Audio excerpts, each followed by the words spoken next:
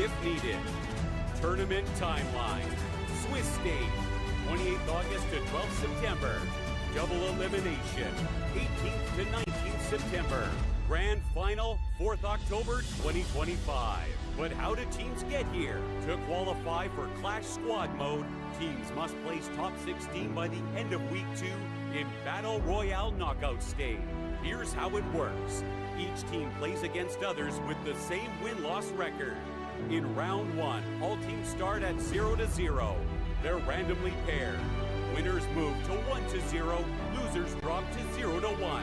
From there, teams continue facing opponents with the same record. 1-0 versus 1-0. 0-1 versus 0-1. 2-0 versus 2-0, and so on. To advance, a team must get 3 wins before they lose 3 times. Lose 3 matches, you're eliminated from the Clash Squad mode. Matches continue round by round until exactly 8 teams reach 3 wins. Those 8 teams move on to the double elimination round. Double elimination format. Every team starts in the upper bracket. Lose once, drop to lower bracket. Lose twice, you're out. Through 3 intense rounds, winners rise, losers fall, until one team punches their ticket to the grand final.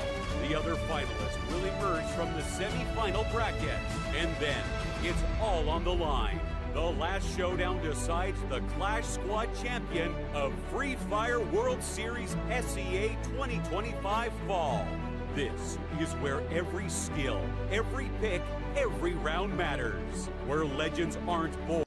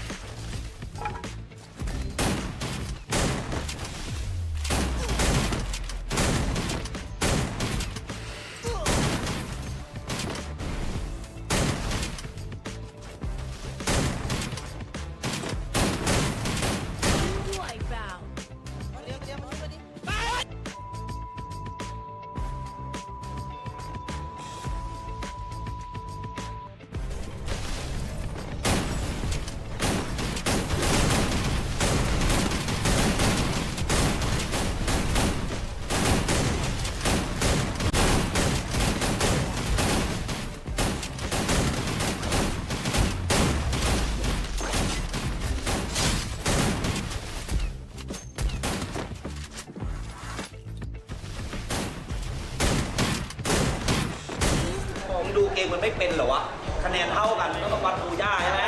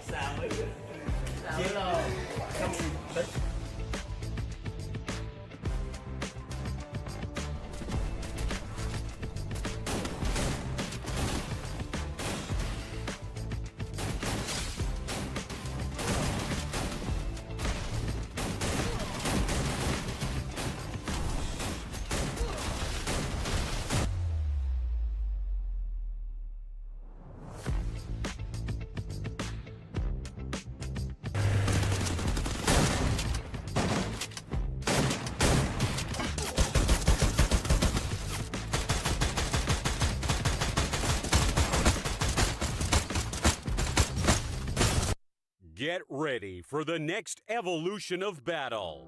This is Free Fire World Series SEA 2025 Fall Battle Royale Mode.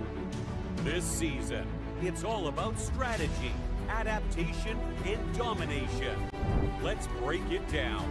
Tournament rules. Each player must equip a unique active skill. No duplicates allowed.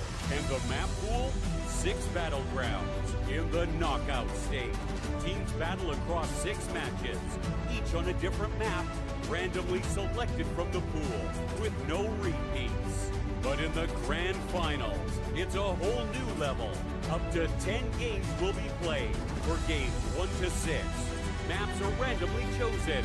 No repeats. From game 7 onward, the map pool resets and is randomly reshuffled again. What's at stake? A total prize pool of $300,000. Champion, $100,000. Second place, $40,000. Third and fourth, $20,000 each. Final MVP, $4,000. And every day, Team of the Day earns $250.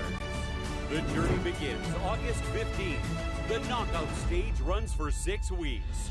Week 1 to 2, 18 teams, 3 groups, 12 matches each. Each day, matches are played between 2 groups, A versus B, B versus C, A versus C. After 36 total matches, teams are ranked 1 to 18. Week 3 to 5, the first place qualifier. Starting August 30th, top 12 teams battle it out. The winner of each day secures a grand final slot. And gradually, 13th to 17th ranked teams join the fray. That's 6 teams qualify. Week 6, last chance qualifier. 2-day matches on September 20th to 21st. 11 remaining teams and the 18th ranked team face off. Only 6 will survive. That gives us 12 teams for the ultimate showdown. Grand final, October 5th. Welcome to Champion Rush Mode. The rules? Get to 80 points first. Then, secure a booyah to take the crown. If no team gets a booyah after entering Champion Rush, the highest total points wins. The point system is simple. First place, 12 points. Second, 9. Third, 8. All the way down to 0 points for 11th and 12th. The battlefield is set. 12 teams, 1 final challenge. This is Champion Rush Mode. 1 strike can shift the game. 1 win can spark the rise. This is Free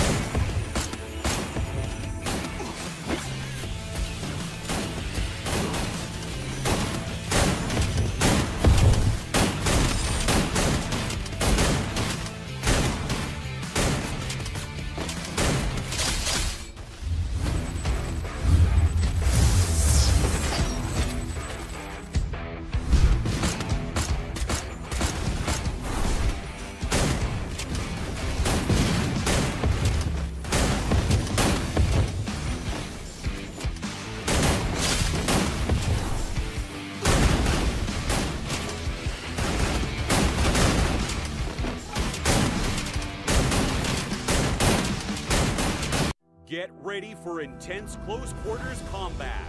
This is the Free Fire World Series SEA 2025 Fall Clash Squad Mode. A total prize pool of $100,000 is on the line. The champion takes home $30,000, with $15,000 for second, $10,000 each for third and fourth, and $3,000 for the final MVP. Map pool, best of 3, Bermuda, Kalahari, Nextera. Best of 5, add Purgatory and Solera to the fight. Ban pick system. A random draw decides which team bans and picks first. Ban phase. One team bans one active skill, then the other team does the same. Pick phase. First team picks one skill. Opponent picks 2. First team picks 2 more. Opponent picks 2. First team picks the final skill. Note that each player must use a different active skill. Ban pick order alternates across games, randomized if needed. Tournament timeline. Swiss stage, 28th August to 12th September. Double elimination, 18th to 19th September. Grand final, 4th October 2025. But how do teams get here? To qualify for Clash Squad Mode, teams must place top 16 by the end of Week 2 in Battle Royale Knockout Stage. Here's how it works. Each team plays against others with the same win-loss record. In Round 1, all teams start at 0-0. They're randomly paired. Winners move to 1-0, losers drop to 0-1. From there, teams continue facing opponents with the same record. 1-0 versus 1-0. 0-1 versus 0-1. 2-0 versus 2-0, and so on. To advance, a team must get 3 wins before they lose 3 times. Lose 3 matches, you're eliminated from the Clash Squad mode. Matches continue round by round until exactly 8 teams reach 3 wins. Those 8 teams move on to the double elimination round. Double elimination format. Every team starts in the upper bracket. Lose once, drop to lower bracket. Lose twice, you're out. Through 3 intense rounds, winners rise, losers fall, until one team punches their ticket to the grand final. The other finalists will emerge from the semi-final bracket, and then it's all on the line. The last showdown decides the Clash Squad champion of Free Fire World Series SEA 2025 Fall. This is where every skill, every pick, every round matters. Where legends aren't born.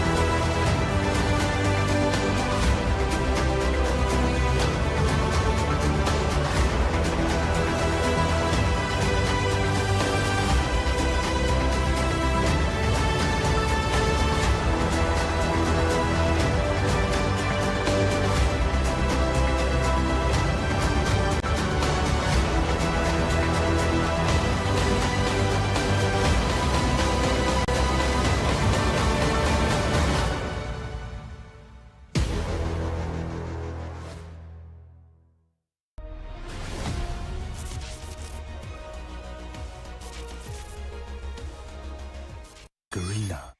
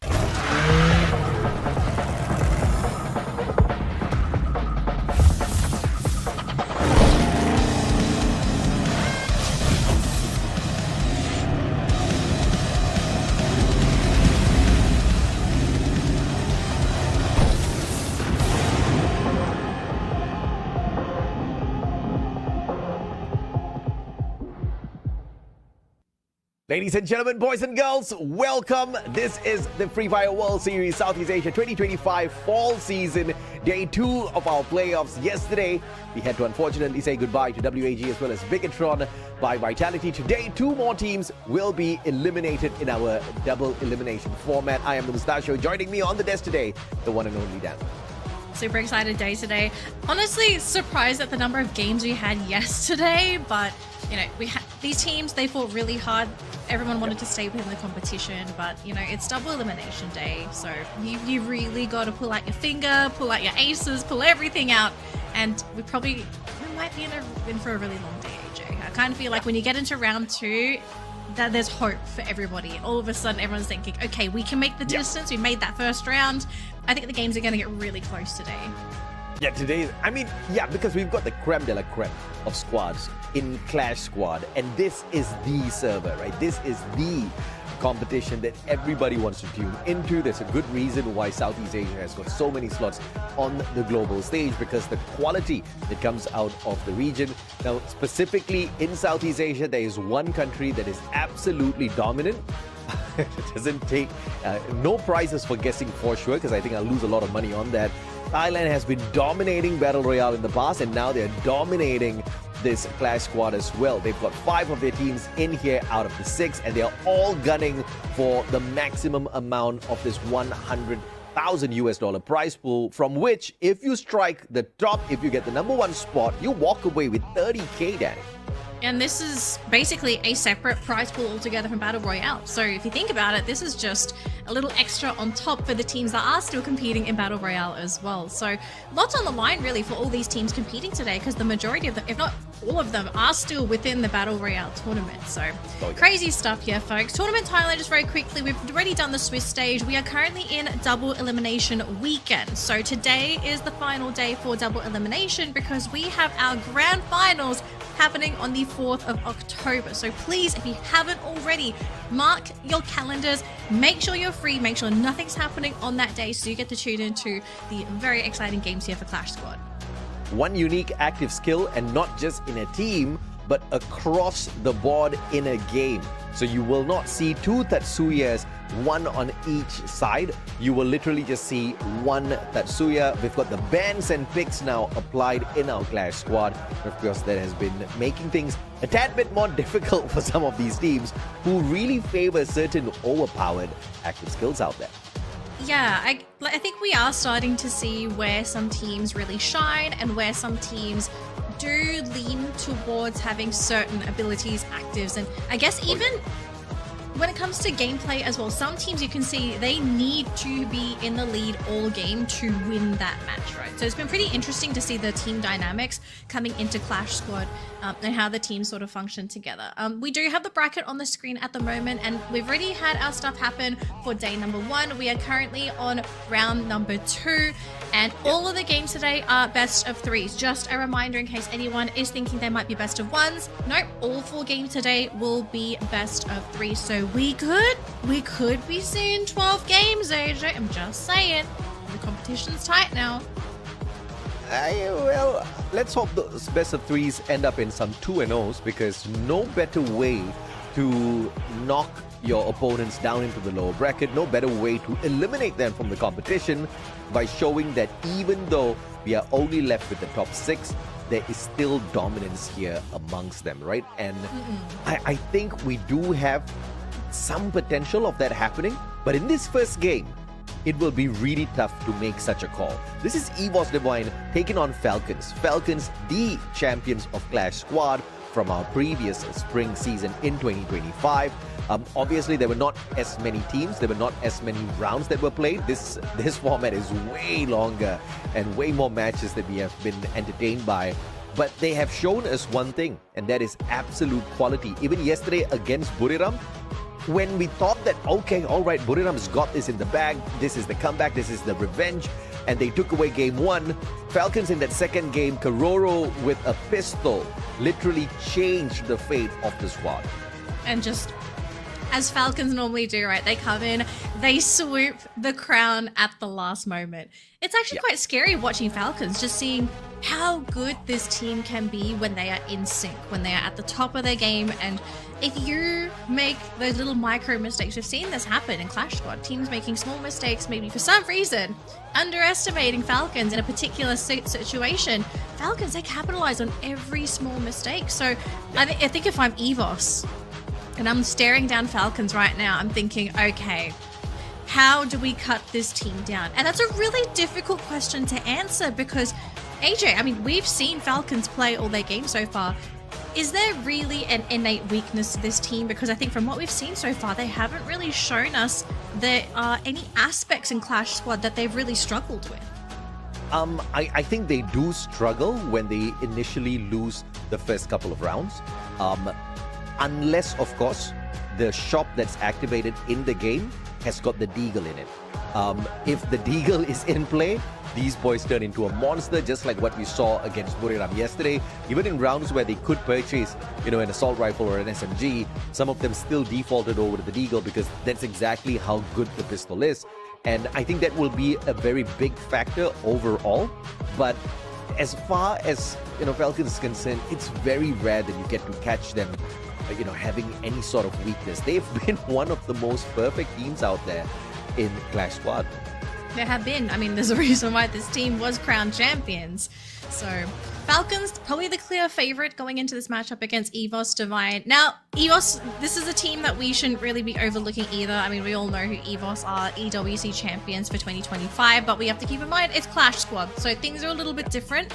The teams look good so far in Clash Squad, but I think compared to Falcons, EVOS are definitely a little bit more flip-floppy when it comes to their gameplay. Very reliant on Russia, but I think the team is slowly realizing that has been a bit of an issue holding the team back. So we have seen them kind of move away from Russia and try to distribute more of that load onto the rest of the team, and it seems to be working. Oh. But, okay, Clue. Wow, I'm actually very surprised that they banned Clue out instead of going for the usual Cassie ban.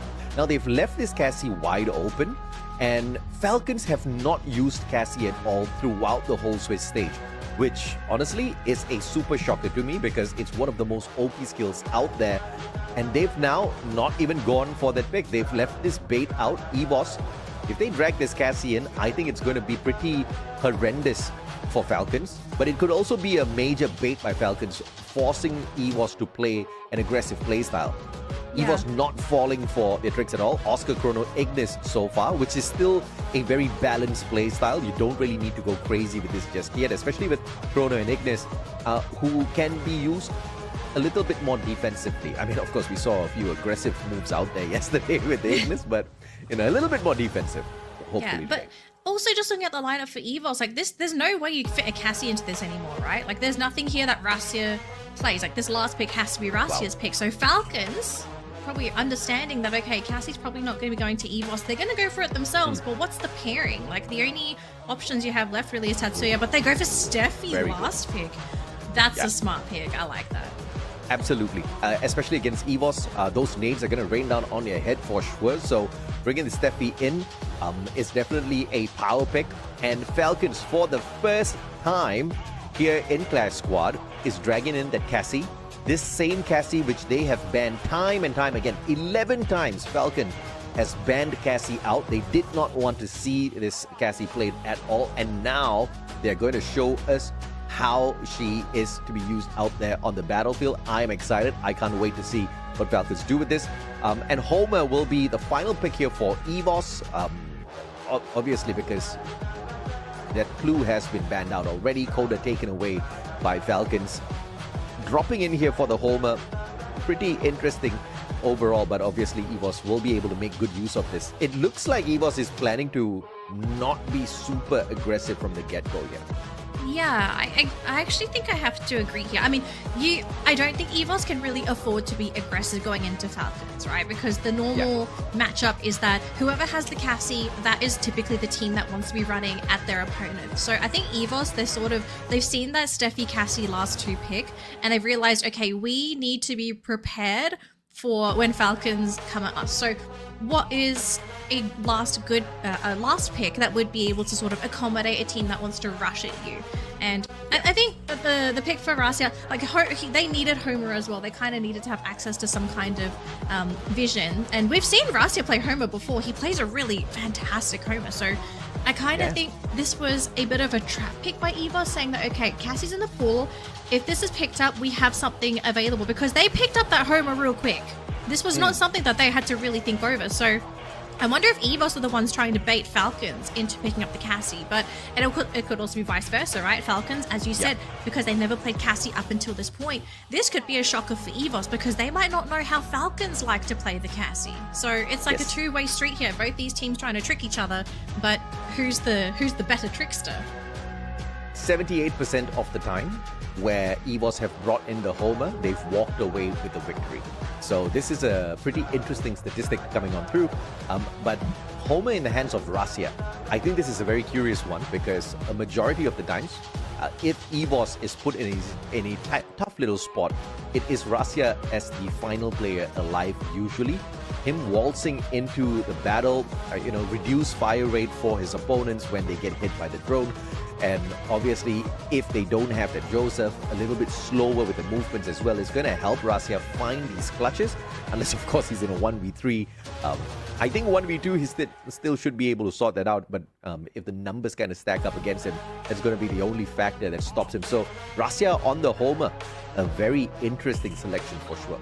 I mean, they have to be confident with that last pick. You don't just go in for that insta-pick into Homer after seeing that Cassie Steffi last two. So this is going to be a really exciting round number one, AJ, because I feel like this is going to set the tone for not just this particular matchup, but EVOS and Falcons moving forward for the rest of the tournament. Because, just a reminder for people, if you did not see the brackets properly, whoever wins, obviously, will continue on in the upper bracket. The loser will need to play AGAL in the lower bracket, if I'm getting the order correct here. So AGAL, I don't think any of these teams want to play up against them. We've seen AGAL in the first phase of the tournament, and they're a menace on their own. So I think you kind of want to be safe here, stay in the upper bracket, and I'm very, very glad that these teams are not holding back in round one, because we've seen this before. Sometimes you use round one as a scouting round to get a feel of your opponent, but I think we're too late into the tournament to do that those kind of shenanigans. I think you need to go into this,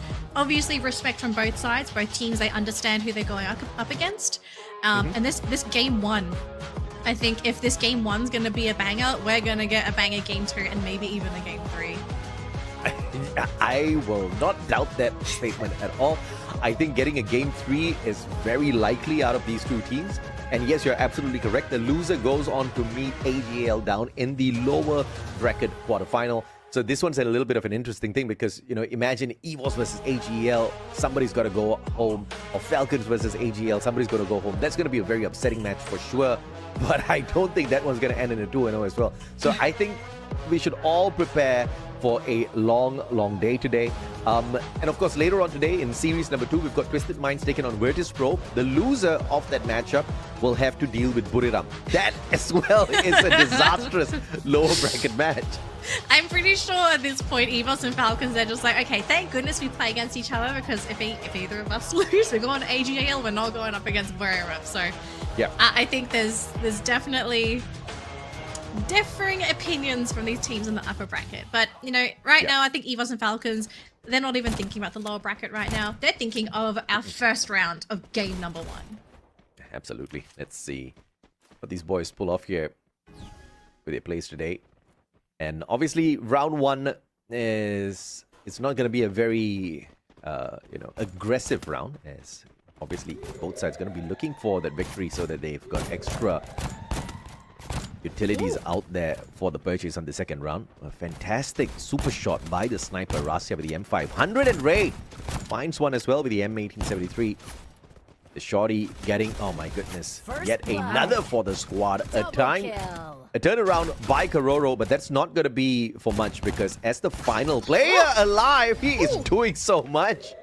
Dang, he got 2 knocks all by himself. I mean, that was a small victory for the team, but I mean, this is great news for EVOS. They're hoping they can come out strong out of the gate so that they can potentially overwhelm Falcons in the set. I don't think Falcons are worried about this at all. I know you did mention that typically Falcons, sometimes if they struggle to get out of the gate, that's normally where this team can potentially fall. But I feel like with this lineup, they have so many ways to come back into the game. They just kind of have to find these small mistakes, these small openings that EVOS Divine create for them. As a forced buy here out of limit, I believe he's on the G36. Pretty dangerous as well, and you definitely need the force buy on this particular compound because of the long ranges. As you can see, Rasia with the bar foul. Lots of powerful shots out of him. Goes for the prone. And the medkit whipped out instantaneously. Now, Limit versus Ray. This is going to be a tough one for the Falcon player. He's all alone here. He's all alone. He does have some teammates on the opposite side of the platform that might be able to help. So here we go, On Fire and Carrera. And look at that, Rasia. He saw that coming. He just dropped onto the lower floor. He's like, no, I am not dealing with this. But he does have Chill nearby, but he did get shot at. Ray, though. Oh, the backstab by Carrera. Beautiful play. So that's going to be Ray got aim got at Rasia. Next two to fall. Oh my gosh, this round two. Looks like it's going to go in favor of Falcons. We do have Chill. Best thing he can hope for is just try to get a knock, maybe one elimination. But man, this round two, great comeback, great plays from Falcons. Ooh, a perfect round. Not a single player on the side of Falcons got knocked. And this flank around for these two buddies definitely put a dent in the strategy of EVOS. I don't think Ray even saw that coming. And then, of course, Aim God and Rasia was... I mean, I think the communication this time around was a little poor from the side of EVOS because Rasia obviously saw them running straight towards him. Yeah. And Ray had his back turned against them. So, you know, that information wasn't being passed over. Yeah, I have to say that was rather peculiar. Maybe the information came a bit too late, you know, who knows? But it's round three. Falcons versus EVOS Divine. So the game is essentially tied. A couple of shots are being thrown out, but nothing connecting onto Ray. On Fire, though, all by himself. Going to be leading the charge. He's got his team behind him. And On Fire is being spotted out by Ray. But there's the first knock. It's going to be onto On Fire. And look at that. Right into it. Aim God going for the next knock. So On Fire are more on the ground. Not finished as of yet, though. Focusing now onto Limit. Aim God. Can he aim like a god? He... Oh, so close. Ooh. I mean, brilliant play by Aim God there. Gets it with the mini Uzi. And obviously, we saw Kochil rush on forward towards that cyber airdrop. Gets the cyber point for the squad. Also pulls out a level 3 MP5 from the cyber airdrop. I mean, it's a double whammy because, first of all, you get to unlock the cyber airdrop store a little bit later on. You just need to collect those points first. But being able to get the level 3 SMG out of there and use it to perfection a little bit later on for a knock as well is perfect. EVOS making that round look so simple, and they ended it so fast as well. Yeah, big plays by Aim God to really set things up for the team. So interesting first 3 rounds. It seems like it's been pretty one-sided. Like, whoever gets that first knock tends to take that next round. But oh, Kororo taking a big shot already down to half. But same thing with Rasia. So both of the snipers taking quite a bit of damage. Oh, Kororo. The charge continues here for EVOS, trying to find that opening. But the glue wall's blocking the line of sight here for Kochil, though. But look at that. One more going to go down. Kororo, next one to fall as well as On Fire. Now it's just down to Limit all on his own on the opposite side of the platform, and he knows he's in trouble. If he can at least get a knock or an elimination, he's going to be in a good spot, but there's no way he can revive anybody. Man, what a round by EVOS. VSK in the hands of Limit, and this sniper on the side of Falcons obviously not going to miss a opportunity like that. Ray sprayed down, just took a couple of shots, but Aim God again with the mini Uzi of all guns, just running and gunning. Each and every single player out there walked away with 2 eliminations this round. 2 eliminations and another round in the pocket here.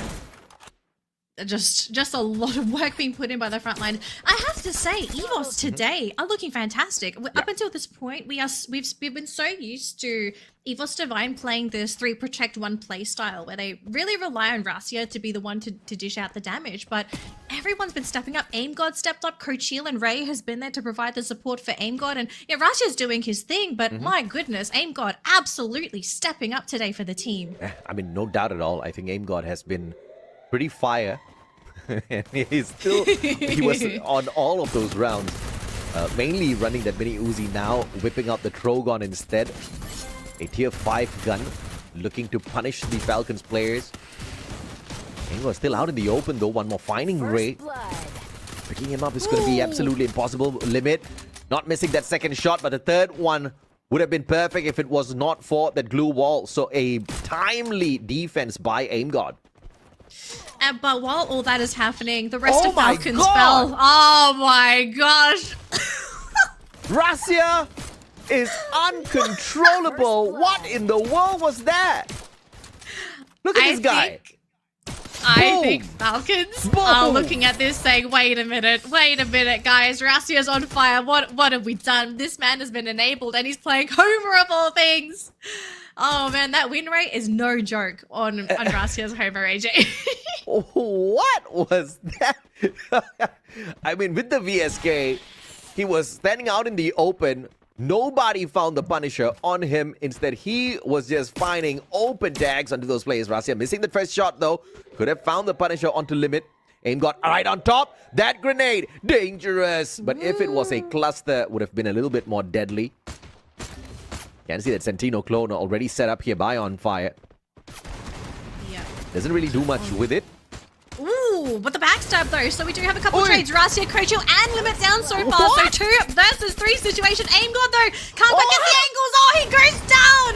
On Fire grabs him in just the nick of time. And we only have Ray standing for EVOS Divine. Korori does get picked up though. So now all of a sudden, everything is going to be on Ray's shoulders. It's a 3 versus 1. Very unlikely victory. But Falcons, they find that comeback. And at least they claw their way back to 2 points. I mean, that was a really, really unfortunate round for the players of EVOS. Especially that little blunder there by AimGod. He was trying to go and knock the player down who was executing his friend. Should have waited for a little bit more of a timely moment to take those shots, but instead allowed him to jump. And such is Grav Labs. If this was any other compound, AimGod would have gotten that knock already. Yeah, Grav Labs is a bit of a weird one just because of the gravity. Yeah. I don't think anyone ever is going to get used to danger. The very slow descent. Yeah, here comes that danger. Russia is on that top floor, but look at how many Falcons players are there as well. We do have the cyber points picked up by EVOS Divine. They're up to 3. Uh-oh, AJ. Is this is this going to be an issue here for Falcons? I mean, if they are able to take the round, they'll be huge with Russia. First one to go down thanks to one more. And Crucial, next one to follow. One more net gets him. And look at that. It doesn't matter if you get the cyber airdrops because Team Falcons, they're going to farm up your team. Yeah, definitely. And obviously, the resources are going to be pretty bled out here for the players on the side of EVOS Divine. But as long as they've got enough money, that should not be a problem because level 4 vest, here we come. Super Energizer, here we come. And Super Energizer out of the cyber airdrop store is just 100 coins. So you're going to be able to run and recover. That's very, very valuable in a super fast-paced game like Clash Squad. And they've got more than enough money to buy out the whole store. Yep.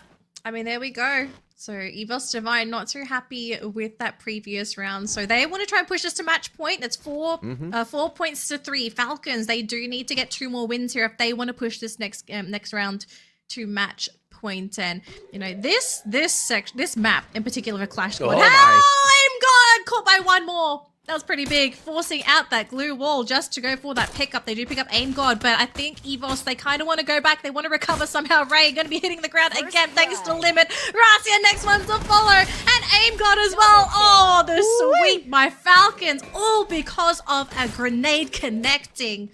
Oh, painful. Yeah, that one painful.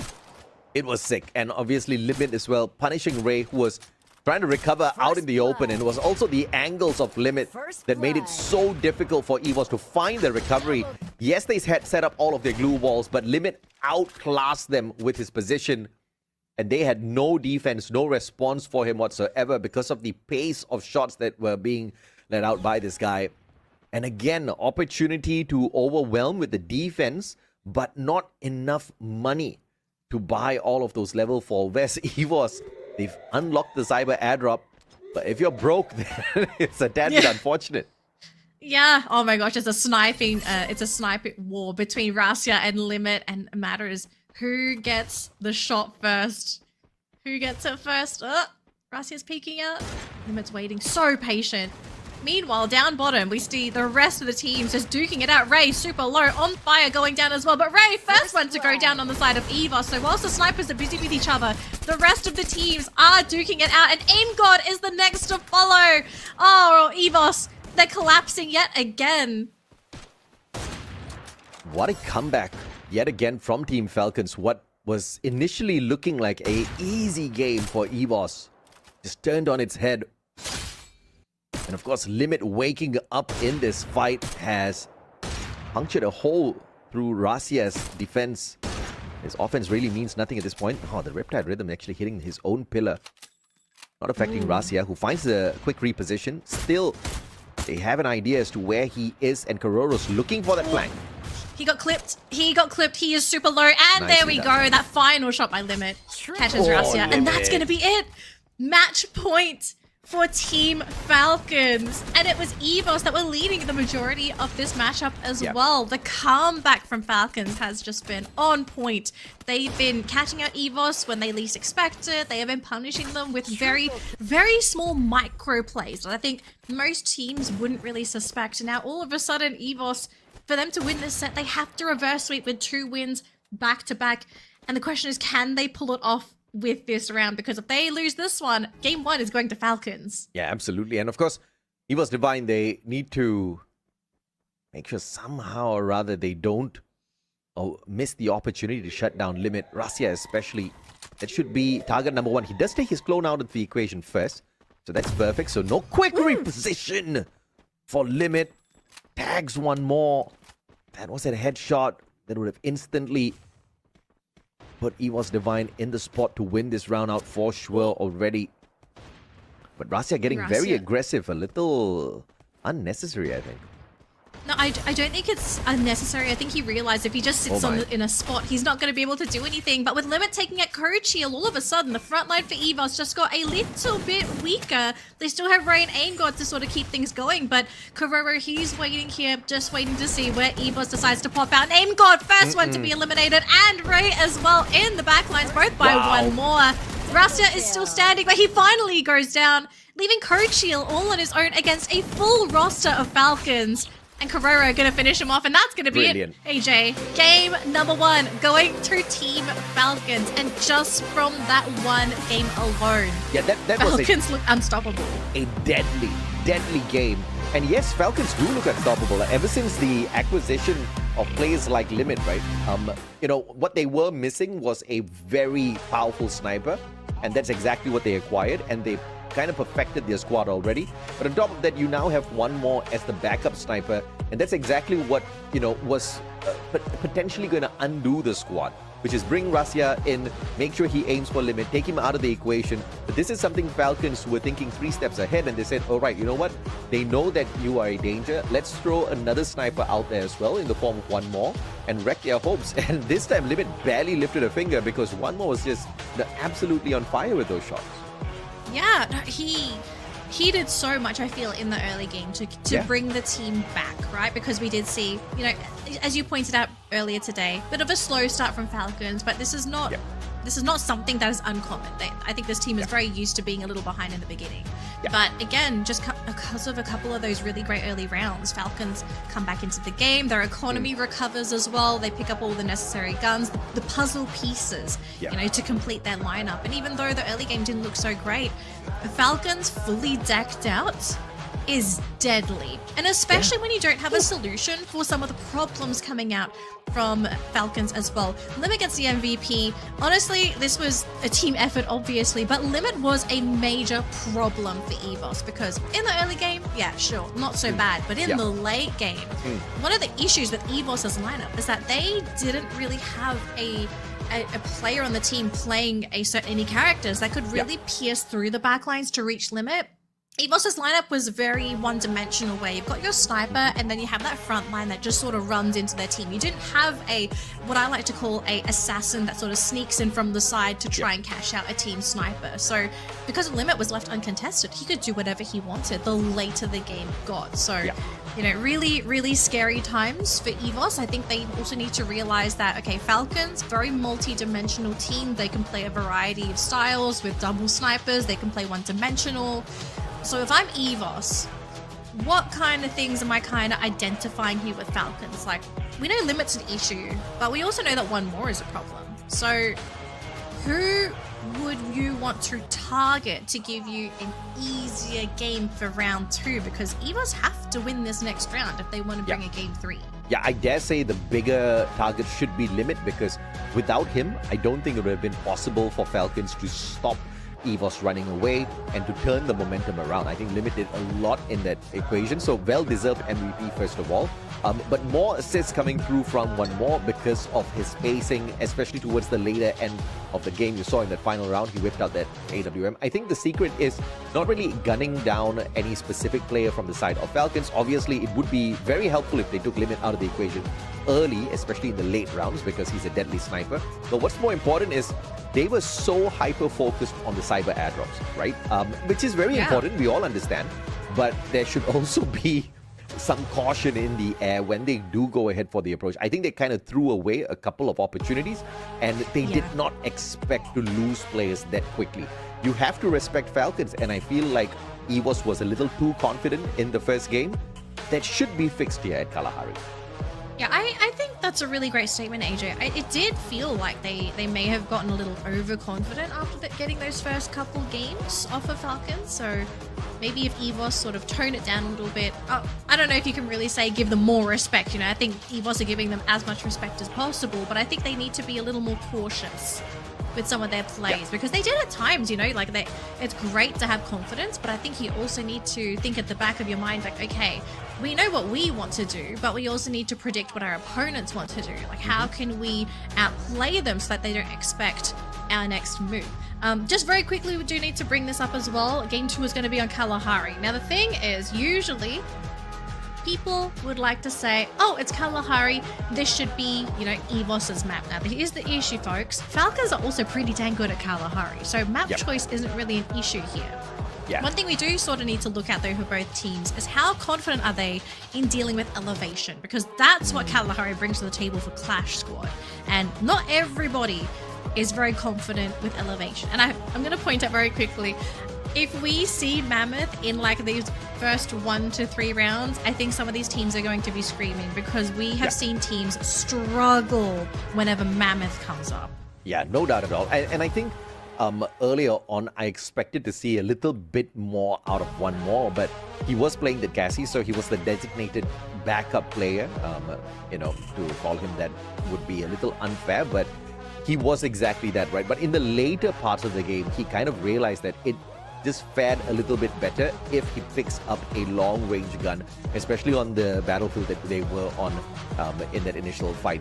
So this is a interesting thing where are we actually going to see them drag the Cassie in again, since it's so effective? I mean, they've run through the whole of the Swiss stage without touching Cassie at all. And now the moment she shows up, I think it has been quite a big game changer for Falcons. I feel like Cassie's a game changer for a lot of teams that pick her, honestly. Just such a insane character. And I think the most amazing thing about Cassie too is that there is no real Cassie counterpart aside from Cassie, right? Like Cassie's the only one that can really do what she does. So teams are not really given too many options for an alternative if Cassie is their go-to pick, unfortunately.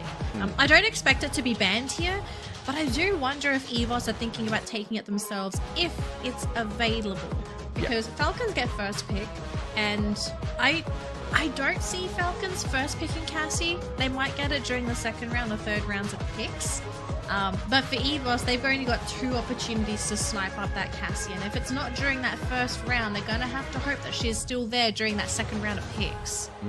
I mean, Zane and Sentino this time banned out. I feel like there might just be a little bit of a flex here. Falcons understanding that EVOS would love to play Sentino on the Kalahari, and they don't want to make use of this character this time around. Even if they would, you know, there's a high probability that EVOS nicks this one away from them. So a smart ban coming through from Falcons. EVOS taking Zane out of the equation, which is a little bit of a curious one for me. But they do go in to drag that Clue and Chrono as their main picks. Yeah, keep in mind as well, folks, Clue was banned by Falcons during round 1. So now that it is going to be in the hands of EVOS, I am keen to see if this Clue is going to perform as well as Falcons anticipated it to be in that first game. And also, I'm going to mention Clue Chrono, really strong opening for EVOS. You've got access to Vision. You also have that Chrono for your frontliner as well. Cassie is available because she has not been picked yet, and Coda, Ignis, and Oscar have been picked up by Falcons. Do EVOS go for the Cassie now? They have 2 picks now. They have options. There is a big possibility here of Cassie. Iris also is a good option, but they double down on a Homer Tatsuya tease here. Do they actually lock this down? That is the question. They do. Wow, EVOS are just not keen on playing Cassie at all today. I mean, sure, if they personally don't want to play it, but that means Falcons, if they really want to, they can pick it up here. But I mean, it does still fit in the lineup, and your Cassie would be pairing up very well with the Oscar and the Ignis if you really had to. But I think Falcons, even they're considering, like, okay, maybe we don't want the Cassie, but what else do you pick? Yeah, so fun fact, EVOS has not played Cassie at all throughout the whole competition as well. So Okay. it's a very interesting approach from them thus far. They feel like they just want to go out there, and the extra bit of help makes no difference to their playstyle. So that's definitely understandable. The Homer, I'm really curious as to how they see this working out well for Russia, because we didn't really see much of an impact from him on that active skill earlier. Yeah. I mean, okay.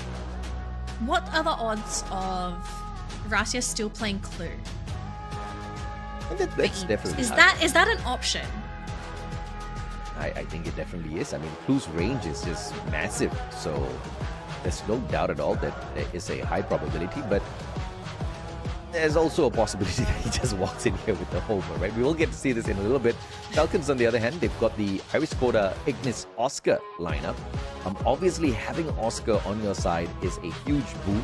The kind of disruptive maneuver his Valiant Dash brings into each and every single fight is just very valuable, right? And not only can you break down the defenses of your opponent, they don't see you coming, and if you by any chance are lucky enough to have them standing right behind where you rush through, you're going to be knocking them back. There's a little bit of a lag as well as they get knocked back, so Oscar is just that one character that opens up fights. And imagine if you've got this Oscar in front and you've got Limit right at the back with the Iris.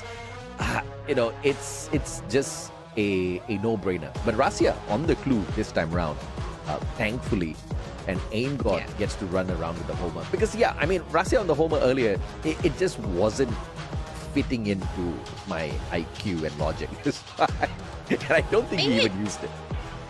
Maybe he also sort of kept it in the back pocket and said, like, okay, I have access to Homer if I need it, otherwise I'm just going to be coming in as a sniper. But then again, it's like such an odd thought process of just saying, I'll pick a character, I might use its ability, but I'm probably just going to be popping heads. Yeah. Which, if that was the case, right, then it's like, why wouldn't you pick Iris instead? Because Iris was available last game. That's true. And we know Russia also plays Iris, so just food for thought. Last game is done and dusted. We are ready for round number 2 here, ladies and gentlemen. And just a heads up in case you did not catch game number 1, as you can see on the screen, Falcons are leading the set 1-0. And for EVOS to pull this to a game number 3, they need to win this round. It's going to be on Kalahari, which this team, they're comfortable playing Kalahari, but Falcons are as well. So I don't think it's going to be so much of a map difference between these two. It will absolutely come down to a battle of skill and how both of these teams utilize a lot of the tools that they have access to with their drafted lineups. Just again, AJ, kind of looking at what is available for both teams, right? Like both Falcons and EVOS, they have ways to run at each other. For EVOS, they have Kochil, who's going to be on that Chrono that can frontline, can run in with Ray, who has the Tatsuya as well. But then on the side of Falcons, like they kind of want to run into EVOS as well. They've got Oscar, they have Ignis, they have Coda to provide vision. So just seeing how both of these teams have tools to run at their opponents, who do you feel like is the team that wants to be in the driver's seat for this second round? I mean, obviously EVOS, because they need to stay alive, or else they have to go and deal with AG Global a little bit later on, which is something that I don't think they want, because the last time they bumped into AGAL, they got whooped 2-0, and that's the That's the only time they have ever been whooped 2-0 in Clash Squad within this season. So yeah, they definitely do not want to bump into them. This is a do or literally die game for EVOS Divine, because there's a high probability if they go down, if they lose this match, they are going to get kicked out of the competition, unless of course they work out some sort of magic in the lower bracket. Yeah, let's try not to work any magic, you know. Let's try and make it right through into the upper bracket. Let's not throw the homo on your sniper. It's a little bit too late now. I don't think they can really change that Homer pick. So Yeah. look, if EVOS are picking it, like clearly there is something about Homer that just really meshes well with how the team plays, because there are so many other characters that they could have picked, but they really love that Homer pickup. So we'll see if game number 2 is where Homer shines. Maybe Aim God is able to pilot the character a little bit better. Round number 1 though, this one can really go either way. It's just a matter of who lands their shots first. And as you can already see, we do have that flame wall advancing onto EVOS, and Falcons, they get the first knock onto Ray. Beautiful trade back here by Russia with the M500, finding the head on fire though. The first one to reach the airdrop, and will use that sight to slice down Russia, looking for yet another. Kochil, smart turnaround, but gets sliced down as well. Can we see a 3 slice? Yes, we can! On fire! 3 slice melee knocks. And that's the way you start off game 2. They are looking to tease the EVOS players. Oh man, what a way to start round number 1. And I think if I'm EVOS, I'd be panicking as well, thinking, oh, okay guys, this is a game. We are behind 1 round. We've just given that first round away to Falcons. We're going to have to try and make this comeback happen in round number 2. And so far, looking at both of the teams, we have no armor on the side of EVOS. They've actually decided to bypass armor, whereas you can see for Falcons, they've loaded up Kororo. Yeah, absolutely. And this is the place where EVOS has to play very careful. They lost that first round in a fairly embarrassing manner. All right, again! Unfortunate for Ray that Nate just literally found him smack on the head. AimGod gets tagged halfway there. Limit keeping an eye on him. AC-80 flanks around. On fire on the other hand with the Valiant Dash. Breaking down the defenses, and it was a 2v1. Kochil now showing up as well, and on fire, just cannot stop. Gets 2 knocks already. Russia with a sliver of health. Could not do anything against a full squad of Falcons. Or flock of Falcons, which one is it? That's a lot of Falcons. But I am really concerned about this second game here, because round number 2, it's another very decisive victory by Falcons. It's almost like we're watching a sprint, and EVOS have started the race at a jog. Whereas Team Falcons, they're already running away with the matchup. So if EVOS don't pick up a game in the next 1 to 2 rounds, this game might just be a 6-0 with just how good Falcons are looking already in Kalahari. And Kororo, very, very low, does manage to retreat behind a wall. Now this might be the opening. EVOS are looking for Kochil and Ray, going to be starting the fight here on fire, trying to dive deep, but that smoke screen making it a little bit difficult for him to really see. Kochil though, still trying to find somebody. He sees one more, tries to go for the finish off onto one more. Oh, but he goes down. One more. The smarter man, and Russia has been caught by Kororo. On fire is literally just walking around with the sight. He's still looking for some melee knocks. This time, of course, one more had to back him up. On fire gets knocked down, but it's nothing much for them to worry about at all. 3-0, EVOS Divine. This, I think, is making them extremely nervous already. They have been starved in this game from the get-go. Yeah, and it's not going to get any better too with just how dry this famine-stricken map is, unfortunately, for the team. EVOS, they have to pick up a win now. If they don't, I think this might just be it. It's going to be that 6-0. We are here on Santa Catarina. Now, this is a particularly difficult round for some of the teams because you have some awkward elevation to work with. So EVOS, if they can get creative, they might be able to catch out some of these Falcon players within the ship. And they're going to be going in with 3 players. They're going to leave Russia behind a glue wall. But we all know that glue wall is not too helpful for EVOS in particular because of how many tools Falcons have to break through those glue walls. I mean, what a game so far for Falcons. They literally have the White Tigers covering in a corner. Russia. Limit poking his head out through the wooden fence. It's a little bit of a cheeky one. He didn't expect to do so. 1-for-1 trade here as Ray finds one more with the M590 on fire. Level 3 MP5 pulls out the glue wall. Needs to recover. Still whips out the side. Come on, this guy. First blood. And I think this game might not be the game to pull out as Scythe here, AJ, because it looks like EVOS Divine, they're finding signs of live Kororo. Last player standing, and one more in limit, nowhere in sight, no way that he's going to be able to pick them up. So EVOS, they've finally found their footing. The Tiger's nails have finally emerged. Can they tie this game up? Because this is just one round. They are still massively behind Team Falcon. If they can bring 2 more wins back-to-back for these next 2 games, and they can bring this to a 3-3, EVOS will have a very good chance of being able to claw their way back into the game. So, step 1, tick. We still have step 2 and step 3 to accomplish before we can really say anything. I mean, they walked the first 3 rounds without a single elimination, so definitely starved for cash there. Finally, in round 4, were able to purchase some decent guns as well as defenses through the vest and helmets. They pull 1 round back. And Rasya, that's what you need for the opening frag. Knocks limit down, but Kororo doubles back to pick him up, which also means that Falcons are 1 player down, or in fact 2 player down because of that pickup attempt. Coach Shield managing to whip up the side. Wanted to go for 1 more. But EVOS looks like they've got this one in the bag already. All because of that initial snipe there onto limit, right? 2 versus 4. That is not a matchup you're looking to go after at all. We still have Kororo and limit standing up. Kororo just got knocked there by Rasya. So it looks like round number 5 should be going in favor of EVOS Divine. All it takes is a couple of shots. Limit still hanging on strong. Give it to him. Can he get a knock before he goes down? Nope. That's going to be it. So EVOS, round 5 is theirs. 2 to 3, slowly coming back into this game, and because of this round, they're going to continue to buy out even more of their inventory, and now these rounds will be more difficult for Team Falcons to win. Yeah, absolutely. And of course, a quick reminder, there is no way either one of these teams bumps into Buriram down at the lower bracket, because the loser of this match will meet All Gamers Global. Buriram will have to meet the loser of the matchup between Twisted Nines as well as Virtus Pro, and that is the series that's coming up next.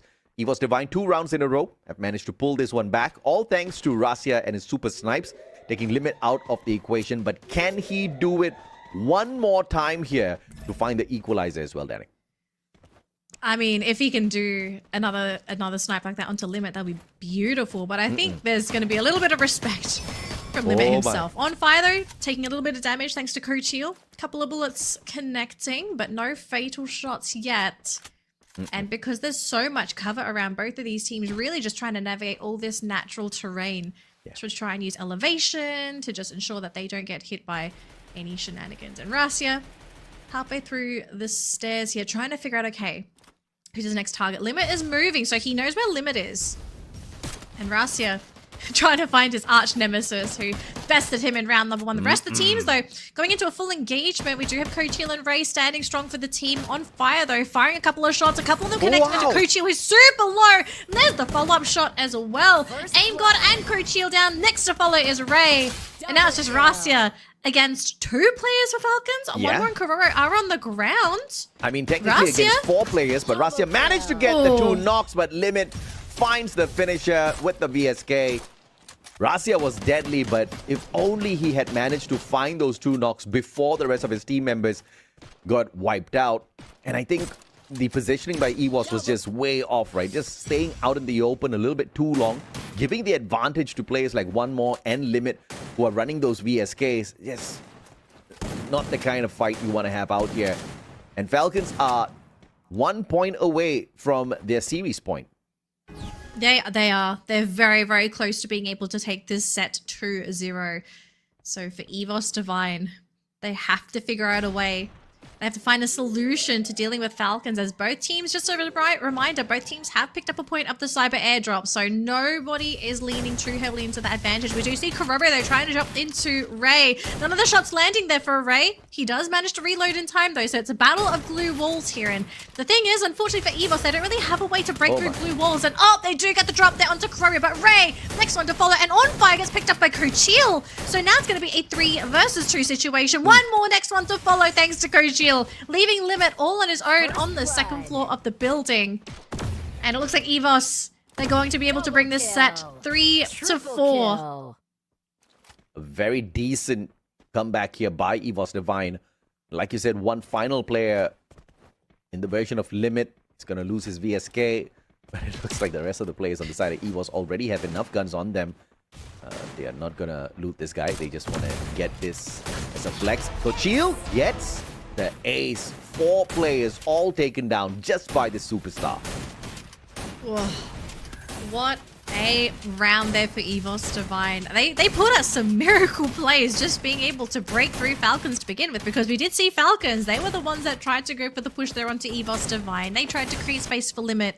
But I think the lucky thing for EVOS was that nobody got one tapped by Limit. I think if any of them got one tapped, that round would have been over. So I think EVOS, they're also realizing how important it is that they stay out of the line of sight there for Limit. Don't allow the sniper to be able to either throw those chips in or to be able to get the one tap, because if a one tap happens, the round is essentially theirs. Now, scary moment here because both team snipers are going to be sharing the same high ground. So if they're not careful, we could be seeing some shenanigans. And we do see it's a 2v2 here. Ray, Limit, On Fire, and even Rasya is in the vicinity as well. So both teams wanting to assume command of the area. But On Fire, though, going to be popped by Rasya. First player down there on the side of Falcons. But Aim God is the next one to follow. One more manages to catch him. One more out of nowhere with that knock. Aim God about to be picked up, though. They've smoked out the area already. Limit, a sliver of health left on him. Can they shut him down? Rasya on the prowl, but Limit doesn't even need to recover just yet. Kuroro dropping back to apply the medkit, but EVOS focusing on picking up their numbers. They do have the numbers advantage. 3 versus 2. It's not looking too good here for Falcons, but if there's a will, there's a way. And if there's a Limit, there's definitely a way. He just needs to find that opening. If he's able to just get the one shot, that might be how Falcons can sneakily take this round away. Now, the issue was that Kuroro is the one sitting in the backlines. Limit is the one a little bit closer to the rest of EVOS, but he knows if he moves, he's basically dead. So here's the charge there, and even regardless, Ray is the one to take out Limit. And that's going to leave Kuroro all on his own. And AJ, EVOS have managed to pull this set 4-4 after a horrendous start on Kalahari. Yeah, beautiful round 8 taken there by EVOS Divine. Initially, it was a little sus with the way they were prowling around, but Aim God kind of saved that situation, gets that knock, and of course, everything kind of snowballed from then on. They had the advantage with the numbers, and they were just hunting down heads one after the other. Finding Limit initially obviously gave them a very big advantage. Now, Cyber Airdrop is going to be dragging both teams directly to the center of this mammoth skeleton. But EVOS might just be willing to sacrifice the airdrop to take a high ground advantage here in Russia. Is it really worth it, though? Because if they give it to Falcons, that's going to be 3 points for the Cyber Airdrop going into Falcons' favor. And if Falcons win this round 2, I think that'll be massively disastrous for EVOS going into round number 10. But let's also keep in mind, like Mammoth, it is a very finicky map as well. Some of the grenades do connect there. Aim God, though, did not get the one shot. One more, though, going to be finished off by Ray, who does climb onto the bones. So 2 for 1, though. On Fire. Also the next one to drop, leaving Limit and Kuroro standing for Falcons. And Rasya and Coachil holding the fort here for EVOS. It's not over yet, but they do manage to get the pick up there. So one more is back in this game. Yeah, Rasya just took a little bit too long to get into position. Could not find the flank onto anyone. Kuroro was low for a million years there before. Found his foot, Kuroro. Nasty shot. Oh, he got an arrow to the knee. What a way to go down. There, Rasya. He realizing even my feet aren't safe. Limits were right behind him as well. And Rasya, does he know Does he know Limit is there? Is moving GG. along with the blue zone, and Russia, no chance. 3 cyber airdrop points for Falcons. 4 to 5 in favor of Team Falcons. This round 10 might just be it for EVOS Divine. If they can't find a win here, this is going to be a 2-0 for Falcons.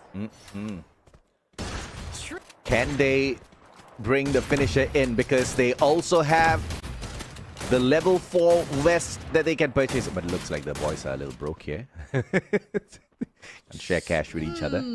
So not everyone with the level 4 vest, only On Fire gets to purchase it. But it's all fine and dandy. Limit X7, the gold AWM in hand. On Fire with the power foul. One more with the VSK. And this is the kind of compound you definitely want to have a longer reach on. Yeah. Oh, this is such a tense matchup here. So Limit, he does see Coachio, so realizing that he's not going to be safe. We'll have to watch his 6. I think his team is also kind of keeping an eye out for him as well. But Coachio's standing here saying, okay, I'm here, Limit. You're not allowed to leave this compound. I will find you at some point. But Coachio dropping down to half, and even Ray providing support. So look at this. So much emphasis for EVOS to get rid of Limit. But Ray, he gets hit by Limit. He's on the ground. Coachio, he gets 2 shots. Limit! And he punches them down. He says, that's what you get. That's what you get. Unbelievable shot. And if that was a collateral in this game, that would have just been it. Oh, no. One more shuts it down. Here comes the 6-4. That will convert into a 2-0 victory for Team Falcons over EVOS Divine. Russia's the only one that can save them from that fate. But Falcons are too professional for this. And one more point for them that brings the series to an end. An unbelievable 2-0 defeat suffered by EVOS Divine. And of course, no surprises delivered by the Falcons. These Falcons are deadly. It doesn't matter what you throw at them. They even beat the Tigers. These are some crazy big Falcons, guys. But jeez, incredible. This team is on form. I am fearful for whoever has to play against Falcons in that next round, because they just look terrifying. The team is on point, and even if you have your sniper being flanked by 2 players, Limit got both. He got both all on his own. He didn't need any help. He says, I only help myself. You guys do it the front. No, Limit is just unbelievably good. He has no limit. And, you know, obviously they had vision. They saw the boys running straight towards them. Limit got the information of the rest of his team members. You drop in through, had the smoke, shoots through both those players. Again, they were lucky because there was no collateral, but unlucky that it is Limit who did not think twice, took the fight straight to them. And obviously that was a maneuver that the EVOS player just was not expecting. And with the AWM gets a CQC shot, but it is On Fire that is your MVP. 9 eliminations in total with a total damage of 3,498. But trust me when I say everybody from the side of Falcons this time around, they were definitely the MVPs. What a solid game against EVOS Divine. Yeah, the team worked in that round. Oh, Even yeah. though it was a 2-0 series, everybody had their moment where they shine. Everybody was able to basically bring this team to victory. Sure, we had to go to 10 rounds, but a win's a win. That's all that matters for these teams. It doesn't matter how you get there. As long as you cross the finish line, you are good. So I think for Falcons, you know, EVOS, I think some people look at the matchup, they say, oh, 2-0, oh, that must have been an easy matchup. It wasn't so easy. There were definitely moments where it looked like EVOS were going to be able to bring themselves back into the set to push it to that game number 3. I think what didn't help for EVOS in this particular matchup was just having such a weak start. I think if they had gotten 1 or 2 wins much earlier on in the round, I think they would have been able to take this and push it to that game 3. It was just that dominant start from Falcons, setting EVOS back, forcing EVOS to work overtime just to equalize and to even bring it to a 4-6 in total. It was it was a lot of work for EVOS, and for all we know, maybe they sort of ran out of gas in the tank as well, because these rounds, they're quick. You might think like, oh, it's so fast, it shouldn't be an issue for the players. We're talking microseconds. Like these players, these teams have to make split-second decisions, and it can be extremely tiring just playing one round because everything happens so fast. Yeah, the mental's so maybe free. EVOS. Yeah, so maybe for EVOS, maybe it was a little bit too much for them, because Falcons, this is a different team as well. You have to think next level when you're playing up against Falcons. Not surface level thinking, but thinking next dimension. Yeah, and this is the worst scenario of all for the side of EVOS. They just got 2-0'd, and they're going to meet a team that 2-0'd them in the competition as well. That's AGAL. It looks like the kryptonite for EVOS Divine is Thailand, right? Thai teams have been able to overwhelm them. They've been able to overcome Bigatron by Vitality, PE Sports, no issues for them whatsoever. But they bump into AGAL, they meet trouble. They bump into Falcons, they were absolutely outclassed. Yes, a few of those rounds, maybe we saw some good stuff out of EVOS, but just overall, they were outplayed today for sure, which is a little surprising. I expected Russia to put up a stronger fight against Limit. I will not argue that Limit just, made Russia look like a junior this time round, which technically he is in comparison to Limit, but I wasn't expecting such a result. Yeah, I don't know if it was an issue with Rassia himself. I do believe it was probably Falcons just making them look not as great as they normally do. So I'm probably more inclined to believe, Falcons. They're just that good. There's just this team makes everybody look like kids. So very excited to see Falcons play again. Not today, unfortunately, because they've made it through. They're going to be waiting for our grand final day.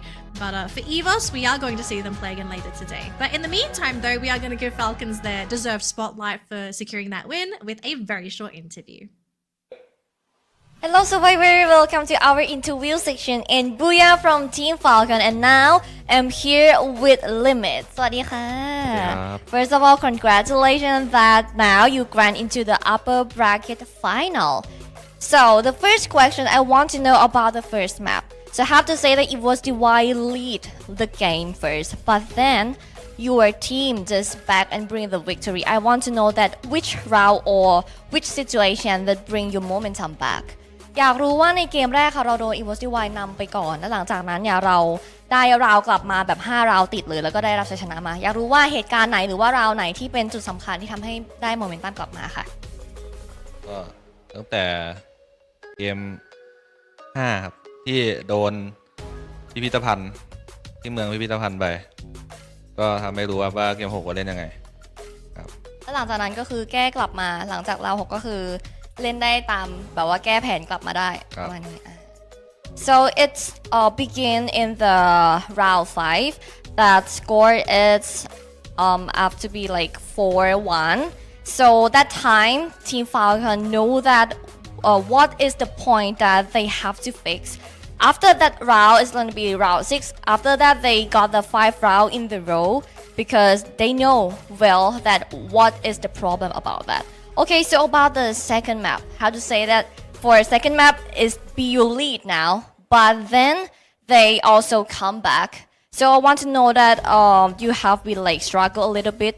So what is the problem about the second map? อยากรู้ว่าในแมปที่2เนี่ยเรานำก่อนค่ะแต่ว่าเหมือนมีติดขัดนิดนึงแล้วอยากรู้ว่าปัญหาในเกมที่2คิดว่าคืออะไรคะน่าเป็นพอพลาดเกม4ครับถ้าเกิดไม่พลาดก็น่าจบ 6-0 แต่พลาดที่4ใช่ทำให้การเงินมีปัญหาใส่ชุดนักศึกษามาเพื่อนผมได้นะครับ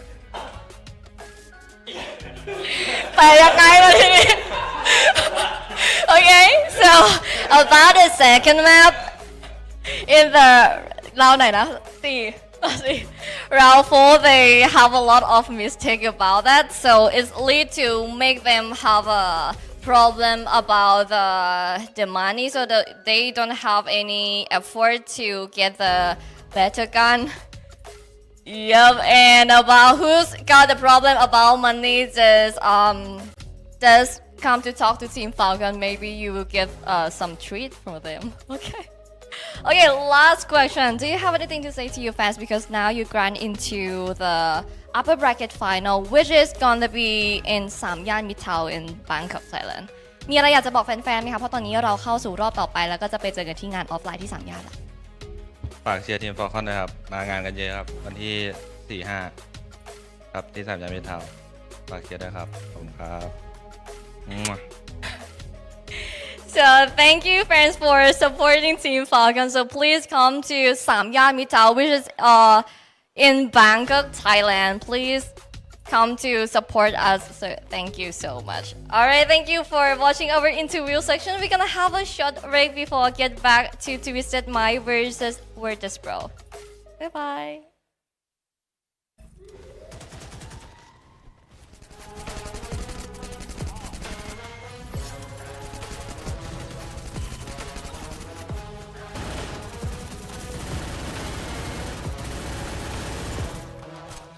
First blood.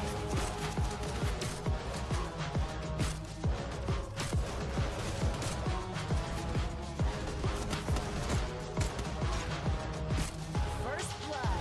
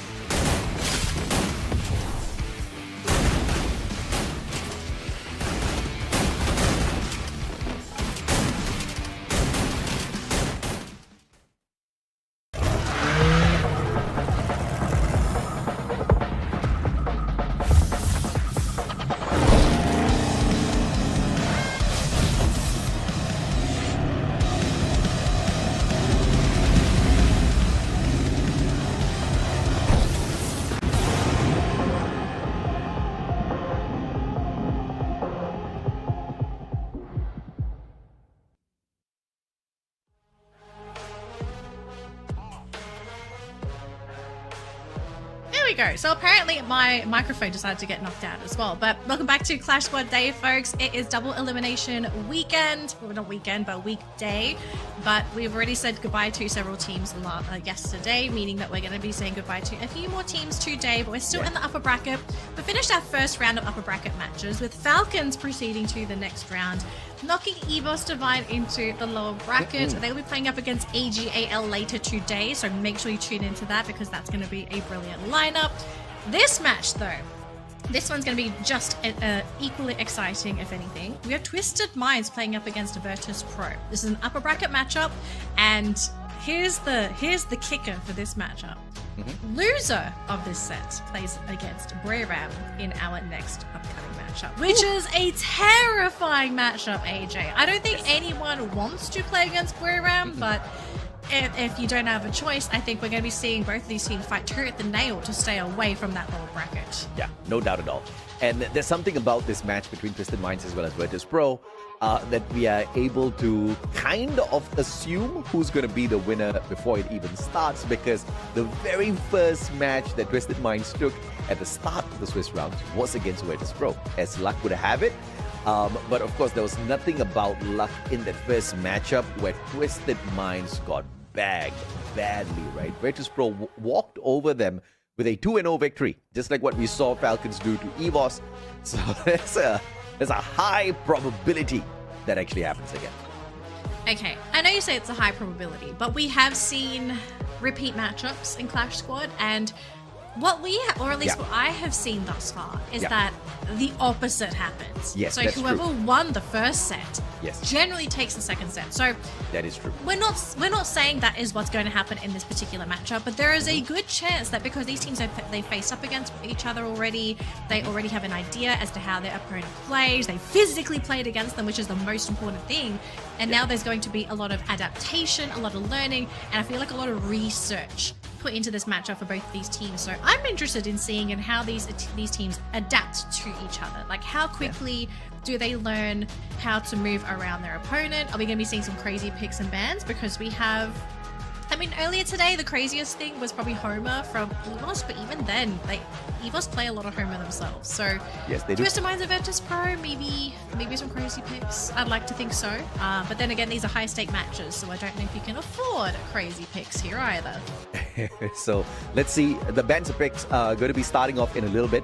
The one thing we do know about both teams, they love playing the Coda. They love the Chrono. So there's a high probability these two skills will not be banned out because they themselves want a potential where they could bring it in. Or since they love it so much, there's a good reason why they love it, they might just want to ban that out, right? So there's a 50-50 on that. But there is a situation here where we do see Twisted Minds leaning very much towards the Ignis. Taking out a character that they love and abuse so much could just be the deal breaker here in this starting matchup. Yeah, I have to agree, right? If in your research for a team, if you see somebody playing a particular character, or at least they play a character for its active and they are very successful with it, it just makes sense that you want to either ban it out or you could be the team to counter pick it if you get access to first pick. I don't know if it's something that you want to be first picking. I think if it's like a more high impact character like Chrono, for example, we do see a lot of teams prioritizing Chrono. That might happen, but in terms of bans, I could see both teams maybe banning Chrono. The Ignis might slip through. I'm kind of curious if there's going to be a ban for Oscar, because Zane is the ban for Twisted Minds. They will also get first pick. It's up to Virtus Pro what they want to give up for that first pick, because if they ban Oscar here, we also have to remember Santino is still in the pool, Cassie is still in the pool, Chrono could be first picked, and that's going to be the Santino for Twisted Minds. Okay, you can beat me on the head with a bat at this point, because the ban onto Zane, Virtus Pro has literally played Zane one time so far. So I'm not too sure what this ban is about. And of course, the counter ban here on the Oscar, the same can be said for the team of Twisted Minds as well. They're not really big fans of the Oscar play. They have got a 4.5% pick rate on this Oscar, right? They've only used him twice so far. So interesting for sure when the bans are concerned. But obviously the picks are going to be a little bit more important here. Twisted Minds sneaking away that Santino at the very get-go here now. Yeah, I mean, Santino did slip on through, and it just... I feel like if you didn't take that Santino first pick, you're giving away, potentially, if Chrono wasn't going to be the first pick for Twisted Minds, Santino Chrono. I think that pairing would have just been absolutely disgusting. So you have to kind of take one of your guns at the moment, and Santino ends up being the choice. Now, Virtus Pro, I mean, they've left their options pretty open. I do like that they open with Chrono because they already have their initial rusher, and you have that support that can come in from Coda.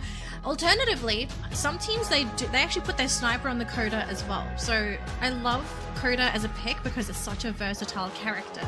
The Twisted Minds though, okay? Clue and Steffi. Love the Clue. I think we all know Clue.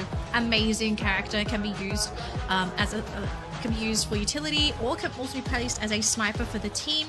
But I'm loving the Steffi picks, AJ. Like, teams are starting to realize how amazing Steffi is in Clash Squad, and I mean, it just makes sense. Throwables are amazing in this game mode, especially with how small the zone is. Yeah, no doubt at all. I think the grenades have definitely made their mark so far in the competition. With Virtus Pro though, bringing in this Skylar, it is going to be pretty deadly, especially on Bermuda. You've got a little bit of those open grounds to play around with. So this is a very valuable pick out of Virtus Pro in this fight. But Twisted Minds with the final character to bring in here. And obviously, since that Suya has been snuck away here by Virtus Pro, and you also have the ban onto that Oscar there, they can't really go for a lot of mobility. They've already gotten some sort of information finder. There is a potential here that they do bring the Iris in for, but it is going to be the Cassie, which is fairly a understandable pick as well. They get to be a little bit more aggressive on the front lines. Yeah. There are now options for Twisted Minds on how they want to run that Santino. They could either put their dedicated sniper onto the Santino, or they might put the sniper onto the sniper on Clue, and then you have Santino running adjacent with the Steffi and Cassie, maybe going for those wraparounds trying to catch out Skylar, because that is the classic matchup, right? Santino ideally wants to try and go for those big wraparounds to catch out some of the snipers, but if you don't have a sniper option, Santino is a really great choice for your backline sniper too, because you now have a way to approach these, to approach safely, but also to escape safely as well. So keen to see who Twisted Minds decide to allocate the Santino to. I think Virtus Pro, their lineup is pretty straightforward. I don't really think there's a lot to say on who's going to be going where, and yeah, so X-Posey is going to be playing the Skylar for the team. Nameless on the Tetsuya, Waranya on the Chrono, and Diamond will be playing the Coda. This is a solid lineup on both sides, especially on Virtus Pro. I'm liking it a little bit more. Very aggressive sort of a setup, and obviously Varanya having the Chrono up front and on the front lines alongside Diamond and the Coda. They're looking for that information. They're looking for the rush straight in there with Tatsuya as well. Nameless could very well double back down, possibly bringing in the Diva as well as a little bit of extra potential to pick up their teammates out there as well with the Olivia. So this is a very aggressive form of Virtus Pro that we're probably going to see out there in a little bit. And I dare say Twisted Minds may be looking for a full-on bloodbath out there as well. I mean, you've got the Cassie. There's nothing much for the Bass to actually worry about. And even if those nades start raining down on him as he goes in there for the rush, he's got the Steffi to negate all of that. Yeah. So just based off of your observation and mine as well, AJ, are we looking at potentially a Virtus Pro rushing into Twisted Minds and Twisted Minds playing reactionary for our game number 1? Yeah. Okay, so if we're looking at Twisted Minds playing reactionary, right? So going into these first couple rounds, how do you sort of deal with all of this, I guess, early game push that's going to be coming in from Virtus Pro? Because they're going to push pretty hard, and Twisted Minds, they've got some great characters, but like this early on, Steffi's not really going to be doing too much, right? Because we don't really see a lot of utilities for those first couple rounds. It's really like what, rounds 5 onwards where you start seeing more utilities and Steffi becomes a little bit more useful But how is Twisted Minds expected to really take these first couple of rounds? Is it just them maybe running at Virtus Pro and just kind of spray and pray to win and build up the economy? You know, that is definitely a strategy. We cannot deny it, especially in the early rounds. If you've got the mini Uzi, obviously that's all you can do, right? Spray and pray. Look for some heads sometimes. Obviously, this is the kind of strategy that we almost always see the Thai teams go with. You know, just super pumped up, a lot of recovery capability, even on the front lines through their aggression. They've got the chrono, they've got the gassy. It's a very balanced lineup on both sides. I think it's going to be a difference maker when we do see that Sentino in play as well, coming through from Twisted Minds. That's the only variable factor. Like how that Sentino is used in a little bit will tell if or not they do get the jump scare Twisted Minds. Yeah. No, I'm so glad you brought that up. Yeah, Zensi will be very important. So we're going to have to keep an eye out on him to see how he's going to impact the lineup. But you can already see, right? You got Cassie Steffi just going right into it and saying, okay, keep your eyes on us. And we're going to have... Warania literally just ran past and they let him. Interesting. Are both teams freaked out? Okay, we are starting to see some gunshots, and the Bass Diamond, first one to go down. So Virtus Pro already down a player. Cougar, very, very low. Looks like he was clipped somewhere, and he will finally drop, unfortunately, to Nameless. Yep. But Jump managed to clip Nameless back, so it's going to be a 1-for-1 trade, and looks like Cougar will be picked up. So Virtus Pro off to a bit of a slow start for our first round. I mean, they were running all around the battlefield, getting super aggressive. Rarania especially looking for the back lines through the side, looking for a slice as well. But Rarania's not going to be super lucky this time round.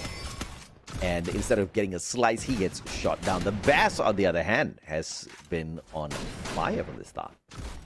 Yeah, I mean, with the support of Cassie, right, it's a bit difficult to really just run and gun down the Bass this early on. So with Jump tied to his hip, if I'm Virtus Pro, I'd be thinking, okay, how do we deal with this potential front line? Because they have ways to fight into this duo, but at the same time, this lineup is not built for burst damage, right? There's a lot of chip damage involved. If you get close enough, okay, sure, you might be able to one-tap them with the shotgun to the chest. But aside from that, though, it's going to be quite difficult to take down this front line duo. We're on your diamonds! Taken out by Cougar with a grenade! What an opening! The initial tags by Bass and all around the flank with the mini Uzi, this was played so well. They knew exactly what they were doing. And Cougar just followed that up with a grenade after the initial bullets tagging them up. Whoa, that was... The finisher with Cougar, I mean, this was just a beautiful round executed by Twisted Minds. They made that look so succinct. And Cougar is just on fire right now. 2 eliminations only, but 4 assists in total. Look, it's only round 3. You know, that's a lot this early on into Clash Squad. Oh my gosh, this first game. Already looking really great for Twisted Minds. But then again, it's just 2 rounds. We always see teams sort of flip things back, flip the script, game 3 onwards. So now's a good chance for Virtus Pro to really show us what this team is made of, because they do have a little bit to work with. They've just got to figure out, okay, how do we pierce through this initial front line? And again, the scythe work, where Anya going to be going down to the Bass, because the Bass very, very tanky, but now all of a sudden the frontline duo has been shot down. No Cassie, no Steffi anymore. It's going to be up to the Santino and the Clue for Twisted Minds. It's a 2 versus 2, so we've got snipers on the side of Twisted Minds, but for Virtus Pro, you also have your Skylar available, and you have a Tatsuya, so you do have a sniper at a front line. Nameless going into Cougar. Couple of pot shots being thrown. Both teams looking pretty healthy, except for Zensi, who's been caught by Exposy. Brilliant shot with the AC-80 from afar, finding the head. Triple kill. But Cougar, though, has the level 3 MP5 in hand. Should be able to sort this out. Just can't get too close to Exposy. But you see the strategy here on the side of Virtus Pro. Just sticking together and obviously doubling their chances of managing to find this knock. All they need is just one opportune moment for Cougar to be exposed. They thought that was it, but he makes a very quick dash across using the building as the perfect cover. Now, if Nameless makes one tiny mistake here, Cougar should be able to take advantage. Nameless, beautifully done by Cougar. Not so sure why Nameless thought that was a good idea. Yeah, and Xposy, the Riptide Rhythm is on cooldown, so it's going to be a battle of the snipers here. AJ Cougar versus Xposy. Is it going to be the big cat, or is it going to be Xposy? It might be one shot. Oh, Xposy gets him. Why? There we go. Blood. I mean, I see the idea. He went to pick up the scythe, but then he instantly chooses to run back past the opening when there wasn't anywhere to hide there. I guess he just didn't want to peek on the left. But the angle just was not making any sense whatsoever. I think there was a way Cougar almost got the clutch there. He did. I mean, again, we mentioned this before. Lots of things are being like the players are thinking about so many things in that moment, and obviously for Cougar, you know, sometimes you just make mistakes. Just one decision, and it can cost you your life. So. Very, very close. But Virtus.pro, I think they're happy. They do get one win under their belt. So it's 2-1, round number 4. And they're now back to dealing with the Bass and Jump. And this duo has been a pain in the backside. But Zensi caught in the backlines by Diamond. Beautiful play. So that's going to be the Santino out of play there for Twisted Minds. And now all of a sudden pressure on the team to really advance. But the Bass, the Steffi is gone, will be chopped down by Nameless, leaving Cougar and Jump to take the reins for this game. It's 3 versus 2, so the numbers game is not looking too good here for Twisted Minds, but all it takes is a couple of smart plays to bring this back. Yeah, the Bass saw an opening and he thought that was an invitation to an open house, but he didn't realize there was 3 players on the side of Twisted Minds right behind that. Double kill. The back and forth with the trades, but Nameless still able to pull one back. And this was all started off with Bass kind of just sacrificing himself right in front of a shooting squad. Yeah, but then again, I kind of feel like they were pushed to play that aggressive because they lost Zensi, right? As soon as the Santino left, all of a sudden, I think the team realized, okay, if we play defensive, we probably lose this matchup. So if we push the issue, maybe Virtus.pro won't be ready to receive us, and maybe we can punish them with that play, which unfortunately it just did not work out. So bit of a reset here for these teams, 2-2, round number 5. And we're back to seeing the Bass leading the charge, supported by Jump. But we can see Diamond going for a big wraparound here, maybe trying to catch out either Jump or Cougar. If he gets either of these players, that's going to be that's going to open the door for Virtus.pro to push. And Cougar down to half health. Riptide Rhythm going to be used, but no follow through. Nameless though comes in, wants to finish off Cougar. He gets it. First blood. Brilliant rush on in, all thanks to the Rebel Rush. And Nameless tagged up and in the open. Doesn't really manage to pull up any glue walls around him, but unpunished. Finally found by Jump and his P90. 2 players down and out for the count already. Virtus.pro, although they did manage to activate the cyber airdrop, they couldn't actually claim anything from it. Kill. Yeah. Oh, man. Bit of a disaster around here for Virtus.pro. So interesting change of events here for the team. So they struggled to deal with Cougar in those previous rounds for Virtus.pro. So they invest a lot into getting rid of Cougar, but then all of a sudden the Bass and Jump turn into the problem because all of the actives that on the side of Virtus.pro had been used already. So now I think Virtus.pro, they're starting to finally realize, okay, so for the 2 rounds that we made the comeback happen, it was because we got rid of the front line, which was Jump and Bass. So if they can deal with the front line quick and expose Cougar, that might be the way for Virtus.pro to be able to take this set away. Now, obviously, at the same time, Twisted Minds are also thinking about this. They have to think to themselves, okay, how do we continue to play aggressive, but at the same time be able to preserve our back or front line? Like, how do we play in a way where we can play aggressive, but we can't get punished for it? I mean, this was just a sweet start for sure. But Virtus.pro catching up, trying to flip the script here. The cyber airdrop points have been very carefully picked up by Twisted Minds. Not getting very aggressive at the very front line. Always biding their time. Steffi popped in a very unfortunate situation there. Could have been an accident. No grenades were looking for him. The Bass sprayed down. The trade is onto Diamond, but Jump though stuck in a spot. And unfortunate that Varania had the M1887. Oh, that bottleneck really hurting Twisted Mind. So it's up to Zensi. This is the Santino. Lots of low players. Waranya and Diamond very much within reach of maybe just being eliminated on the spot. But as Waranya heals, Zensi's job just gets increasingly difficult. But he caught Nameless. There's the first drop. Zensi's still here though. Waranya gonna go for the pickup. Diamond there to retaliate if Zensi tries to go for the jump.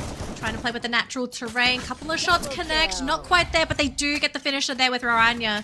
So Virtus Pro bringing the set back 3-3. So it's not going to be Twisted Minds heavy any longer. We got a match, AJ. Yeah, neither one of these teams want to bump into put it down at the lower bracket quarterfinals. So we see the hustle. I mean, at the end of the day, absolutely go on. Yeah, tell me.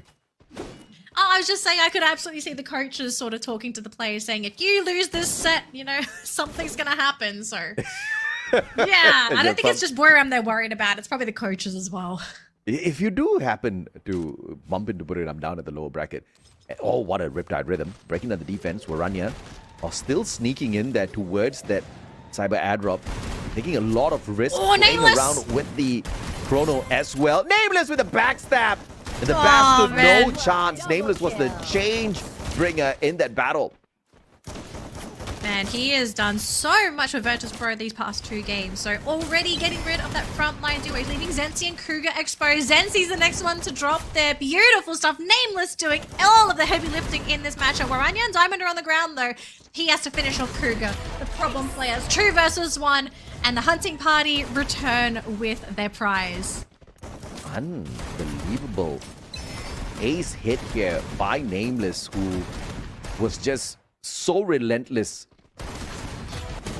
Managed to find the final, managed to find the final player as well, and of course is stacked in cash right now. Pulls in the Groza X of all things, and 7 kills to his name. This man is working, AJ. Yeah, overtime. Still in the first game. I mean, it feels like it's been going on for a while. Just back and forth, we keep swinging. And Nameless, no better time to bring that Groza X out. This map does provide a little bit of range for those shots. And Bass again. What a Riptide Rhythm. Managing to miss the first 2 sets of glue walls. Finding the back lines. But it's pretty inconsequential. Diamond with the AC-80 missing the opportunity. Oh, Nameless. Nameless is down. Kruger's found him. And Exposy. Oh my. The Cougar and Jump also going to be going down, so we're down to a 2 versus 2. The Basto next one to follow. Waranya gets the shot in, so it's Waranya and Diamond versus Zensi. They want to get the finisher, but Zensi's there. He's trying to go for the 1 shot, but he won't get it. Wow. Virtus Pro pushing it to match point. Virtus Pro, unbelievable in this fight for sure.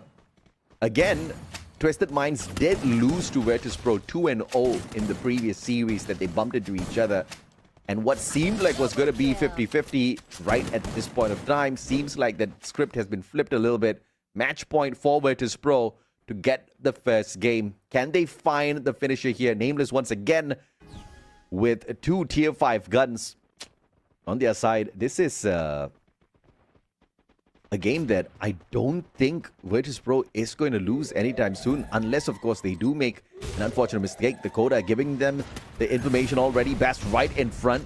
They're going for the cyber airdrop all over again, Virtus Pro. Yeah, but... Oh, Cougar's been caught by Nameless. They managed to clip the sniper. That's going to be the clue. That's it. Gone for Twisted Minds. Oh no, at a huge deficit here, unfortunately, Twisted Minds. I mean, they've lost their key point of vision, so Jump, Zensi, and the Bass, these guys are going to be playing blind into Virtus Pro. The charges there, the team realizing they're in trouble. Jump is the first one to fall. Nameless does go down, though. The Bass, though, trying to fight up against 2 all on his own so far. He's out-juked them. He's too fast. This man needs to be sponsored by a sports brand. But Bass, he's still standing. He's caught Waranya. And Zensi's coming in for support as well. AJ, I think there's still hope. The Bass goes down. It's down to Zensi, the Santino. Can he 2v1? And I don't think that's going to be the case. Oh my goodness. What a heart attack round. The Bass is a monster. Definitely had the Joseph on himself. I think someone activated the slow and he just went berserk with that. Unbelievable movements. He was not touched at all in that sequence. He even whipped out the sight at one point. I mean, the guy's really cool. Obviously, at the very end, got caught out with a sniper. That was that moment. If there was going to be a clutch, it was through the bass. But he got shut down, and the hopes for that instantly came to an end. What looked like a easy one for Twisted Minds at the very start, Virtus.pro has managed to flip that around, interestingly. Yeah, Virtus.pro, I kind of feel like the team, once they got their footing, Twisted Minds just really struggled to make those comebacks happen. I mean, we saw a couple moments where Twisted Minds, they almost managed to get a couple of those wins to make that comeback happen, but it was just this round in particular, as soon as Cougar went down, that was a huge issue for Twisted Minds because you lost access to the clue, so you're playing blind for the rest of that round up against Virtus.pro, which put pressure on the Bass and Jump to really do a lot of the heavy lifting. And for Zensi, okay, AJ, I want to hear your thoughts. Zensi, Santino for Twisted Minds. Is this really the pick for the team? Because I kind of feel like, okay, there were moments where Zensi, I think he did great, but I kind of feel like with the way that he played the Santino, it was a little underwhelming compared to some of the other Santinos that we've seen. Yeah, we didn't really see him on the front lines all that too much. I don't think the Santino was the most effective character out there. He didn't really use that as an element of surprise at all. I was a little curious as to what the Santino could do on Bermuda, and I think we've got the answer for that. We would love to see his stats in a little bit, but for now, the spotlight on Mr. Nameless from Virtus.pro. 8 eliminations in total to 3,785 damage. Yeah, Nameless. I mean, there were a few key rounds where we saw him just dominate back to back to back. I mean, we saw, I think it was one round before that last round, he got 4 eliminations all on his own. He rushed in, every person he clicked on, he got the down, he got the elimination, just opening the door wide open for Virtus.pro to take that set back after a very slow start up against Twisted Minds. So very scary times. I guess now you're going to be questioning if you're Twisted Minds. Okay, Nameless was playing Tatsuya. Do we need to prioritize taking that Tatsuya, that mobility away from Nameless? Because you can tell he really knows how to micromanage the Tatsuya dashes. The extra mobility on a player like him, I think it's almost too much to sacrifice now. You might have to take that away yourself. Again, I really did not understand the ban of Zane. Zane? Yeah. Same. It had no effect whatsoever on Virtus.pro. If there was someone that I would take out of the Virtus.pro lineup, it would definitely be either the Chrono or the Coda. Chrono especially, it has saved the skin of Virtus.pro time and time again. And you're right, Nameless on the Tatsuya is just ultimately annoying out there. But of course, they gotta take a pick, right? Because you kind of ban the Tatsuya, they still have the opportunity with the Oscar unless they kind of shoot themselves in the foot by taking Oscar out themselves. Yeah, I suspect Oscar to stay banned for these teams. I mean, if it gets 3, you know, sure, fine, whatever. You know, more fun matches, I suppose. Yeah. But going into game 2, okay, we got to look through Twisted Minds' perspective now because they are the team that is currently behind. What stays and what goes in terms of picks and bans for this team? Because like there were things that definitely worked, right? I think Cougar's Clue did great. I mean, he fulfilled his role. He got a couple of key snipes wherever he needed. The Bass's Steffi, I love it. I really love how he plays that Steffi, but we also have to keep in mind he could only do what he could do because he had jump supporting him on the Cassie. Is Cassie something that has to stay on Twisted Minds lineup, or are they also going to sub the Cassie out? This time, the teaser on the Chrono ban, I think that was a misclick. Ooh. And you're right, the potential of Cassie being banned out here is really high. And they at this look point, at the respect. Teasing us. You know, like, do we take that clue? So they want to remove Coda out of the equation. I understand because yes, we have seen Twisted Minds really punish teams with that Coda, but it's not the main character that I would ban out from their side. Twisted Minds still has got a lot to work around with here, and they choose to remove the Oscar. They don't want to play him. They definitely don't want to give Virtus.pro the opportunity to disrupt their defenses, especially down in the middle when the fight for the Cyber airdrop comes through. Yeah, and Santino ends up being the first pick for Virtus.pro. So I guess the play here, because Coda deals really well against Santino. So they say, all right, let's remove something that is going to cause problems for a roaming Santino. Code is probably the first choice. I know some teams also go for first ban Clue as a way to also remove another key character that can deal with Santino, but interesting that they left the Clue through.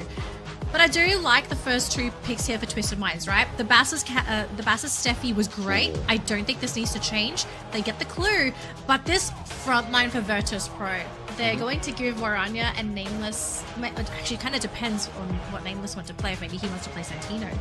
But Tatsuya and Chrono back on the lineup for Virtus Pro. I hope this was worth giving away. I hope Twisted Minds have two picks here that are going to absolutely destroy this lineup, because they've just given away 3 characters that I would not want to give to VP at all. Yeah, but you know, they left the Cassie open, so Cassie dragged in. Twisted Minds loves to play the Ignis, which was one of the characters I thought that it would have been helpful for Virtus Pro to ban out initially, but Twisted Minds just has that flex in terms of what they can do out there. So even if you take the Ignis out, they still do have other options, right? Virtus Pro, on the other hand, they've got a lot, but they do not have information on the battlefield. Decent probability for Homer to get dragged in here, maybe, to patch that up. Okay, what's the play for Virtus Pro? Is it going to be the Homer, or are they going to play blind? Because, to be fair, AJ, they are one game ahead of Twisted Minds. If they want to try something different, they do technically have 1 round to do it. So, I think Virtus Pro, they're thinking about their options here. Is there anything else aside from Homer that you think will probably slot in to Virtus Pro's lineup here? They could bring in the Iris and play a double snipe on the side of Virtus Pro. I think it would help them out a little bit as well. And they do fancy the Iris quite a little bit here. But almost all of the other prime picks, or maybe a Zane, right? That hasn't been taken out of the equation. Okay, so they opt for the rolling Skylar. It back. Yeah. Bring back the Skylar. Okay, so we already addressed this. There are no key vision characters' abilities on the side of Virtus Pro. Like there's clues on the other side. They banned Coda themselves. They did not opt for the Homer. They instead decided to go for Skylar last pick. So, I mean, you don't need vision. It's helpful. That's probably the best way to put it. Vision is helpful, but with what Virtus Pro have, I kind of wonder, like, do you even need vision to begin with? Because firstly, this team plays so far forward anyway, and maybe you can kind of bypass that vision by having a roaming Santino, because that's what Santino does as well. This character usually plays away from the team, so maybe he plays at a different angle, and instead of using a character to rely on for vision, they're gonna have to use word of mouth to say player here, player there, that kind of stuff. I could see VP being a team that can do that. Am I a fan of it? Not really. I do think it's just safer to have a vision providing ability, but I do also believe in the ability of Virtus Pro, especially with what we saw in that last game. The team just very, very capable of being able to play their characters, especially with what we already saw, right? The Skylar, Tetsuya, Chrono, that was in their last lineup as well. They played these characters great. Yeah. I'm now looking at Exposy on the Santino. Okay, well, it's Exposy. He played Skylar that last round, so instead Diamond is going to be playing the Skylar, which is a pretty interesting pivot for the team. Let's see what they do with this one, because Virtus Pro obviously not looking to drag this day out any further, and they sure as hell do not want to play up against Buriram later. So they want to get this done and dusted fairly quick. But if you look on the side of Twisted Minds, I think there's one thing that they can definitely do, which is kind of cool it off in the initial period, right? Because we did see the very aggressive pushes towards the center part of the map round after round, and it just wasn't serving them very well. I think they're allowing the Bass to be a little too confident out there, which needs to be cut down a little bit. Yes, he does have jump backing him up with the electrotherapy, but I think if they use that a little bit more efficiently, they could definitely pull this game back, lead us into a game number 3, and maybe even force Virtus Pro down to meet Buriram. Yeah, look, it's a very, very realistic possibility for both of these teams to take these games.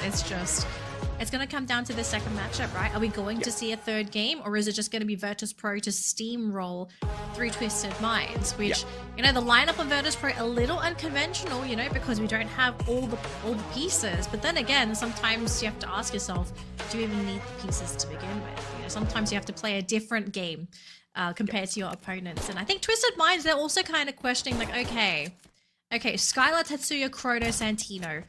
Aggression is coming our way. How do we deal with it? Because it's going to come from multiple angles. Obviously, you've got Waranya, Nameless, and Diamond coming in from the front, but then also you have to wonder, where's Exposy coming from? Absolutely, and because we got to keep an eye on this Exposy play. Santino, he could just be one of those pokers, right, who's going to go little wild with the push. And Nameless, fantastic catch onto the Bass. As anticipated, pulls the 180. Nameless! My goodness, this guy. This is why you don't give him Tatsuya. That was the first mistake. You don't give this man Tatsuya, and already just showing off how good he is on this character. I mean, he was just blitzing around, pulls up the 180, helps out his buddy Warania get the takedown as well. 2 eliminations, and now in a 3v2, Twisted Minds starting things off on the back foot. Things are not looking good for the squad, who has already taken a 2-0 loss up against Virtus Pro in the Swiss rounds. Yeah. Now, we do still have 2 players remaining here in Twisted Minds. So it's Zensi on the Clue and Cougar on the Ignis. Now, obviously, these 2 characters, they do thrive a little bit better in ranged combat. They don't want to really be in the face of Nameless as Tatsuya. So there is still a chance that they are able to win this round. It's going to be a question of whether they can find that distance between them and the players running at them from Virtus Pro, or if they might have to play with the blue zone, because now this is the first time today we've actually seen the blue zone get small enough that we start seeing it rotate. And it's going to be pushing towards that top right-hand side of the map. So Cougar and Zensi, they got to move at some point, and it looks like, do they want to jump from the 2nd floor? Cougar's made it, but he's all alone. And Zensi's a little bit far behind. Cougar fighting all on his own, up against 3 players, is still standing, taking a little bit too much damage, less than half health, gonna go for the juke, but there goes Cougar, hits the ground, and Zensi comes a little bit too late. And Virtus Pro take that first round. I mean, they definitely took their own sweet time, because they were waiting for Nameless to recharge his Tatsuya. The cooldown fairly long. And Twisted Minds, on the other hand, I don't really know exactly what they were waiting for. Perhaps for the Flame Mirage to be reactivated on the Ignis. It was initially used at the start of the round, but it wasn't used to perfection. For them to find the rotation was decent, but instantly outplayed by Exposy and that Santino, sending his clone up front, switching spots with it, and they automatically had a 2-on-1 situation on Cougar to wrap that up. So very decent response from the side of Virtus Pro. Yeah. Round 2. Maybe this is where Twisted Minds can get their footing with this lineup, because so far they've already dropped that first game against Virtus Pro. They are a little bit behind in this set. Do need to bring it to a game 3. We are seeing a couple of shots being thrown out, but nothing major, nothing fatal yet. We still have Nameless hiding around the corner. Just trying to see if he can spot anyone, because I think the moment Nameless spots anybody, I think he's just going to decide to, again, just rush in, try to go for the 2-tap. Nameless has been spotted, though, so he's not safe, and he's going to go down. Jump, catching him.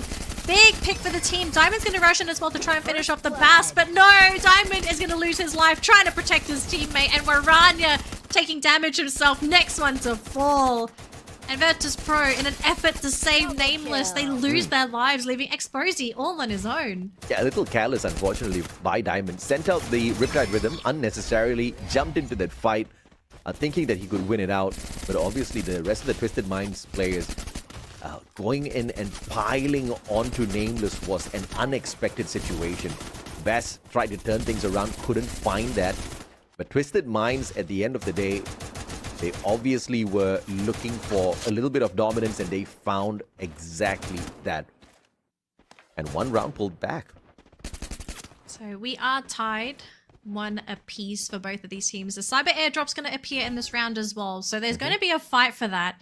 And I think the question is, who will prioritize that drop even more. And look at this, it might be Twisted Minds because they're sending 3 players in. Kruger, the Bass, and Jump. Raranya does manage to make it in there, throws a smoke grenade as well. Flame Mirage going to be used, and the Bass even coming in with the melee shots. Doesn't connect, but if anyone ran in there, that probably would have been off with their heads. Yeah, Raranya! Did manage to quickly teleport, leaving his clone behind, but he will not be able to jump back into that fight because it just got sighted out by the one and only Bass, who was wild down there in the middle. Twisted Minds making this one look way too easy, leaving Exposy all alone, and his Sentinel is definitely on cooldown, so nothing much that he can do as Cougar sees him trying to take a cheeky shot at him. Deagle play this time by Exposy. But of course in a 1v4, it's pretty useless. Yeah, I mean, Exposy at this point, I think the team is just using this extra time to talk. Okay, guys, what happened in this round? I think it was pretty clear though. Just Twisted Minds invested more into trying to get that cyber airdrop compared to Virtus Pro. So just being at that numbers disadvantage in that initial group up at the cyber airdrop, I feel like that was where Virtus Pro sort of dropped the ball. They didn't realize how many resources Twisted Minds are willing to throw to get that first point. So that is going to set Twisted Minds a little further ahead. But I think this is crucial information now for Virtus Pro to realize that, okay, Twisted Minds probably going to fight pretty hard for the cyber airdrop. Maybe for the next round, they can use it as a trap. We'll find out after this. Okay, a quick beeline here by Virtus Pro, right up to the top. They're looking for this airdrop. Jump and his buddy Bass kind of taking the back lines here. Backdoor entrance right up to the top. So they avoid the initial encounter. But Nameless sees this one coming. Goes in for the pump, pulls out the chrono just in the nick of time, and the Bass literally walks in with the scythe and gets the win. And oh man, Virtus Pro, very low. Nameless goes down. Oh man, just what happened, Virtus Pro? I mean, the team looked really good. I kind of wonder now, is the fact that they don't have a proper vision active ability, is this now coming to bite the team in the back? Because it almost feels like when they run into these fights now, they are underprepared. Like they can't anticipate how much Twisted Minds is about to throw at them. Yeah, true enough. I think the game of information is very important, and they dropped the ball there. They did ban out the coda, and they allowed... They banned the coda themselves. Yeah, exactly. They banned the coda, and then that left clue to be picked up. They didn't pick up the clue, which was a curious one for me. So it wasn't like they were not allowed an opportunity to bring in that information play into the game. They actively chose not to, and they're paying the price for it.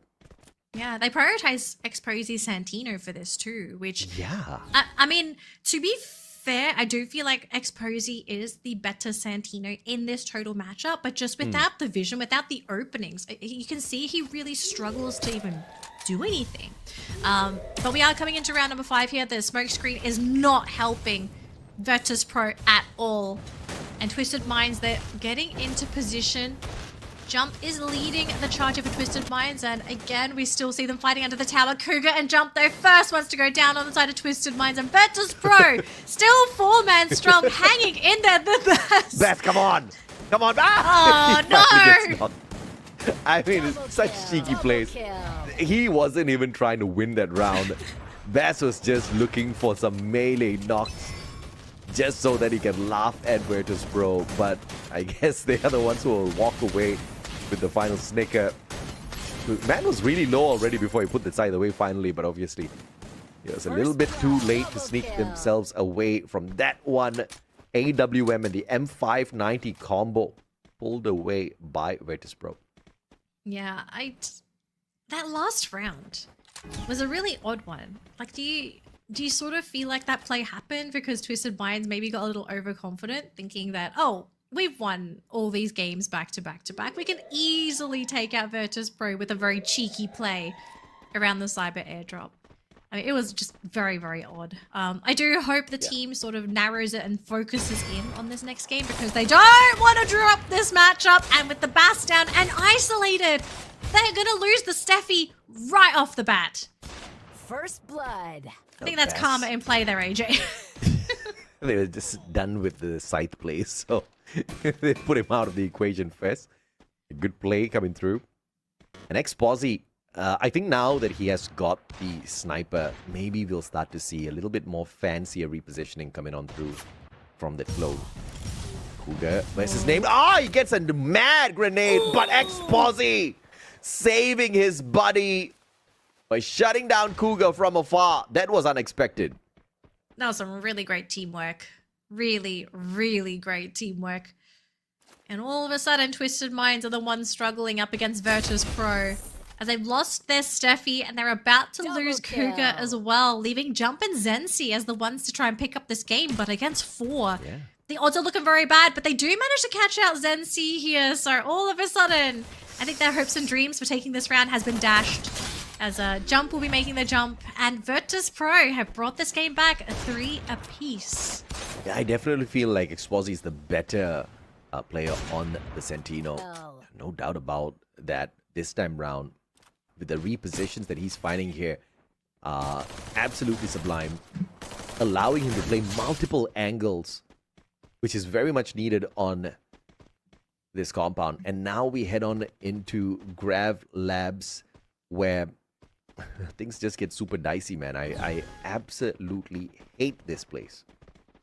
Yeah, I'm pretty sure all the players currently hate this map as well. No, some people love. Some people absolutely love. Yeah, but if you're playing for fun, not if you're playing for money, AJ. Okay, there's a difference. I don't know. Nameless Bass, once again, super aggressive, has the electrotherapy. Man, that has been giving this guy an ego boost for sure. Ooh, the Bass. He's still sticking around. Zensi, though, has been caught by Exposi. That is huge. So all of a sudden, Clue is out of this game unless they can get the pickup. But I do believe Zensi is alone. So that's going to be one player gone. And unless Twisted Minds can down someone in the next second, I think they're going to be in a lot of trouble here. Diamond gets caught by Cougar. That's a major start. The Basto is going to be traded in place. Nameless is there. Waranya is battling as well. They do manage to get the pickup though. So Virtus.pro, they don't lose anybody. Diamond's the next one to drop. But Cougar running into all of these players all alone. Can he somehow 3 versus 1? This would be a miracle if it happens. But no miracle for you, he says. Unbelievable. Virtus.pro. Oh man, that was chaotic to say the least. Yeah, no doubt at all. I mean, just Waranya was the game changer. He came out of nowhere. M590'd them. Jump got caught. Bass then got dropped. And Cougar had no choice but to try to do something on the front line as he was bringing in the shotgun, but nothing much he could pull off in a situation like that. And now again, Virtus.pro flipping the script and taking the lead. They're taking the lead, and if it's anything like our first matchup, this might just be the beginning of the end here for Twisted Minds, unless they can somehow get their footing back. And Diamond, he is just standing on the stairwell. Zensi is just there, loading up the smoke grenade, and Zensi does not get the one tap though. And oh, it's a 1-for-1. It was a little bit slow, but Diamond for Zensi. Meanwhile, there's a glue wall here, just holding down the fort. Waranya and Nameless trying to stop this push coming up from Twisted Minds. They catch out Waranya. Nameless all alone. He's the next one to fall. Twisted Minds looking to take this game. It's just Exposi left. He's going to try and pick up his teammate, but is the glue wall going to be broken in time? They do pick up Diamond. He's super low. They're going to try and go for the surprise. Another smoke screen. And maybe this is where they can try and turn this game around. It's a 2 versus 2. Jump and the Bass versus Diamond. They get it. The Bass, last man standing. 4 apiece, AJ. I mean, the Bass has to be the first player that they take down. Virtus.pro just scattered and a little bit too far away from the rest of the players, and obviously the pickup, depending on Exposi to do all of the work, is just not gonna work out all the time, right? So Virtus.pro kind of dropping the ball here, getting a little bit too aggressive on the front lines, allowing Twisted Minds to change that situation very quickly in a position where Virtus.pro could have run away with it. Now we are all equal once again in this round 9. All equal, and a win here is going to push a team to match points. So we're starting to see a little bit of those stresses coming into play here for the teams. And VP, I like that they're playing very defensively. They could rush into Twisted Minds, but they're looking to play reactively instead and figure out, okay, when the Bass comes at us, we are ready to deal with them. And actually, we saw Exposi. He just teleported to his mannequin. So he's repositioned himself. And I think Virtus.pro, they're waiting for the initial knock for Exposy? Like, where does he choose to go? He is a little bit wide from the team. He's trying to find that angle, but so far he just can't quite find it. Cougar, he gets a shot in, not the one tap, but that's already a lot of damage under Twisted Minds. Yeah, no doubt. And the damage should be able to be averted at this point. Oh, look at this, the booster jumps. Ooh, I love this. Decent boost onto Diamond, but doesn't find anything just yet. Just looking for the rotation. Finally, up top, PSK. Still, Time turner. no impact. I mean, he does have eyes on these players, waiting for one of them to step out, but everyone on the side of Twisted Minds on the inside. Baz finds an opener frag. Nameless turning it on to jump. And Cougar, the only one to save the squad now, does very well up against Nameless, but could not pick anybody up. Unfortunate in that encounter. Twisted Minds just walked into a firing squad. They walked into the kill room set up by Virtus Pro. I mean, there was, I could see the thought process. They wanted to try and catch out Virtus Pro as they were trying to heal themselves up in the room. It just came a little bit too late, and the one tap did not connect. They needed that initial shot to get the knock onto Nameless to give them that initial advantage. It did not come, and from there on, everything just sort of collapsed like a pile of cards there for Twisted Minds. So all of a sudden, match point for Virtus Pro. One win here is going to end the series 2-0, but for Twisted Minds, they have to win the next rounds, the next 2 games back to back. And the first map they got to win on is Grav Labs. This is the last map you want to be on, especially when you're at risk of losing everything. I mean, he needed a little bit of backup there to shut down the blue wall. A snipe right after that would have been deadly. Nobody else. And Exposy sneakily going in there for the reset, jumping behind his clone instead. And the players on the side of Twisted Minds end up breaking a empty glue wall. Now, still looking for a better position. Baz versus Nameless. Spots him. Gets tagged up, though, from the opposite end. Oh, boy. A bit of a scary moment here. The Baz, though, first one to go down. And Exposy. Zensi's the next one to follow. GG. Twisted Minds. They have been twisted to death. Virtus Pro gonna end the series 2-0 on Grav Labs. If I'm Twisted Minds, I would be heartbroken that this ended up being the map that decided their fates in this best of 3. And I did not expect a 2-0 between them. Although, yes, we have seen one in the past where Virtus Pro has delivered the exact same verdict when they bumped into Twisted Minds. But this level is a little bit different, and Twisted Minds looked so put together at the very start. I still think that the Baz was a little too overzealous in some of these openers. Maybe with a little bit more patience, he could have done something. Because, I mean, let's acknowledge one thing. He is a phenomenal player. He is really, really good at what he does. But I think you're nothing in a team play if you're going to try to do it all on your own. Granted, he did have the electrotherapy with the Cassie, but there was just no combination in terms of what he was doing on the front lines versus what his sniper was doing in the back. Yeah, you know, now that you do point it out, the team did sort of function strangely. Like, they didn't function like one unit. It was the Baz and Jump doing their own thing in the front, and then Zensi and Cougar just either they'll follow through or they're busy taking out someone else. So yeah, the team did feel a little disjointed, which does concern me because their next matchup is going to be against Buriram United Esports. And if you look like this playing up against Virtus Pro in the upper bracket, I mean, you need to be put together if you're going to play up against Buriram. So I think you're going to have a very, very big group discussion. If the team has a coach, I hope the coach has also identified this, that has kind of happened with Twisted Minds. Draft-wise, I think I like their characters, like their choice of actives that they like to play. Draft order is a little iffy, I feel. Like their choice of characters and when they decide to pick them can be a little off. But I don't know if there's enough time between now and their next game against Buriram to give them the advice that they need to win that set, because that's a whole other monster, AJ, that set. This could also be revenge by Virtus Pro, because, you know, now these boys are owning their brand, Twisted Minds. But I would have also loved to see Cougar on the front lines as well, right? Maybe with a 3-man push. But obviously, a little too late for that. Didn't work out. And Virtus.pro just proving that they are the better team.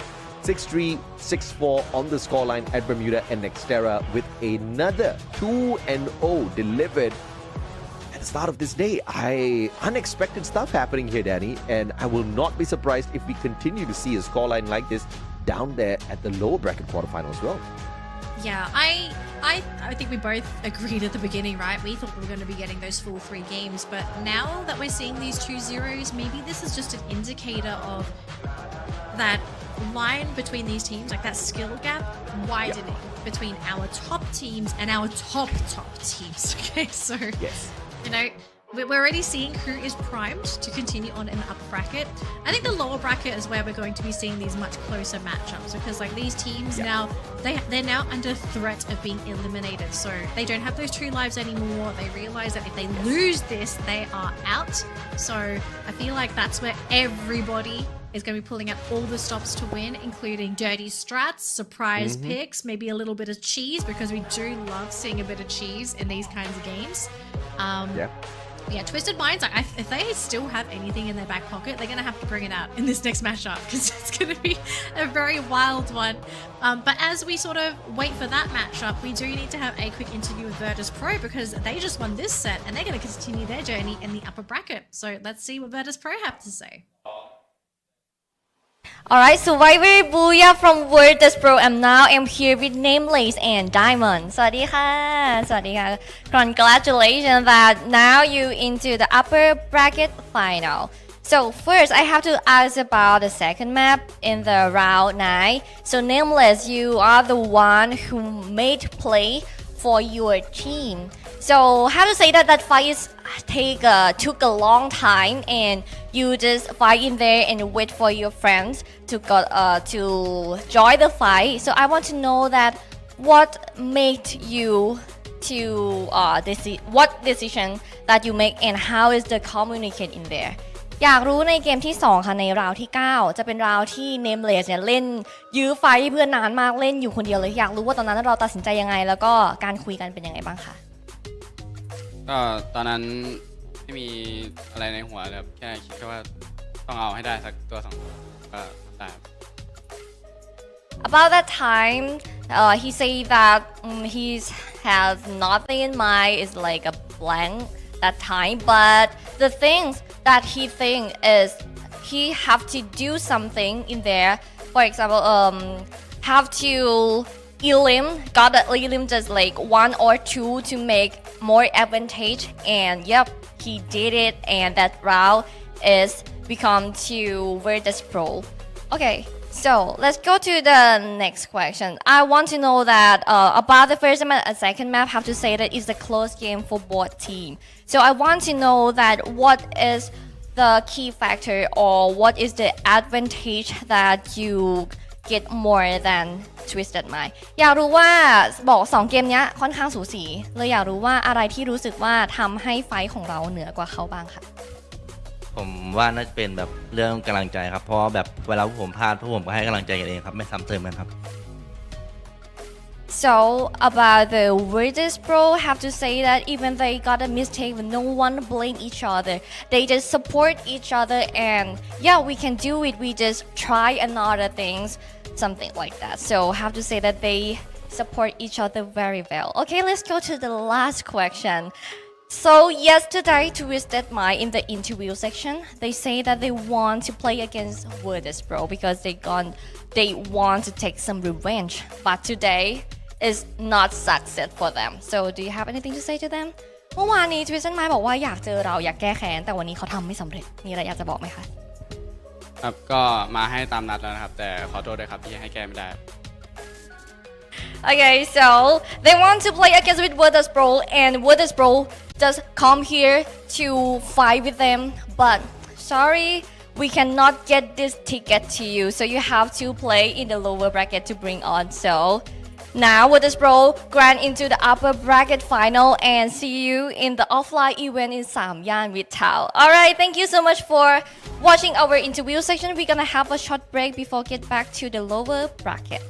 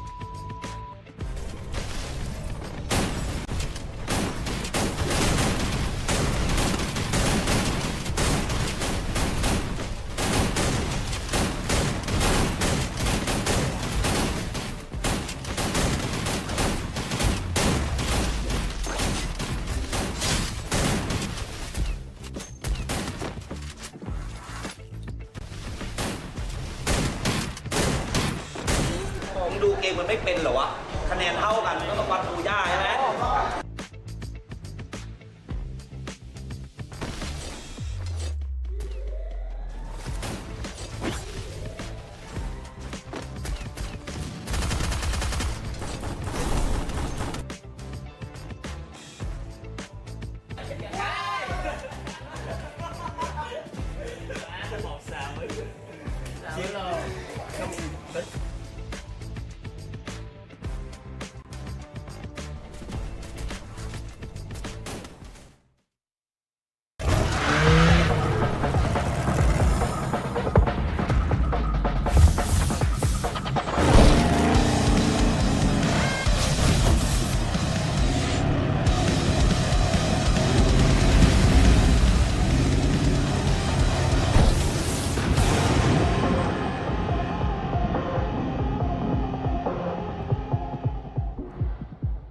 Welcome back, ladies and gentlemen, boys and girls, survivors of all ages. Day 2 of the playoffs, and now the most anticipated time of the day, where we get to talk about Red Bull once again. They are our sponsors, not just for this season, but for the past spring season as well. And if you didn't know, Red Bull Zinc and Vitamin from Thailand is supplemented with Zinc, B3 and B6, featuring a maltase that helps players stay highly focused and sees every opportunity to achieve stylish Booyah victories. Now, again, that's what we were looking forward to, but we're also looking forward to 2 more battles, 2 series which will determine who are the 2 teams that move on and who are the 2 teams that get kicked out as well. My name is AJ, I'm the Mustachio, down here with the one and only Danny. We are your casters for the day. Danny, are you excited or are you nervous? Both at the same time, because there are too many beloved teams down in the lower bracket. I don't think anyone wants them to be going home, but it's the name of the game. Someone's got to go home. So yeah.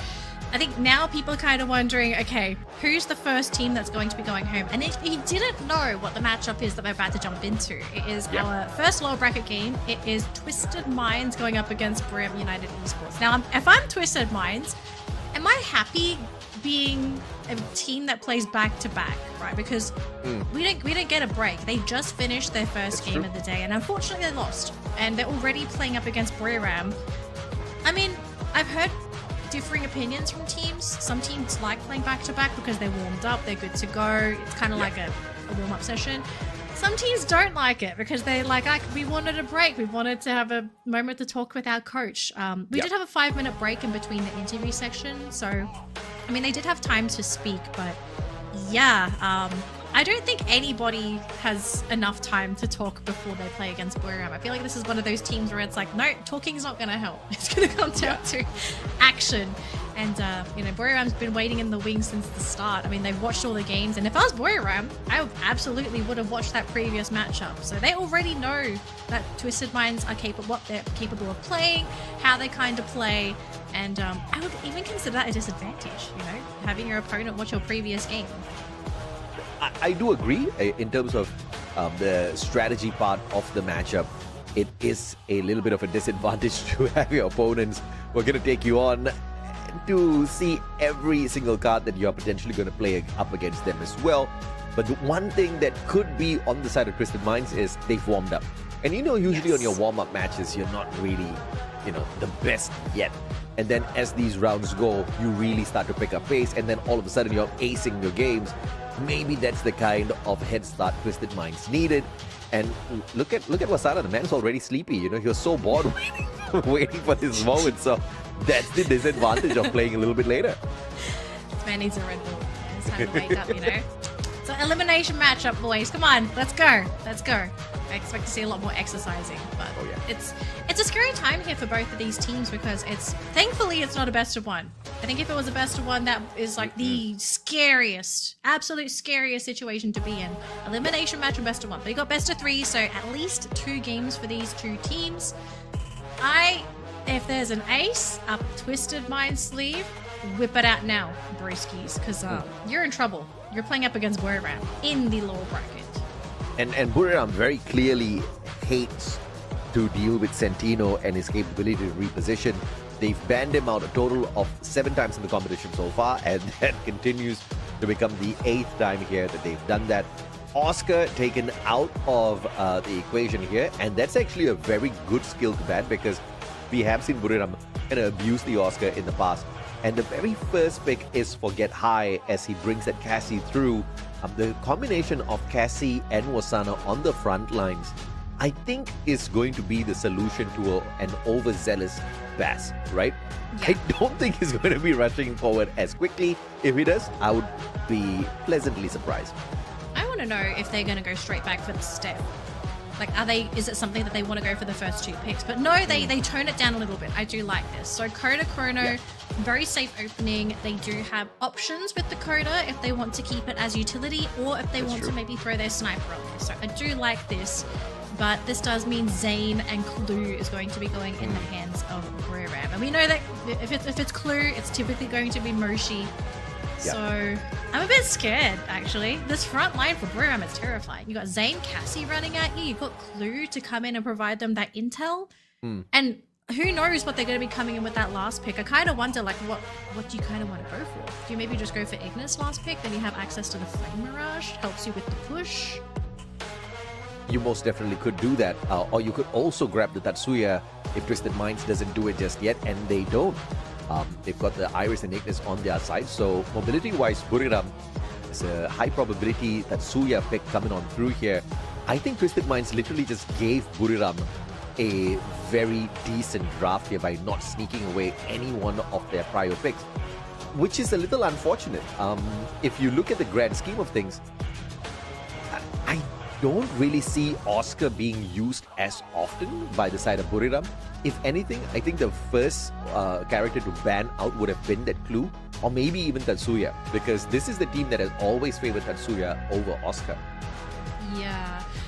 Although, do you have the numbers open in front of you, AJ, for Oscar's win rate? Because, to be fair, a lot of the games that we do see Oscar sneak through, he tends to win his matches, which might be why it's just that default ban.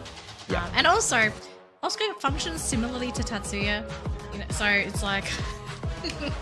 You've got two characters of mobility, but one breaks through glue walls and knocks you back as well, which is a juiced up Tatsuya, so... I kind of feel like I'd rather give Tatsuya to Buriram rather than an Oscar, because the utility Oscar provides, I think it's just too much. It's really just too much to have on a single character. So... It's a 65% win rate, by the way, which may sound like it's fairly low, but it's the highest compared to any of the other active skills. So... yeah, so I think the numbers kind of speak volumes as to why teams like to ban out the Oscar. But what doesn't make sense is you can't really ban based on what the competition runs. You have to ban according to what your opponents love to pick. I mean, correct me if I'm wrong about how these bans and picks work, right? Because yes, Oscar is very valuable, but if Buriram is not even using that Oscar, why would you waste a ban? You should be taking out one of the characters that they rely very heavily on. And Clue as well as Tatsuya is the prior picks for Buriram. And if you really wanted them to kind of like think on their feet and try to adjust to a different sort of a lineup, that should definitely be the aim. Twisted Minds, of course, they are going to ignore that totally. They're just saying, no, we're just going to be kind to Buriram. They need the extra advantage. Let's see exactly what they can do with that kindness in a little bit, right? Because they still do have a pretty decent lineup here. Defensively, they've got the Chrono as well as Ignis. Yes, you do have the Iris, but I haven't really seen Sensi really wreak havoc with the Iris as of now. But Koda has that information that he can give over to the Bass, as well as his very aggressive maneuvers on the front line. So they still do have a decent chance of running away with this. No, I can see them also running away with this matchup. It's just how quickly can they pick up on Buriram's play style? I think that's the most important thing. Like, can they pick up Wasana's movements? Because I think in the games that we have seen Buriram really fall short, it has been because teams have been able to stop Wasana in his tracks. Like they either manage to catch him before he gets into position, they basically prevent him from even rushing into the team and he just sort of gets gunned down at range. Like there's a Wasana's great. I'm not saying that he's not a great player. He's one of the best players in the entire world. But the thing is, he also very much specializes in getting in your face. And if you can stop him from doing what he does best, I kind of feel like that's where Wasana sort of falls short in Clash Squad. Like this mode in particular, because you know he's so good at what he does. Like he can create space for Moshi. He even can create space for Get High to sort of come in and be that secondary carry for the team. But if Wasana's removed from the equation, especially with what's available on this lineup, I kind of feel like you leave the rest of the team exposed because he is such a pillar to the team that you remove him, all of a sudden everybody's job just gets 10 times harder. Now, I'm actually liking the draft here by Buriram because if you just noticed moments ago, yes, Moshi picks up the clue, Tatsuya on Wasana, Get High is running the Zane, which means Get High is going to be potentially on the front lines trying to whoop Twisted Minds into shape, and Captain Jonah is running the electrotherapy Cassie. I really like this because I have just been so tickled by the fact that Jonah was, continuously putting himself on the front lines. Yes, he has been able to deliver some very decent frags in the recent times, but he has also been a tad bit inconsistent with those numbers. And I would really prefer him to play, in the mid-range as the support player, right? And that's exactly what he's, doubling back down to. And he is a phenomenal support player. So I think Buriram's finally getting serious in the competition, and this is just danger zone that Twisted Minds is stepping into. So I want to add on to this as well because we've seen Buriram play a lot during the first stage because they took so long to make it into double elimination. Get High has really stepped into the role as being that secondary carry for the team. He has been doing an insane amount of damage for a support player. So I kind of feel like Buriram are also just embracing Get High's natural ability to smell blood and to chase after it. And to put him on something like a Zane, I love this. You're putting him on a character where he's going to be able to thrive at what he does. And I hope Twisted Minds is ready for this because it's not just Wasana they have to worry about, but they also have to think about Get High, who's going to be approaching at a different angle. And Jonah is also going to be there as well. So regardless of who you meet in the front lines, they have to deal with these two players. And it means that there's going to be so much room for Moshi to be able to do what he does in the back line, unless someone can pierce through the back lines and catch out the sniper, which I don't think is going to be the case here for the first round. Because right now you can see Wasana and Get High already looking to get into Twisted Minds' face. And you can see for Twisted Minds, they're trying to create as much space as possible. Oh, the Bass literally just ran through the battlefield and looked for Moshi on the opposite end and actually found him. Interestingly enough, was running the M1873, so the pump action shotgun. And Zenzi and Jump, everybody delivering. Buriram's going to take the L in this first round, obviously. And a clean team ace by Twisted Minds. Really great start for Twisted Minds. I think they really needed to get this first round themselves just to have any kind of edge going into this matchup. They are already warm as well. We do need to sort of mention that too. Twisted Minds, they played a round before this matchup, so they have already played. They're warmed up, they're ready to go. Whereas for Buriram, they're kind of coming into this set cold. So it's not unexpected to see a team not look so great for their first couple rounds, especially if they're coming into a set completely cold and basically playing their first game. So game number 2, I think this is a better indicator as to how Buriram is going to be looking in this set. And they are going for a 3-to-1 split with Moshi sort of sticking back. But you can see Jump and the Bass already looking to hunt down Moshi if possible. But then all of a sudden they realize Zenzi being chased by Wasana and Jonah, who's gotten behind him. But so far Wasana is the one to be soaking up a lot of those bullets. Oh, okay. We got tricked there because earlier it showed like the Bass was running the quota, but instead he's the one on the chrono, which is why he was they've swapped a tad bit, more confident on the front lines. Wasana though, oh my, almost got punished, but again, the time turner just being the difference maker here. He's aiming for Moshi again potentially. Let's Get High, gets sprayed down by the M1917. Twisted Minds with a 2-up, but Jump still gets knocked down to the ground. There is a massive pickup here that they can still pull off thanks to Zenzi.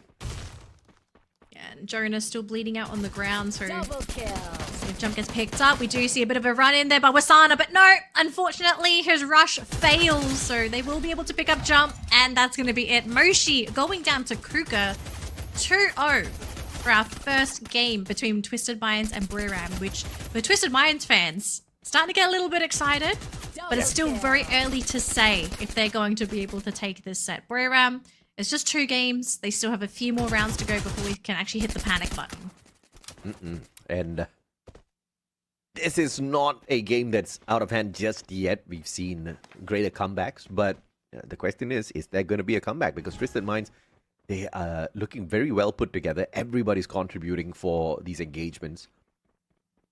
And Cougar running the coda is just as effective as having the Bass run on that chrono, because that's exactly what his aggression needs. He doesn't need backup. He just needs to be able to protect himself in a sticky little situation. Get high! He's looking for one, but Zenzi finds him with the power ball from afar. Yeah, so Wasana was able to catch out Zenzi, unfortunately. So 3 versus 3 matchup here for both of these teams. Back to equalizer. Although Kruger is running a little bit low, going to try and go for a 1v1 against Moshi, but just did not have the health to survive. So Moshi finishing off Kruger. Jump is here to provide that cover fire, but I want to be careful. You're still dealing with that sniper from Buriram, and that's going to be it. Buriram grabbed their first win in round 3 against Twisted Minds. And of course, this is what you do expect out of Buriram. The capability to turn things around when they can buy something. So they dropped the ball on the first round, and obviously the second round was a sell. They didn't really go all out with the purchases, so that allowed them to at least buy decent enough equipment for round number 3, and now they are fully decked out for this 4th round, looking for that equalizer. The Bass again, looking for a very aggressive play and gets tagged up from afar. Good shot from Moshi. Yeah, Moshi, very, very skilled player in terms of getting those initial chips. And Kruger caught up by Jonah, actually, thanks to a grenade. And all of a sudden, the Twisted Minds going to be in a bit of a pickle here because they have lost one of the damage dealers. Bass gets picked up on the side. Sensi and Jump having to try and go for the fight. But Wasana taking out the Jump as well. And Twisted Minds dropping the ball. This set is about to be equalized 2-2. And it's about to be a clean round as well. No knocks, no eliminations. Buriram, this game is just getting started. Yeah, I think that was a brilliant play by Buriram. Initially with the knock by Jonah on the grenade, found Cougar. And you saw Get High get really close to Cougar, who was already knocked. And that was the information Cougar gave back to the rest of his team members. When they tried to fall back, you saw the flank come through from Wasana. That was just too beautiful of an execution. Buriram United Esports, I mean, world champs for a good reason there. And I think Twisted Minds realizing they just had the appetizer for this full Buriram United Esports main meal. So I hope they're ready for this, because Buriram are going to be coming at them. Great time turner there to just ensure that the Bass doesn't get picked off, but that means no more time turner for any other pushes until it's come off cooldown. So I think Twisted Minds, you can see they're very cautious now. Get High though has been caught by Kruger. Very big knock. The Lul is still up though. But Wasana trying to fend off the Bass. Next person to be picked off. Now it's just Moshi and Jonah. And Twisted Minds, just because of that one knock, it allowed them to just bust the doors wide open and fight into Buriram. And for Jonah and Moshi, I mean, it's your sniper and your support player left to try and fend the game. Jump gets picked up by Jonah though, but the Bass is there to help his teammate out. Will be able to get the pick up too. Leaving Moshi all on his own. Kruger though, losing in that sniper versus sniper matchup, and will get picked off though. So yes, Buriram, they do lose the round, but at least they managed to grab somebody before they dropped the ball. But Twisted Mind's going to be very happy with that, thanks to Kruger, who was able to sort of set everything up for the team. This is the kind of round you definitely won, because it was the fight for the cyber airdrop. And although Buriram was there, Get High desperately tried to claim the point for Buriram, and he faltered. No backup on Get High at that point of time as he got shot down. And Twisted Minds continued to run away with the pressure. And of course, 2 of the cyber points on their side now. Twisted Minds are going to be pretty monstrous. They managed to secure yet another. This time, high ground advantage potentially here for Buriram as they send 2 players straight to the top instantly. But look at Zenzi. Zenzi's going to play at the very top of the ship, but I don't know if you want that kind of elevation here with so much cover under the ship as well. Jonah going to go for a big wrap around with the Bass. First one to get picked up there by Get High. Beautiful takedown. And look at how low everyone is. Cougar then jump, leaving Zenzi alone. On Santa Catarina, it's going to be Buriram United. We're back to 3 apiece. I mean, they feel right at home. They love playing Santa Catarina. They know it like the back of their hands, and you saw out of the movements. But the engagement by Jonah, very aggressive, had the M1887, and did not think twice at all. And of course, he was assisted with the fact that Bass didn't even look behind as he ran past Jonah. So a little bit of a drop in terms of attention span in that equation led to the demise of the player instantly. But of course, the rest of them also falling one after the other like dominoes. 3-3, we are all equal here, Danny. All equal, but Mammoth is going to be the decider on who takes the lead. And nobody likes playing on Mammoth, unfortunately. It's just such a finicky map. But you can see right now Twisted Minds wanting to play with the elevation, but for Buriram, they want to play on the low ground. And we see many times that if a team playing on the high ground takes too much damage and they're forced to have to try and find a way down to the low ground, generally they get picked off before they can even hit the ground. So yep. Buriram, they're making a very bold call, but so far it might work in their favor as Jump gets caught. It looks like they're going to be getting Get High in the process, but the Bass having to fight Jonah, who wants to try and pick up his teammate. Jonah, though, taking too much damage, going to be picked off. And Buriram left with Wasana and Moshi to pick up the pieces against 3 players on Twisted Minds. Wasana and Moshi should be able to clutch this out, but there's all dependent on Moshi finding this next tag. Oh, the blue zone's coming. Of the position of Zenzi players. Oh, there you go. Wasana with that backstab, looking for Zenzi, but very smart of Zenzi to quickly reposition as well. Hopping on to a little bit of a lower ground, putting Wasana at a disadvantage. Spots out the back of Cougar, who makes one mistake. Gets tagged up all over, spotted out again. Wasana led to outside the circle this time around, and Zenzi on the opposite side. Moshi fighting Cougar. Bass pulls out the time turn in a timely manner, and Zenzi finds the finisher. That's a decent teamwork out of Twisted Minds. Oh man, if Wasana got the drop there originally onto Cougar, I think that would have been a very possible game for them to win. It was just failing to get that snipe. He wasted so many resources to catch a player, was unsuccessful, and then he tried to jump onto, was it the Bass, which up there, when he has a glue wall and you don't, it's just a very unfair matchup. So Twisted Minds now leading the charge 4-3 going into round 8. Buriram, if they win this, they can tie this back up 4 apiece, but if Twisted Minds win this one, they're going to be putting themselves into match point, which is what they need in a game up against Buriram. So already both teams sending their rushers in to start the fight. Jump in the Bass going up against Get High and Wasana. And the chrono was really the game changer there. Yes. And it wasn't even the one that got the knock. It was just the distraction, and Zenzi got the job done. So positioning supremacy in that past round. But now if you look here, Jonah playing with fire and gets burned. Zenzi finding the connection from afar. And just like that, Get High dropped as well. Wasana did manage to find Cougar, but they trade each other out at the same time. And match point for Twisted Minds. Big for Buriram United fans. Match point for Twisted Minds, and Buriram, to win this, they have to win the next 3 games back to back. So a big task now set in motion here for Buriram. They can absolutely make it happen. We've seen this before where teams are at match point and Buriram can make a comeback happen. But at the same time, they can't afford to make these small misplays against Twisted Minds. Because I have to say, Twisted Minds, they are capitalizing on some of these small plays that Buriram are just not making right. And onto Refinery, lots of natural cover, lots of places for these teams to hide, but they have to be careful. So careful. And the team, a little bit split. Gonna be sending Get High in first here for Buriram to see if they can try and find that opening. The Bass, the glue wall is gonna be deployed. Both teams stuck in a small coliseum. Nobody down as of yet. I don't know how these players survive, but now we finally see the drops. The jump, Jonah, Get High, and the Bass all on the ground. There's a 2v2, Wasana and Moshi versus Koga and Zenzi. And that was a brilliant snipe by Zenzi. Riptide Rhythm breaking down those defenses and finding Wasana in the perfect moment before he could pick up any one of his buddies, leaving Moshi all alone in a 1v3.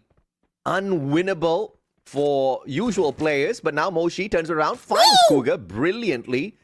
Not even with a headshot there. Bass now, the next one on the line. Throws the Riptide Rhythm straight towards Moshi, who pulls out the M1887. Going up against the Trogon. Moshi just needs one bump, but it's a 2v1, and Zenzi wraps up game 1 for Twisted. And Twisted Minds, a sigh of relief as they survive the first game up against Buriram. All they need to do now is to win this next one so that they can keep themselves in the tournament. But for Buriram United, they got to win the next 2 games. They have to survive game number 2 and they have to take it, and they have to push and win a game number 3. So all of a sudden, things are heating up here in the lower bracket. But I think the most important thing here is Twisted Minds. I think they're just feeling happy that they survived. You know, I think they questioned, guys, we're going our first round against Buriram or Kalahari. I don't know if we can make it, but they looked pretty dang good. You know, they didn't look too snazzy. I think there were a couple times when we thought like, oh no, is this Buriram making a comeback happen? But the recovery from Twisted Minds was great. Really, really great recovery. Yeah, I don't disagree with that at all. I think they played that out very well. The Bass this time, so much more disciplined, and he brought in the right skill, right? Yes. The time turner is just perfect for the aggressive ways of the Bass, and he managed to be that one distraction, and he enabled Zenzi throughout the whole game. I think that was a huge factor. Zenzi barely needed to do anything. When you've got someone as crazy as the Bass running out in the open, he's definitely going to tempt the players of Buriram to at least look for that extra opportunity by taking down a player, and that just backfired time and time again.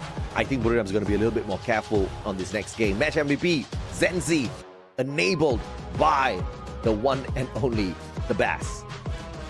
Chrono ban? Are we maybe going to be seeing this in the next game? Because I don't think it's a bad idea, honestly, for Buriram, right? Just remove the Chrono, and then all of a sudden the Bass he's going to have to look for other options in terms of what he's going to be able to play. Let me just double check. For round 2, it's going to be first ban Twisted Minds. So Twisted Minds will be able to get first pick, and it's going to be next Terra as well. So Chrono, I kind of feel like this has to be a Chrono ban for Buriram for game number 2, because they don't get first pick. Yeah, I totally agree with you. I think the biggest factor in that previous game was the Chrono, right? And the Bass still actually walks away with 8 eliminations and 4 assists. Yeah. That's not too shabby at all, but of course, outshined by Zenzi's 9 eliminations and 13 assists. Buriram really got outshined this time, no doubt at all. But what we'd see in the previous matchup against Virtus.pro, which is decent teamwork, you start to see it now. And that's the kind of warm-up. So if you're going to take an L against Virtus.pro just to learn enough to beat down Buriram, I think it's worth it. Yeah. Look, okay, I want to hear your thoughts here, AJ. What are the odds, just based off of this game number 1, that we could see Twisted Minds 2-0ing Buriram? Very low. Very low? Okay. Okay. Respect. Yeah, I don't think they were going crazy just yet. I think they did take the game a tad bit lightly. And of course, I think there's just so much more room for them to play a more careful game, right? I think they were rushing just like what Twisted Minds was doing in the previous game. And I think that's not needed.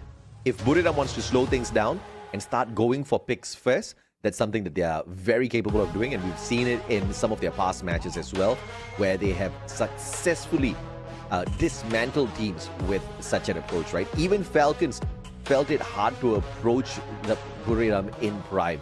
And Virtus.pro themselves have lost to Buriram, and it seemed like an effortless matchup. So this should be in the bag.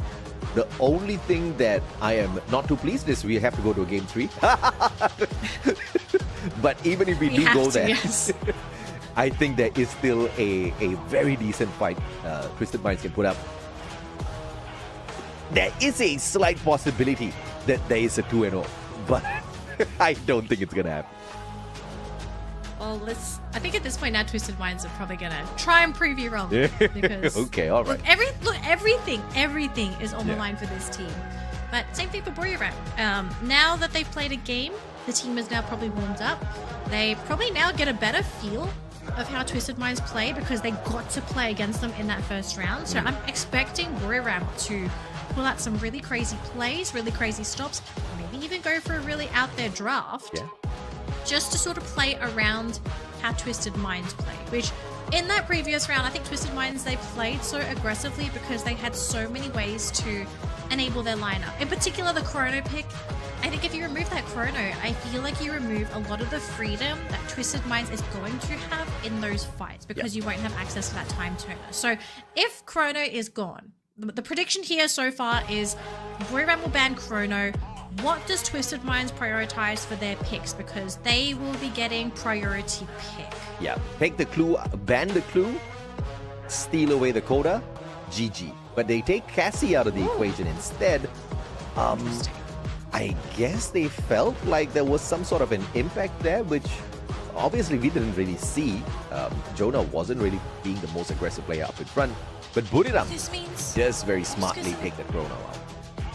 Oscar's available, Santino's available, Yeah. Zane's available. There's so many characters available. I wonder if Buriram did this on purpose and say, okay, we're going to let all of the crazy things through if you are going to ban the Cassie. So the Chrono is gone, but now Twisted Minds are thinking, okay, what do we go for as our next go-to pick for the Bass?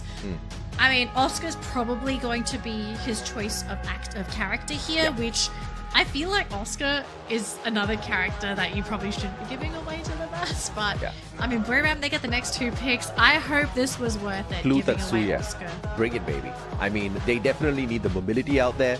Zane is a fine pick as well, but they Santino. go total opposite. Okay, all right. So it looks like Moshi wants to get involved in some of these more aggressive gunfights as well. I'll welcome them. I agree. I think I'm all for it. I think he's also realizing that he can't really sit idle either. But you also need to be prepared, right? You're going for Zane Santino. You leave Ignis, you leave Coda in the pool. Okay, the thing is, if Moshi is playing the Santino, what is going to be the vision providing tool inside of Buriram? Because what's available? We still have Clue, Homer if you really wanted to, but outside of those two, is there anything else you can really pick? Because Code has been picked up by Twisted Minds. Let's see. They have to bring in the Clue. There's no doubt. And Is it opportunity. Jonah Clue then? Yeah, there's Jonah Clue, Moshi Santino? Yeah, highly probable.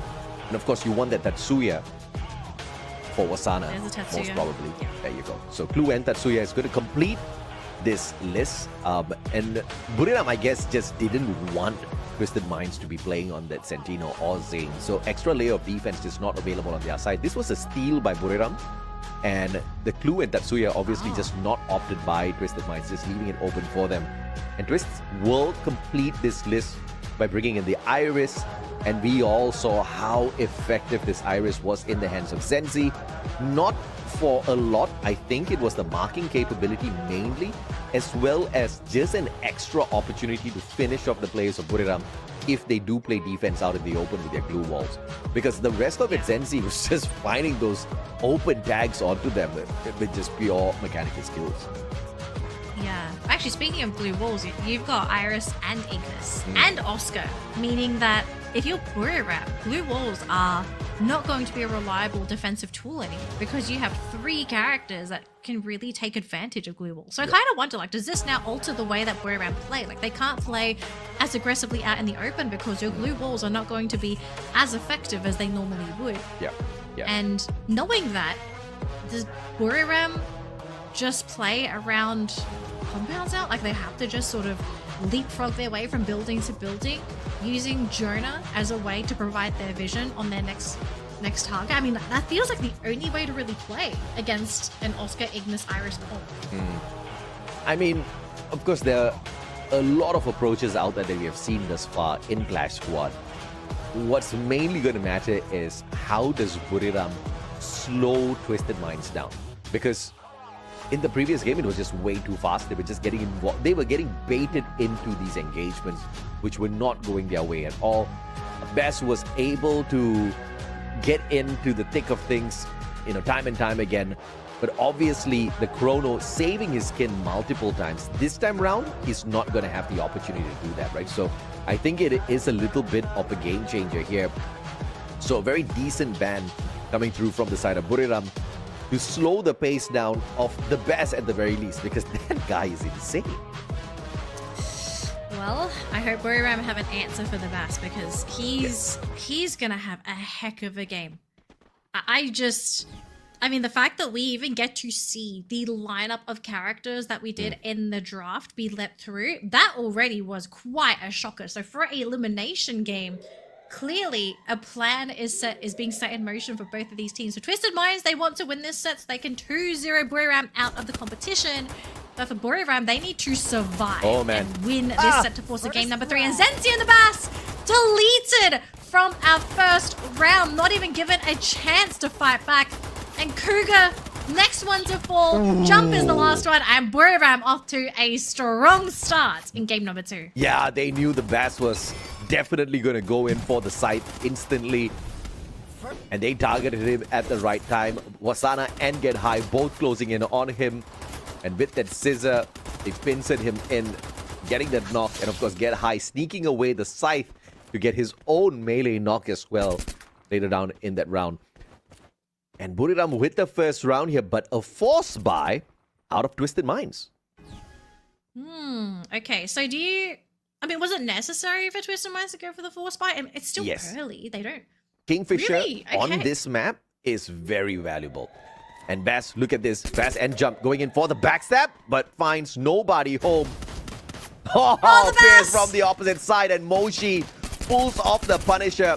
All thanks to the Sentino. That's one of the best users of the Sentino that we've seen in a long, long time. And Cougar is the last man standing for Twisted Minds.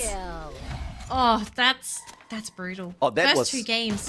That was just a brilliant fight. Moshi initially leaving his clone right behind the tree, and then taking the portal to the opposite side, gets chased down, transports himself back, teleports all the way back, and then has the advantage to pre-aim at the portal.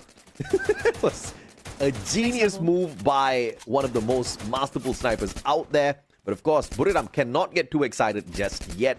But Twisted Minds did force their way through with the purchases earlier, which means there's a high probability they just don't have enough resources for this third round. Well, maybe they don't need the resources. Maybe it comes down to skill, you know? And already Jump and the Bass, they want to claim that cyber airdrop, and already looking to go for that very, very strong push into Buriram. And look at the health bars, the difference between the two. Wasana, Moshi, already below half health. Jump is dropping quite low, same as the Bass, but the smoke screen is absolutely not helping. And now the health bars on the side of Twisted Minds. Their health is waning. Cougar is on the ground. Get High trying to get behind them. Wasana going to be the next player to hit the ground. The scythe coming into play. Get High wanting to take the round himself. He says, you thought you had fun with the scythe. It is my turn. The Bass just not having it at this point, but nothing he can do. He bled out. Zenzi the final one shut down. But of course, I expected that to happen. But valiant effort by Twisted Minds. They wanted to play for the cyber airdrop. They knew that they will be able to get a level 3 gun out of it. And they wanted to just bet everything on that move. Obviously, I understand where they're coming from, since they just really didn't have the kind of money to do anything in that round through their weapons. But of course, that kind of got burnt down instantly with Buriram fully decked out. And on top of that, they do get the first cyber point for themselves as well. But this is where I'm going to start expecting a comeback from Twisted Minds. Look, if this comeback does not happen now, it might happen a little bit too late, because you're 3 games behind. So Twisted Minds, if they have something up their sleeve, it's time to whip it out. Wasana and Moshi not looking too happy themselves. They will be able to heal back up though. And Cougar shot down by Moshi. Already down a player. The Bass dropping very low as well, jumping into a gunfight. Will be gunned down by Wasana. And it might just be a GG here, AJ. Yeah, Jump and Zenzi, last 2 players standing. I mean, they can probably just grab as much as they can, right? Yeah. Try and grab a elimination. Probably not going to win the round unless they pull magic out of the Magician's Hat, which I don't think they have a Magician's Hat this round. Oh boy. I think the valiant dash by the Bass earlier is really not the right timing. didn't really have much information before he played it, and Wasana, what a beautiful jump, a round jump himself. Zenzi is just going to get cornered, flanked out by 3 players at the same time, and that's round 4 for Buriram, and this is what I expected actually out of game number 1. Okay, here's the concern here, AJ.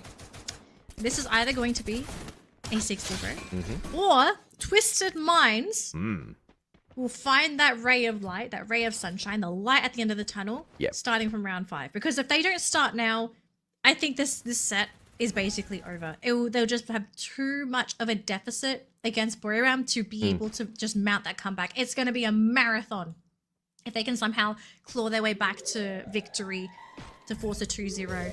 So Twisted Minds split up. Also realizing that they are at a very big disadvantage. They have to sort of play very aggressively here and get high. Caught by Kruger.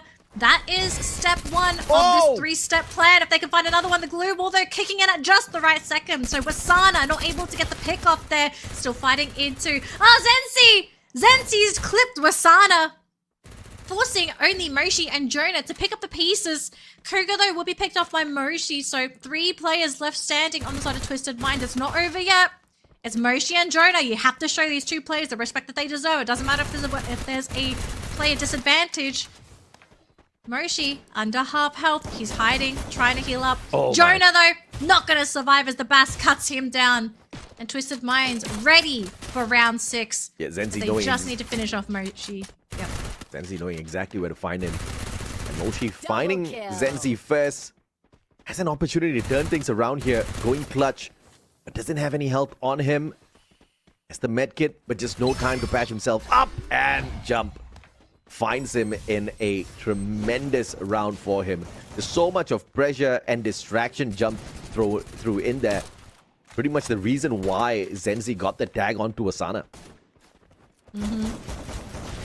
So Twisted Mind showing signs of life, but this is only the beginning. They still have a very long way to go to even equalize and, goodness, even take over Buriram United. They have to win 4 games back-to-back if they want to force a match point for themselves. So hopefully this is just the beginning of their comeback plan. They need to win this game. Otherwise, Buriram themselves will be put at match point, and we could be looking at that game number 3. So look at this angle of approach from Twisted Minds, really spreading out, trying to find their angle of approach. And Buriram actually quite grouped up as a team, so looking to play quite defensive and sort of defend their way to victory.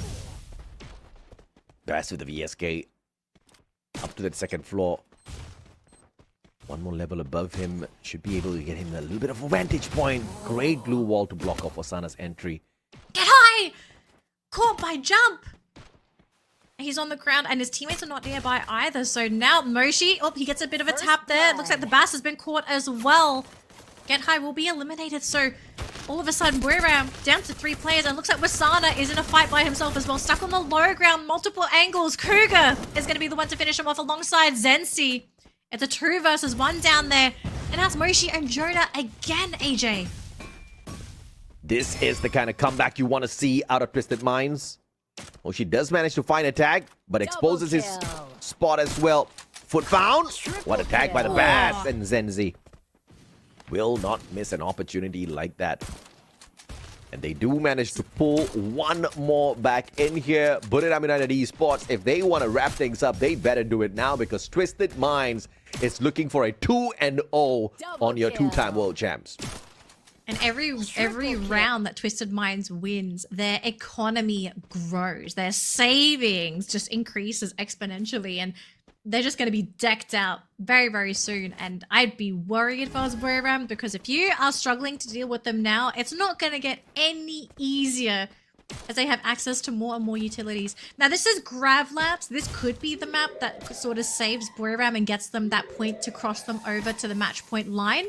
But also, I think Twisted Minds also know that they're in a bit of a weird spot too. Oh, get high. Very, very low. And the Bass gets him. First blood. Gets him with the melee as well. But Zenzi also going to be hitting the floor. Jonah, though, has also been caught.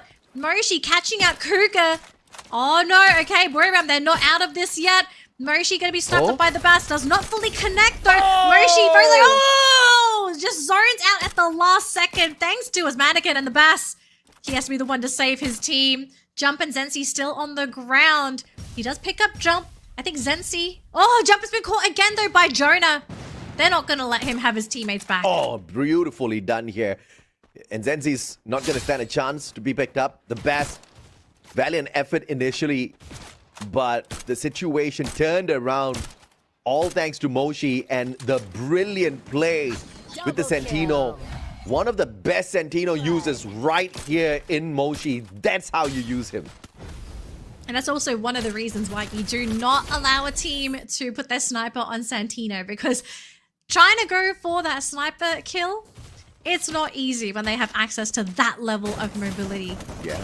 So Twisted Minds, they looked really good in those previous 2 rounds, but now Buriram picking up that win puts them at match point to win the entire round and force a full-on game number 3 of this best of 3 series. Our first full 3 game if they're able to cross that finish line. Whoa, look at those shots though. Already flying at Twisted Minds. Already Kruger at half health and Jump already taking a little bit of damage there. So you can see Buriram, they want to end this now. They sure Kruger. as hell want to. What a shot by Kruger. Moshi. The Bass looking for the backstab. Moshi making sure he gets taken out of the equation. Zenzi in a sticky situation here. Bass catching up with him. And get high with the Jonah. smoke. Gets away in the thick of the action against the Bass. Already tagged up and the M590 finds him. Get high, gets his revenge. Not with a melee though. Still have Zensi and the Jump holding the fort here. Get high hits the floor, so it's going to be 2 versus 2, but Buriram looking very healthy here as Zensi gets cut down by Wasana. It's a 1-for-1 though, so now it's going to be Moshi versus Jump. But Moshi, can he get in a position to pick up his teammate? Wasana is on the Nicely ground. done. Oh, there we go. Twisted Minds get their 3rd win, and Buriram still stuck at match point. So the game's not over yet, but oh boy, that round was very, very close, AJ. Yeah, and of course, Jump kind of anticipating the flank around from Moshi because obviously he could not take a straightforward pathing in here because of the position where Wasana was crawling around. And Jump just had the presence of mind and of course managed to pick up his buddy in the right amount of time before he could go in for that spray to still keep Twisted Minds alive and hold Buriram to this match point. But we need 3 rounds in a row from Twisted Minds against Buriram. Is that even a possibility, Bass? Very smart with the Steffi usage early on as he moves on down towards the middle of the map. And Wasana, what a nasty shot. Oh, wow. What a shot already. Putting Twisted Minds at a numbers disadvantage. And he's going to keep on sniping from that rooftop. Going to try and go for another one. Oh, there's Bass. There he goes. And that's it. Buriram says, okay, guys, fun is over. We are taking this game. We're going to game number 3. We are not ready to be eliminated. Can we see more VSK action from Wasana, please? Because that was that was just way too good. I mean, man wasn't just hitting the VSK quick aims, but also with the jump shots. Now he's thinking that he's got the iris. He doesn't. He's not going to be able to do much. But with the shoulder boost, 1 jump shot should be able to put this to an end. Zenzi right up on top. Wasana with the teaser, get high, trying to scratch and claw his way up as well. And what a tag by Jonah the moment he arrived. Oh man, Zenzi. Still so low, still so cautious. He will heal himself back up. It would be crazy if somehow Zenzi by himself is able to bring this game back. Should not happen against 3 players, but anything could happen in a game of Clash Squad. I And mean, Zenzi back to healing again. It's just a matter of time before the circle kind of forces him He off just here. needs a 1-tap. He just needs a 1-tap. Just anybody, just 1-tap somebody, please. Oi. Zenzi, Well, gets he Wasana. one-tapped him. There's Jonah. Okay, Jonah's gonna go for the pickup onto Wasana. Get high's got Oh 1 jump! la la! There goes Get High! Oh, Jonah! Jonah's still there. Zenzi! Zenzi did it! He did it! Zenzi! 3 headshots in a row, doing the impossible! Oh my gosh! My God! And I told you, this guy doesn't use the iris at all. My goodness, what a play! Jeez. Oh my gosh. I didn't think it was I did not think it was possible. If they lose this Buriram, gosh. it would be that round that broke them. Twisted Minds, 2 rounds away from not just making a comeback, but ending the run of Buriram in this Clash Squad competition. Buriram need to start choreographing the movie Zenzi Must Die, because after what happened, he must not live in this game. They need to win this. Otherwise, it's going to be match point for both teams. And I don't know if Buriram can take that mentally, because that round was just so absurd. So Twisted Minds reinvigorated after Zenzi's masterful play on round 9. The shots are there. Zenzi dropping quite low himself, but Get High is going to be the one to lose that matchup. And oh my gosh, are we witnessing the downfall of Buriram? Kruger goes down, but Wasana is the next one to fall as well, leaving Moshi and Jonah again. And we've seen every single time, if it's Moshi and Jonah left, they normally, unfortunately, lose this matchup. There goes Moshi, and it's just Jonah again, all on his own. Welcome to round 11, says Twisted Minds. And Twisted Minds will bring themselves to series point after holding Buriram here for the longest of time. Double kill. Bye-bye, says Zenzi, the guy who clutched it out in the 1v3. Sure has held the MVP in this game. If, of course, they walk away with the victory in this next round. Max money, everybody's got it, but Twisted Minds got the Cyber Airdrop store on their side to give them that extra edge. The level 4 vest, now it comes out to play.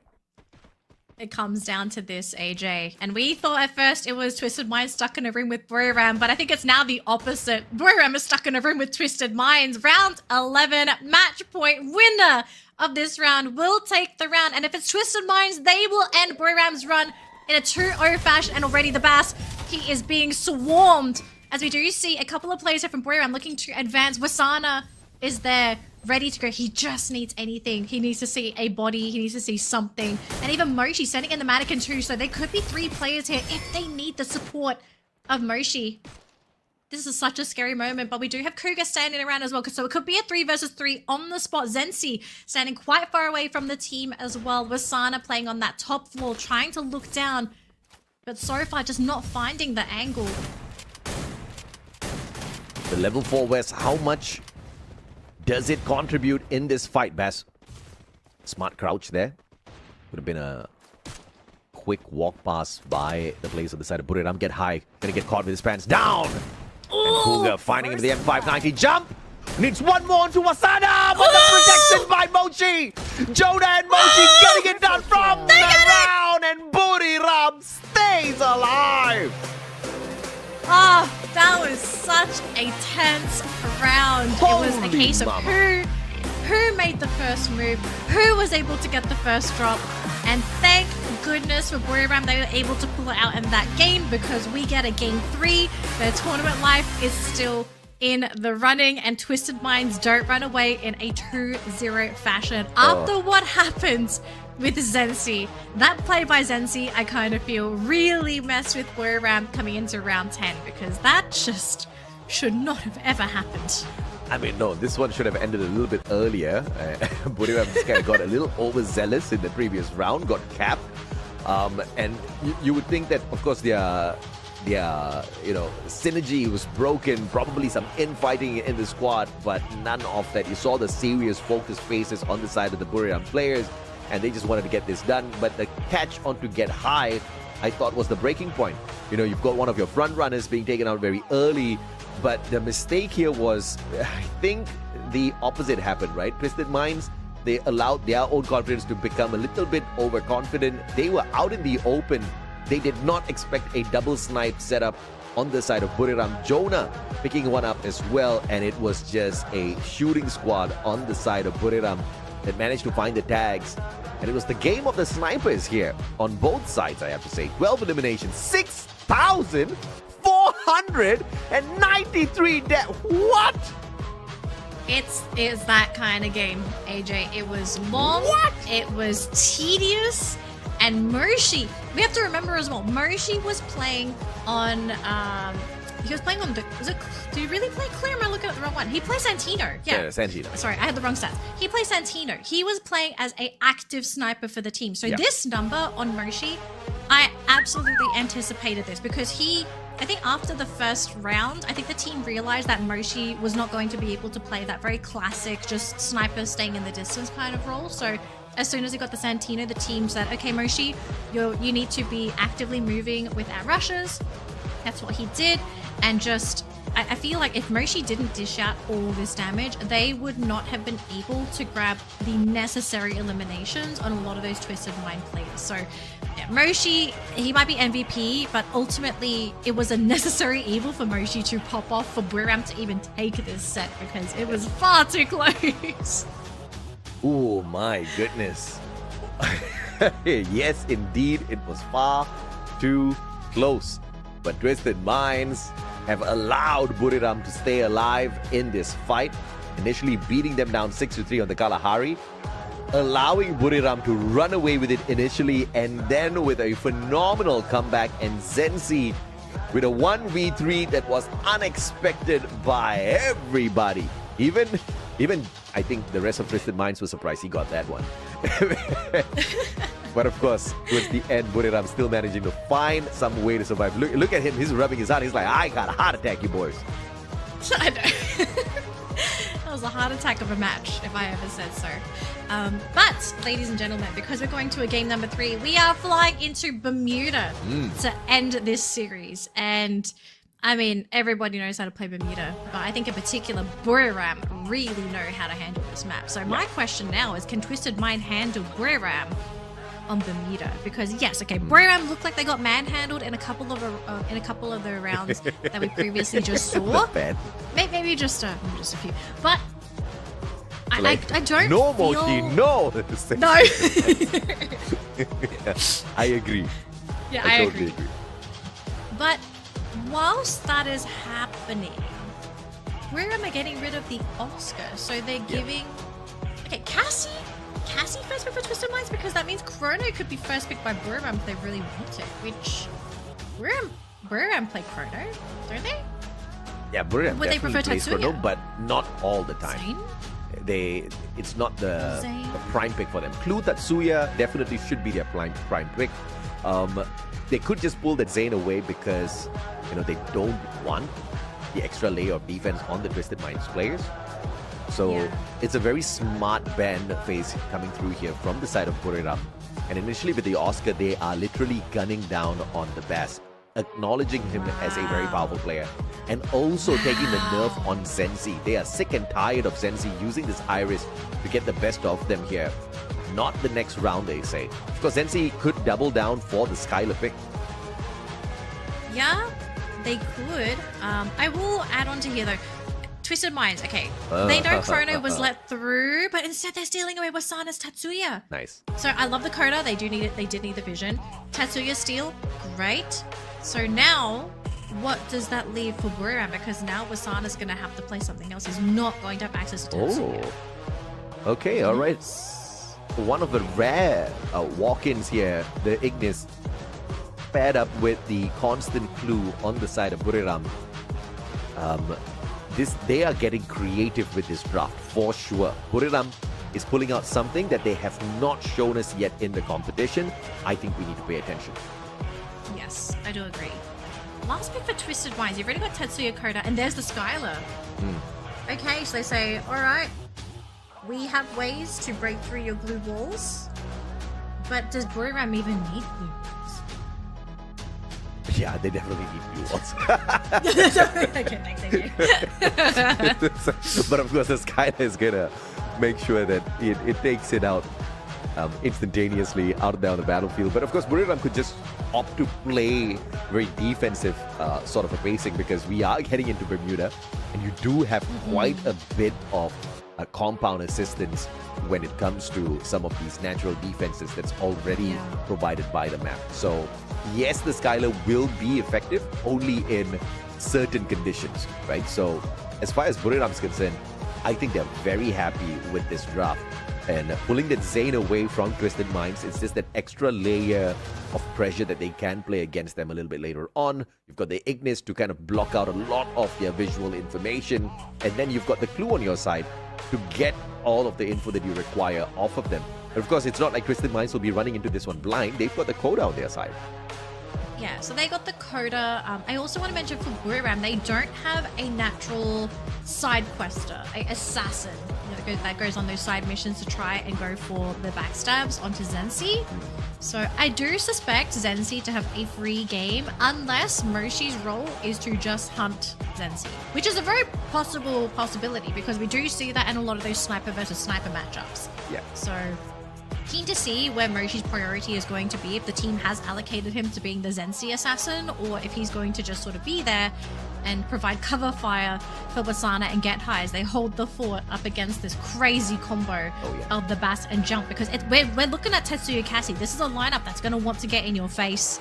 And aside from Wasana, that's really it on the side of Buriram that's going to be able to sort of stay toe-to-toe with the Cassie Tatsuya lineup. Like, Get High, there's only so much that you're going to be able to do as that Ignis. Once they get on top of you, that is basically it. And once you have no Flame Barrage, you're a bit of a sitting duck too. So... no doubt at all, I think perfect assessments there. But it's now, of course, down to the execution. Wasana, a little nervous with his own performance, but nothing a little bit of a prayer can't solve. And of course, a can of Red Bull that they need to crack open. They're psyching themselves up for a good reason here, Buriram, because Twisted Minds have been giving them a rough time out there on the battlefield. And they are not used to this.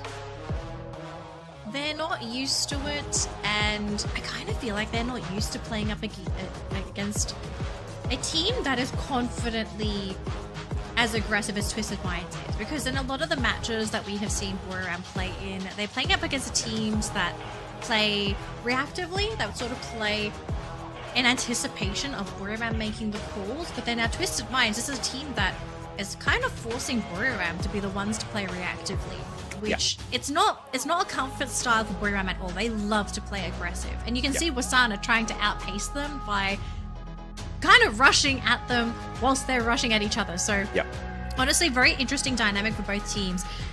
In the case of this round, though, I have to say Twisted Minds, their lineup is looking much better at running into Buriram than it is Buriram into Twisted Minds. So with that in mind, like, I suspect Buriram to make a massive change in how this team plays, but how would you change up the play style to be ready to receive Twisted Minds? Because you're dealing with a Cassie, you have the Bass on Tatsuya, and we know how crazy the Bass can be as the rusher on this team. And then you also have to be wary of Cougar, where you could be busy trying to just juke, jump in the Bass, but then Cougar comes in and he pops your head off too. So where are you going to be safest going up against this team? And look at that, right? Wasana, this one-man show against Twisted Minds, rushing at the whole team. Yeah, that's not going to work out at all.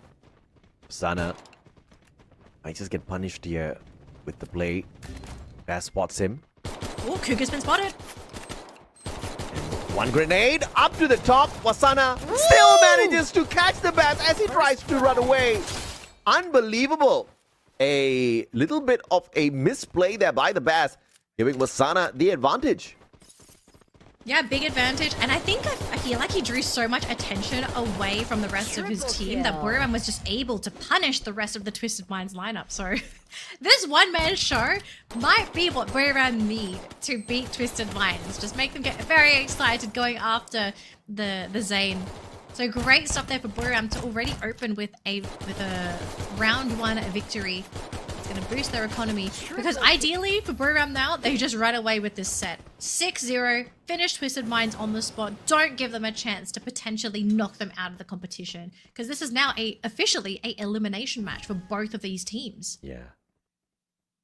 And of course, this is a prime Jonah who's heated, looking for the eliminations, walking away with 3 in the previous round.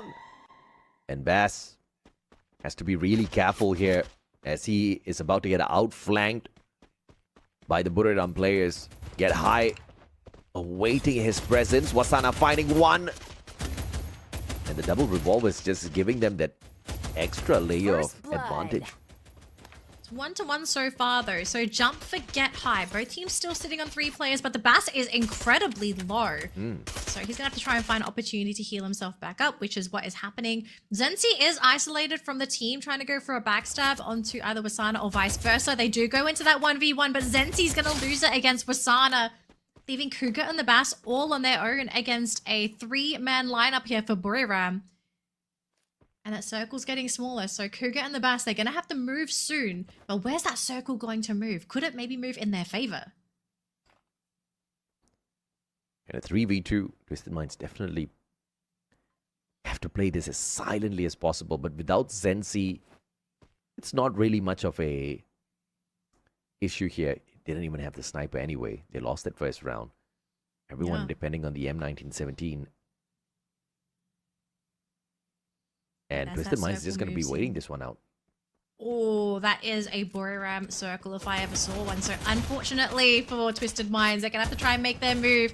The Bass is on the low ground, pops his 2 glue walls to defend himself. Wasana does reposition though, leaving Cougar and the Bass. Oh, but the side snipes there by Wasana, catching him out. They will go for a trade, but who cares? Buriram takes round number 2. Fantastically executed here by Buriram. Just a game of patience, not rushing. Like when they dropped the ball in the game 2. And this is exactly what we want to see out of them. But of course, Twisted Minds, they are now just biding their time. Waiting to collect that money. But of course, not second guessing themselves. Forcing their way through here on this 3rd round. Buriram's about to be caught by surprise if they are anticipating a slow approach from Buriram. And of course, Cyber Airdrop is going to be dragging both teams aggressively to the center. We already have the original Flame Mirage being thrown out. There's the 2nd wave, and Wasana so far going to be camping out that spot. It's only the Bass there though up against Wasana. Going to go for the jump. Wasana though loses that 1v1. The Bass is going to take that one. So all of a sudden, no more Zane on the side of Buriram, and this might just leave the rest of the team exposed. Get high as there. He pops the Bass though. That's a pretty big pick, but he loses half his health pool in exchange. But now I think the whole rest of the team will pay with their lives as Jonah, last man standing, and Twisted Minds will take round number 3. This is not the first time this team has had a bit of a slow start to this set, and already showing off their prowess in round 3, and they will recover some decent money for winning this round 2. Yeah, perfectly done here. Perfectly executed by Twisted Minds. Not a round where they were very rich, but they made it work. And of course, the Bass delivering when he was most needed by the squad. And now Buriram United Esports. They did manage to sneak away the Cyber Point earlier, so in that factor, it was a decent win. Wasana not tagged up by that ice grenade. Bass, though, can't say the same. Still goes in for the approach here. Tagging up Wasana. And this time, the Deep Freeze will get the damage and almost taking out Wasana. Yeah, they take out half of Wasana's health, and looks like the rest of the team will be able to protect him. Look at this glue wall city here, AJ. They will use the Riptide Rhythm to break down a few, but they didn't expose any of the Buriram players, so they're going to have to wait for that to come off cooldown. And now Buriram going to be the ones to play patient and maybe hope that Twisted Minds run into them.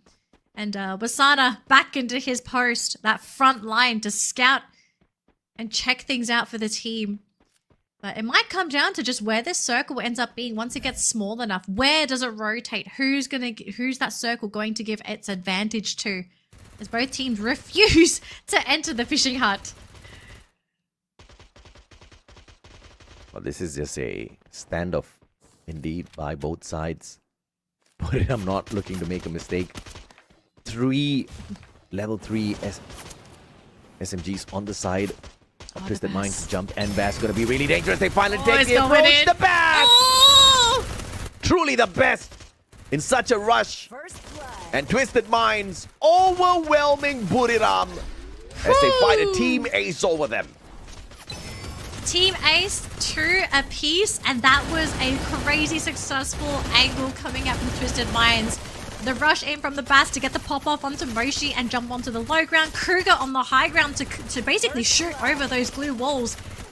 Beautiful stuff there from Twisted Minds. They are thinking next level in that matchup. And all of a sudden, I think Buriram are now realizing this game is suddenly not going to be a cakewalk. This is going to be a battle till the death. And Twisted Minds, they're going to make Buriram feel very small if they're going to be able to take round number 5. Now, I still recall Buriram playing against WAG on this particular map, and they lost the original qualification slot here. So if Buriram want to win this, they can't get stuck playing with the elevation. Still playing on the low ground though. Twisted Minds getting some critical damage, catching out Jonah and get high. Wasana trying to fight up against the Bass, but there's just too many glue walls, and from the back they get Wasana. And Moshi, last man standing, will be pipped off in just a second. And Twisted Minds, they now accumulate a 1-point lead over Buriram. As soon as they take out Moshi, this man does not want to go down. Oh, the best is just literally the best. He is truly instrumental in the downfall of Buriram here. Just playing it so annoying, baiting out Wasana time and time again. Wasana just not able to find the finisher. And then everybody else is ganging up on Wasana, shutting them down. Initially, Zenzi finding Get High as well, making sure the best is not caught out. My goodness. Now, Twisted Minds, they have the lead in this final game. They have their lead, but it's just one game. It's just 1 point, AJ. It can absolutely equalize. Buriram is able to win this round, tie at 3 apiece. But the dream here for Twisted Minds, they start running away with the entire game from round 6 onwards. They're just trying to find that angle of approach. Can they catch someone? Can they clip anybody? And so far, Wasana not looking too healthy himself, trying to go after Zenzi, it seems. Still trying to go for the rush. Zenzi almost down, but a glue wall saving his life. In the backlines, though, Kruger has been picked off. Wasana is on the ground. Not quite knocked out as of yet, though. And Moshi looking to go for the pickup. Jonah is there hiding behind that glue wall. The Bass trying to go for that second pickoff. Wow. Moshi is still there. They do manage to catch him. But the Bass, is he going to get punished for it? Jump in the meantime, though, has been caught. Wasana still on the ground. It's Jonah and Moshi against Zenzi and the Bass. Oh no. This deadly matchup. And the Bass, he's trying to find the shot, AJ. They put a crossfire here. Buriram through Jonah and Moshi, but the Bass with the Tatsuya on their side. Zenzi, what a reply with him! And Jonah, the distraction, clutches out the round. Captain Jonah making sure Twisted Minds doesn't run away with this, but the Bass, come on. He literally is so irritating out there to deal with. He just refuses to fall. Man, this is such a tense matchup, but thank goodness Captain Jonah keeping the team together. It's 3 apiece, AJ. The lead is now officially gone. It could go either way here. But my, oh my, Twisted Minds. Yes, they lost that previous round, but they were so close to being able to take that set. They're making Buriram sweat bullets. Both of these teams are going to be a couple kilos lighter once this game is over, but my goodness. And again, back to their crazy shenanigans. The Bass opening things up here with Jump and Wasana and Get High. It's going to be up to them to create that space for their team. But look at this. Jonah looking to go for a very wide wraparound to try and catch Zenzi. But Zenzi's on that rooftop. Wasana and Get High have hit the floor. But Kruger is going to go down thanks to Moshi. So it's back to Jonah and Moshi. But it's up against 3 players. Jump, Zenzi, and the Bass. It's going to be very difficult. Not impossible, but if Jonah gets taken out, that might just be it here for Buriram. Another round going in favor of Twisted Minds. And yep, there goes Captain Jonah. And Moshi, yet again, all on his own. Oh my goodness me. Moshi hasn't been super effective in this fight at all in this third game.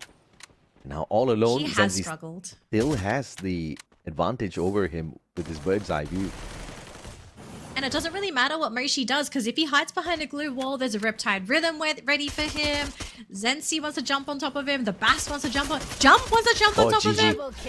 Yeah, so there we go. Moshi taken out, and that's going to be another point for Twisted Minds. 4-3. And again, Buriram is going to be put into a position where they have to play catch-up. how are they going to fight through this one? Double kill. Buriram United. Unbelievable. But this is exactly what Twisted Minds needs to do. Pile on the pressure. Throw the bass out there. My God, this guy. So annoyingly effective. Confusing Buriram United and the front lines. Gedai and Wasana this time splitting up. Not wanting to get caught in the mess that the bass brings to them. Yeah, but the only downside is that if Wasana gets picked up, he's not going to have any support. And look at this Moshi already being gummed down by the bass. He wants him so badly. And here comes the support. Get high though! Caught by Kruger. That's a huge one. Now jumping onto the low ground. Moshi gonna hit the floor. The bass gets caught too, but doesn't really matter. The sniper is gone. Jonah is down. It's just Wasana. In a 1v3, can he pick up his captain? Zenzi right at the back. Wasana trying to finish him off, but he's just wasting Wasana's time. Zenzi throws out the Riptide Rhythm, breaking down the glue walls. Wasana does the 180, but Zenzi finds the finisher, and now series point for Twisted Minds. Series point, match point, tournament life point, everything is do or die for Buriram United Esports. From here on out, any single loss will eliminate them from the tournament. Whereas for Twisted Minds, they've just got to win one more game and they get to stay in the tournament, and they would have knocked out Buriram from the entire tournament. Oh boy, it might be everything coming down to this round here, AJ. Round 9 out of 11. Let's see if Buriram can drag this to round 10. How are they going to do this though? Wasana right in front this time around. Bass going in, finding the chase and finding the back of Wasana as well. Oh my lord! The connection on to get high, unexpected. Can he get a third?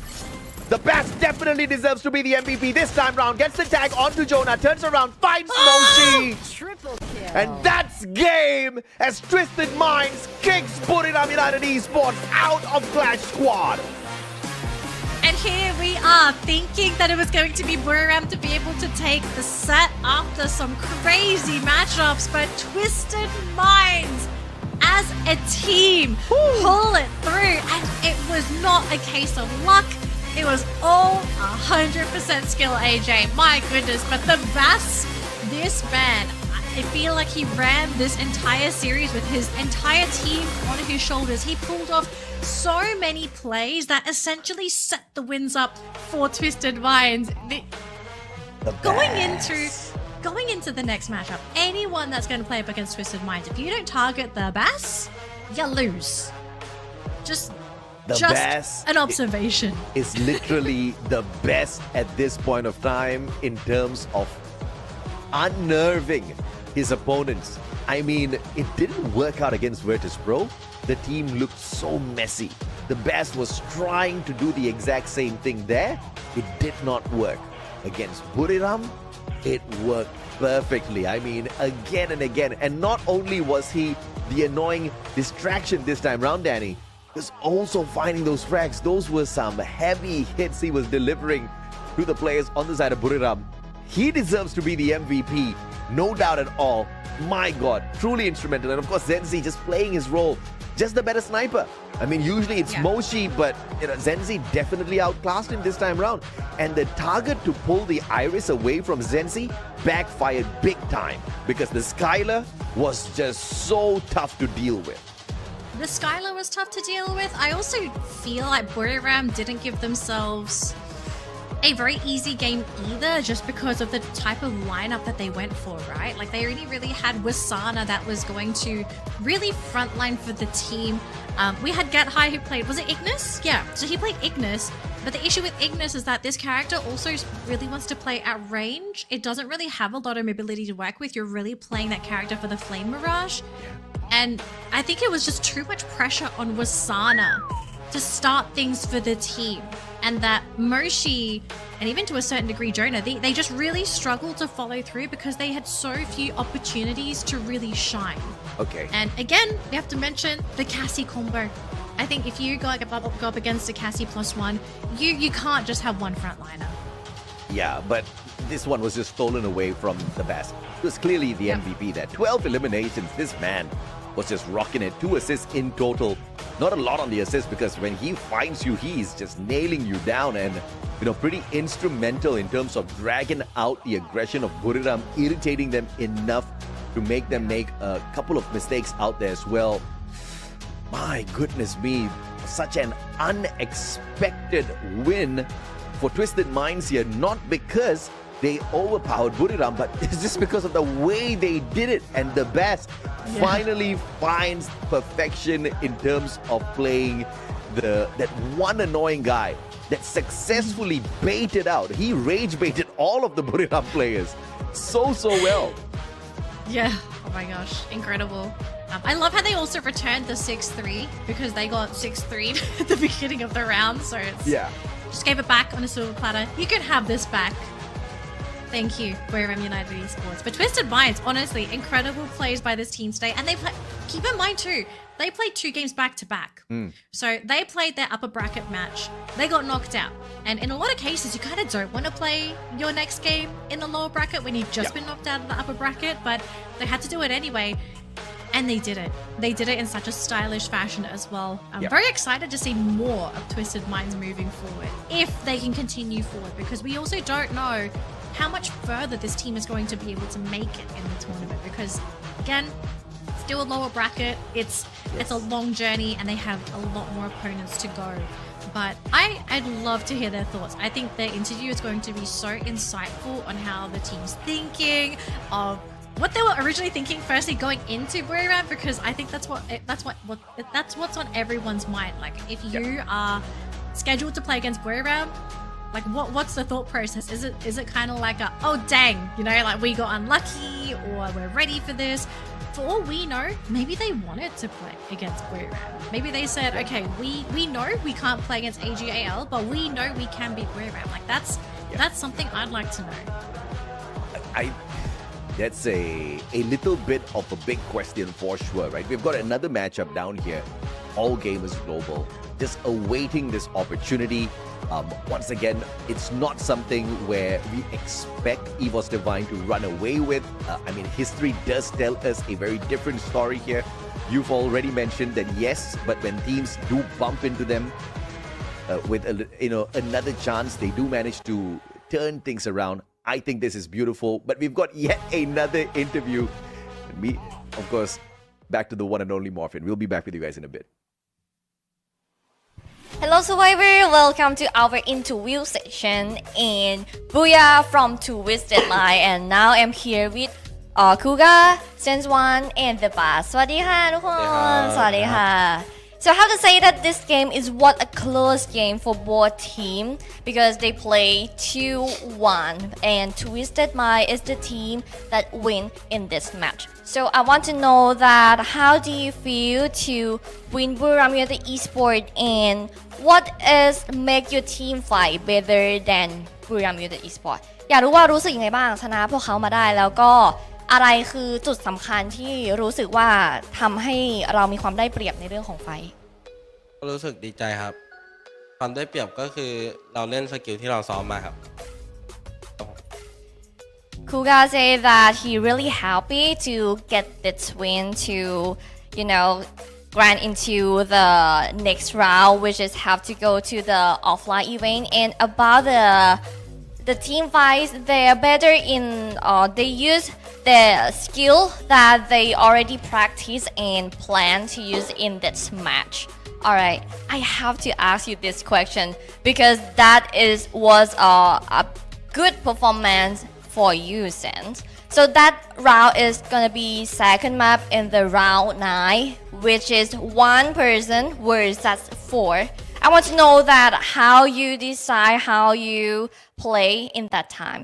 ตอนนั้นแมปที่2ราวที่9เป็นสถานการณ์1-4ตอนนั้นเราจัดการยังไงเราคุยยังไงหรือว่าแบบเราตัดสินใจยังไงบ้างคะก็ไม่มีอะไรจะเสียแล้วครับผมก็เลยเล่นหมดเลยครับเท่าที่ไหวครับก็คือทำเต็มที่เลยตรงนั้นเพราะว่าไม่มีอะไรจะเสียแล้วเหลือคนเดียวด้วยใช่ครับ So since one just did his bait to get that point. Even it's, you know, just 1 versus 4. Of course, the advantage is bring into the Buriram United Esport, but since one did that and successfully to get that round, even they lost the second map, but the third map they come back.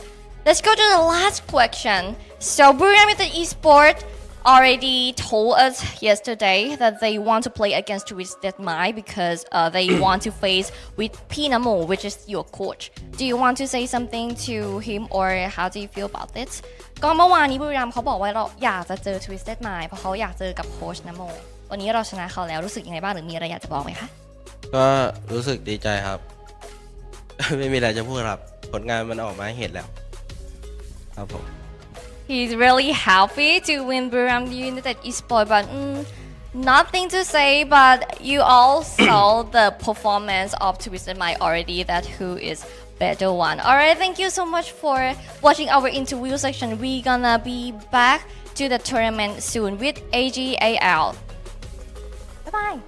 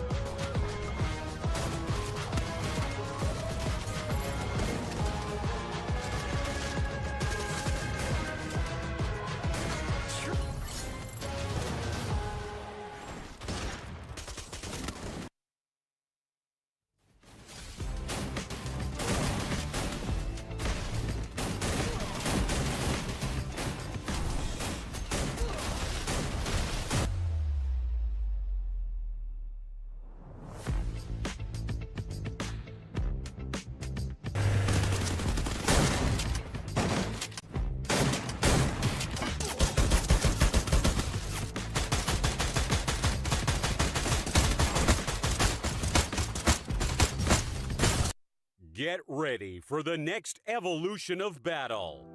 This is Free Fire World Series SEA 2025 Fall Battle Royale mode.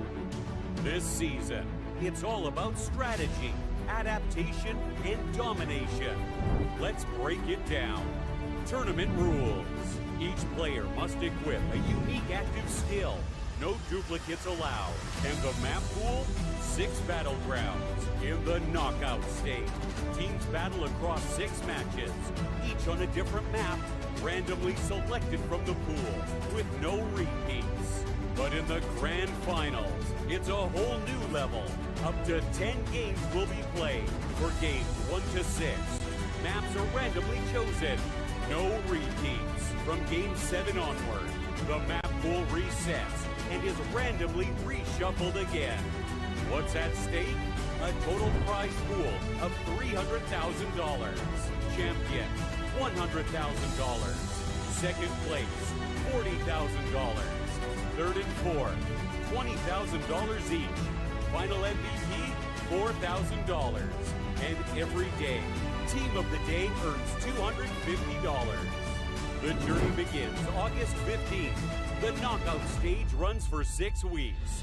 Week 1 to 2, 18 teams, 3 groups, 12 matches each. Each day, matches are played between 2 groups, A versus B, B versus C, A versus C. After 36 total matches, teams are ranked 1 to 18. Week 3 to 5, the first place qualifier. Starting August 30th, top 12 teams battle it out. The winner of each day secures a grand final slot. And gradually, 13th to 17th ranked teams join the fray. That's 6 teams qualify. Week 6, last chance qualifier. 2-day matches on September 20th to 21st. 11 remaining teams and the 18th ranked team face off. Only 6 will survive. That gives us 12 teams for the ultimate showdown.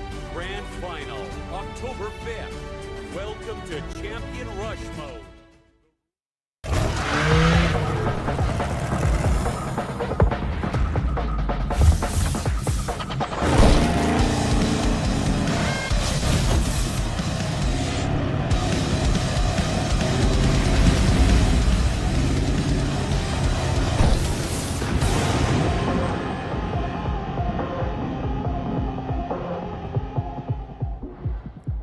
Survivors, welcome back from our final break today because we are just about ready to jump into our final game today in the lower bracket for Clash Squad. And who do we have with us today? Well, we have EVOS Divine going up against AGAL. And for anyone that did stick around from the beginning of the broadcast, we saw EVOS unfortunately get knocked down to the lower bracket, but to be fair, they played up against Falcons. I mean, that was a tough matchup, but I don't think there were many teams that had a good chance against Falcons. So for them to be here, it's not a surprise.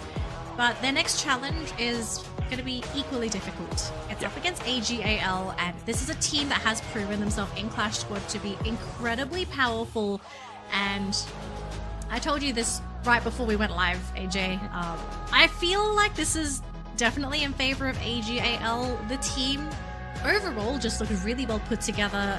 The team does not rely on 1 or 2 players. Like, functionally, the entire team works incredibly well. If someone gets knocked out, the team doesn't get crippled. Whereas for EVOS, this is an issue that we have seen with this team multiple times where they lean either a little bit too much into Rasia or they don't lean into him enough. Like, they can't find this balance of having the team be able to function in a way where they just don't get crippled when one of their players get knocked out. Yeah, I think that's spot on, right? The dependence on Rasia is definitely very high here as the one to get a lot of work done. And obviously, there's a good reason for that because he's supposed to be the backup guy right up on top, bird's eye view, sniping players away, just like what we saw Zenzi do so effectively. But if even a great sniper like Moshi can falter in front of the crowd, then obviously Rasia should be given or should be cut some slack here. But this is the most important fight for EVOS. They gotta just tighten things up. And the very first ban that comes through is Sentino. And this is exactly what they did to EVOS the last time they bumped into each other.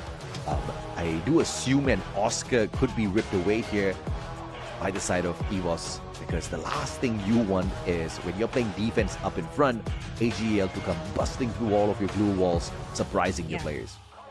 So there goes the Oscar ban. So very unlikely for Oscar to ever go through. But this does give Chrono away to AGL, which I feel like, okay, I know there's a lot of emphasis on Zane for a lot of teams because Zane is innately quite powerful on his own, but I just feel like overall Chrono is such an amazing character in that not only does he benefit himself, but his teammates also benefit from that time turner. Like, so many times we have seen teams have situations saved because they have that time turner available.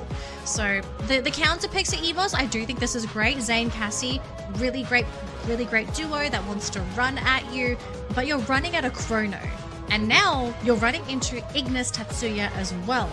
So what's the follow through that EVOS is going to pick to provide that cover fire so that Chrono doesn't just become an even bigger issue for them? Yeah, it's interesting that they went straight in here for the Cassie because EVOS usually does not depend on the Cassie in Clash Squad. And this is very clearly EVOS playing that counter because AGAL loves using Cassie, right? So this is an instant steal coming through from the squad, which is very smart. They also play that Zane as well as Clue. This one obviously is kind of leaning into what they're really good at. They do play the Clue sometimes, but more often than them, it's AGAL. So this is a list of bans and picks that EVOS is playing extremely well this time around against AGAL. They've definitely gone in here and done enough homework to see what are the comfort picks of AGAL and make sure they don't walk into the matchup again with these skills. And I would have to say that AGL has done the exact same thing. They pulled the chrono away from what Abex used to really play a couple of good rounds against them. So smart play by them too.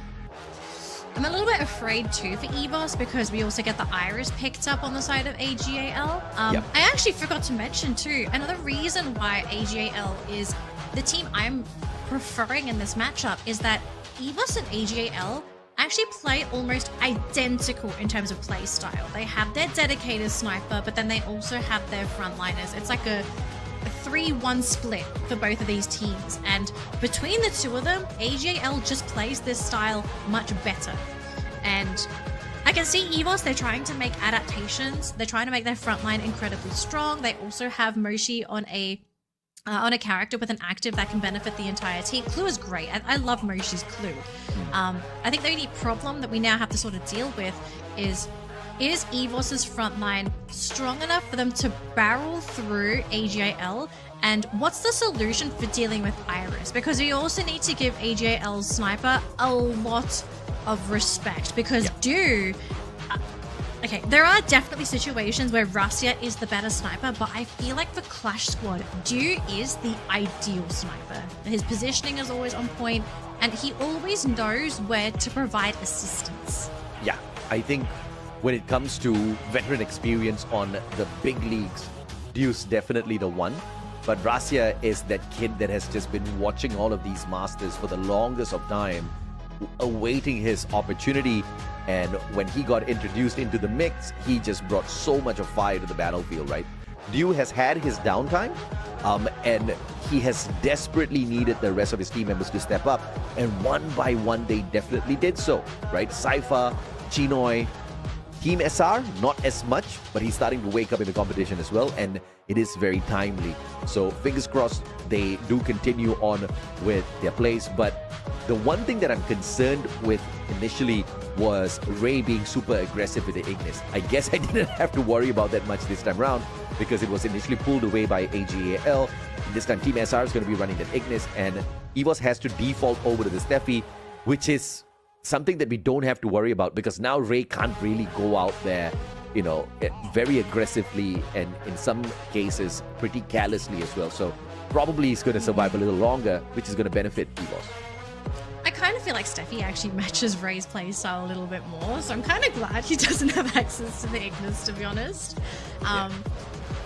Because I feel like for EVOS, one of the issues that they could have potentially run into with this lineup is just being brick-walled by AGAL by either glue walls or throwables. Because the only way for them to really break through glue walls at the moment is really nothing, right? They don't have any glue wall breakers for EVOS.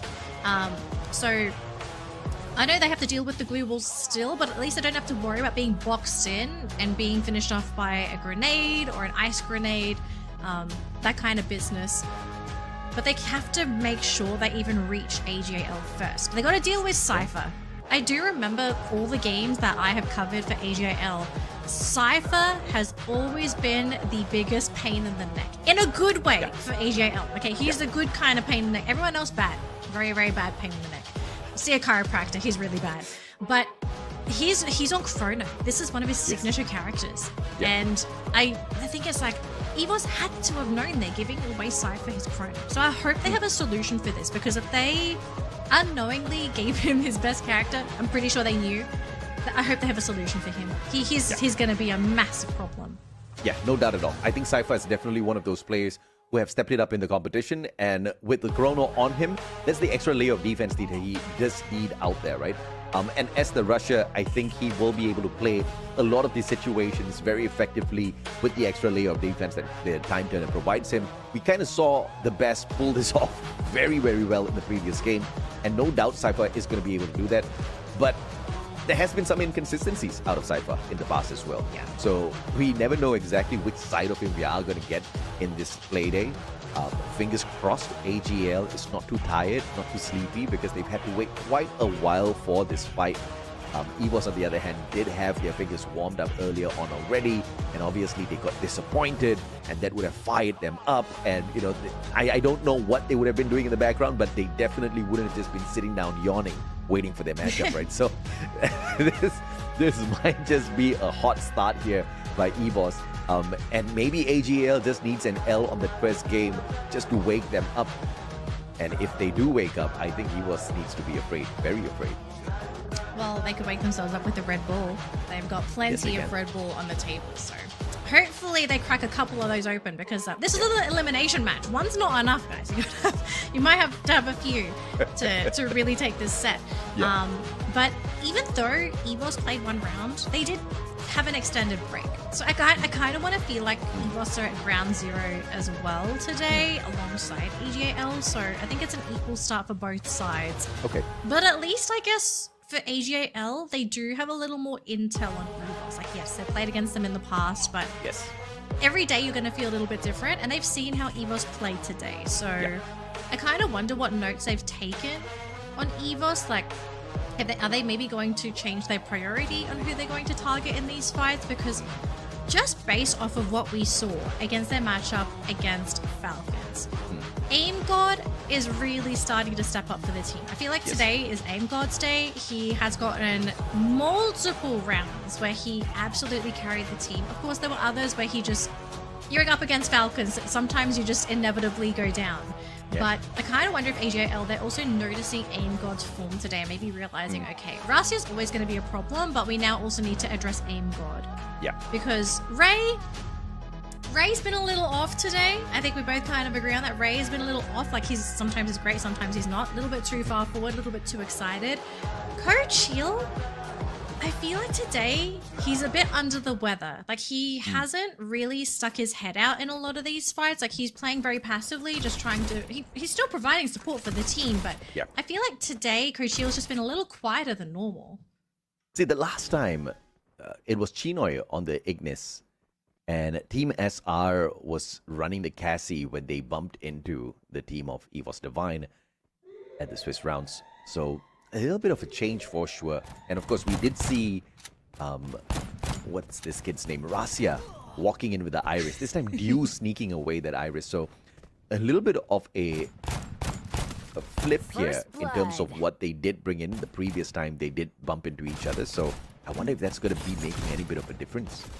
Well, a big difference was actually getting rid of Cypher first, because now you've taken away the major heavy hitter on the side of AGAL. So, yeah, Chinoy, SR on the ground. Ray and Aim God are also on the ground, though, and Dew is still standing, although he is looking a little weak. Coach Hill is poking away. And so Razia got an elevated shot, and he gets it. So, good evening, Coach Hill. We were talking about how you were a little quiet today. Yeah. Okay. He is making me eat my words. Come on, Coach Hill. Let's go. I mean, he hits a triple, so Coach Hill's definitely awake in this one. Dio almost found the clutch out there with the M500, just not fortunate enough. Coach Hill even dipping down into the depths of his mean soul to pull the scythe out. But, of course, managing to whip out the M500 towards the very end. But now AGAL looking for a round right back in here. First ones to reach up to the top. Cypher going in for the cross. And EVOS walking straight across the bridge to look for them. And will be pressured. Cypher actually going for the U-turn. Pulls the 180 and they punish both Razia and Ray for that rush. Wow. Okay, so... Look, it was a very ballsy play for EVOS. They thought they were going to have the edge in that 2-2 split, but they just weren't able to finish the job. Oh boy. Okay, so one apiece this round. First round did not count. Now we are officially playing a game of Clash Squad here. Look, I could totally see what EVOS were hoping to do. They really just needed those first few shots to land, and it just didn't happen. So, yeah, ballsy play, but sometimes you kind of have to play ballsy if you are in these high-stakes matches. So round 3. Okay, this is the real test for both of these teams because they both have a little bit of economy to work with. They had an idea. It was a great idea if only Cypher didn't turn around, you know? Yes. So I think it was a great counter by All Gamers Global as well. The communication was definitely sharp.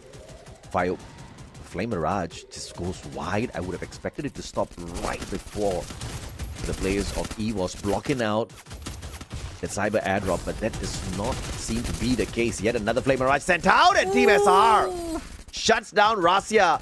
Ray didn't stand a chance as well. Kochil with a sliver of health jumps on in to pick up his buddy.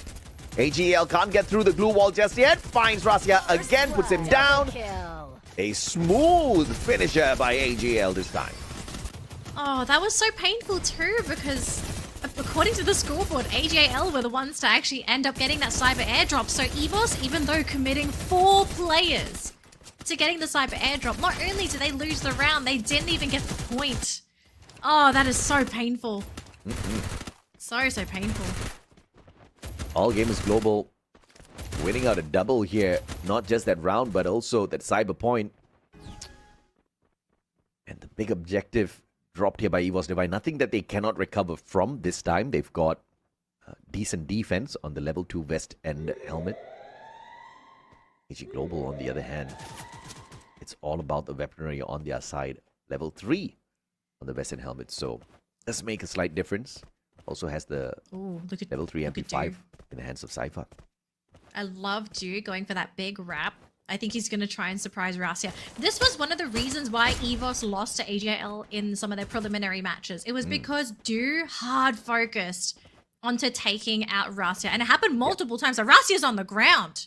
So he's going to have a really rough time in this series. And, you know, he got picked up. This is the call for AJL to rush in. Although Team SR getting punished by Ray. That is pretty big. But Cypher going to be able to drop and get rid of Rasia. So there is a 1-1 trade. Coach Shield, they're going to be caught. Dew on the ground as well.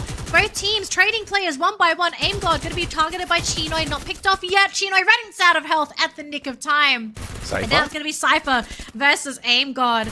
There's no time turner for quite a while. The 1v1, it's going to happen. Blue walls just to buy some time, but Cypher wins the matchup. A big brain play with just jumping outside of the blue circle, taking so much of risk. A little bit of damage as well, but instantly flanked around, anticipating Aim God to barely have any health on him at that point already, and that was the right call. Cypher also had the better gun. The level 3 MP5, and now with the level 3 Scar as well. Man, this guy's gonna rip through this round. Yeah, we kind of talked about Cypher just being an absolute monster on Chrono, and in 1v1s, he will have the edge in a lot of these cases, and him being decked out, I don't think that's gonna help the case at all for EVOS. But if they can get rid of Cypher and sort of reset his inventory, that would be a really great start. Now the issue is, can they even get to him to begin with, because he is just such a pain in the backside.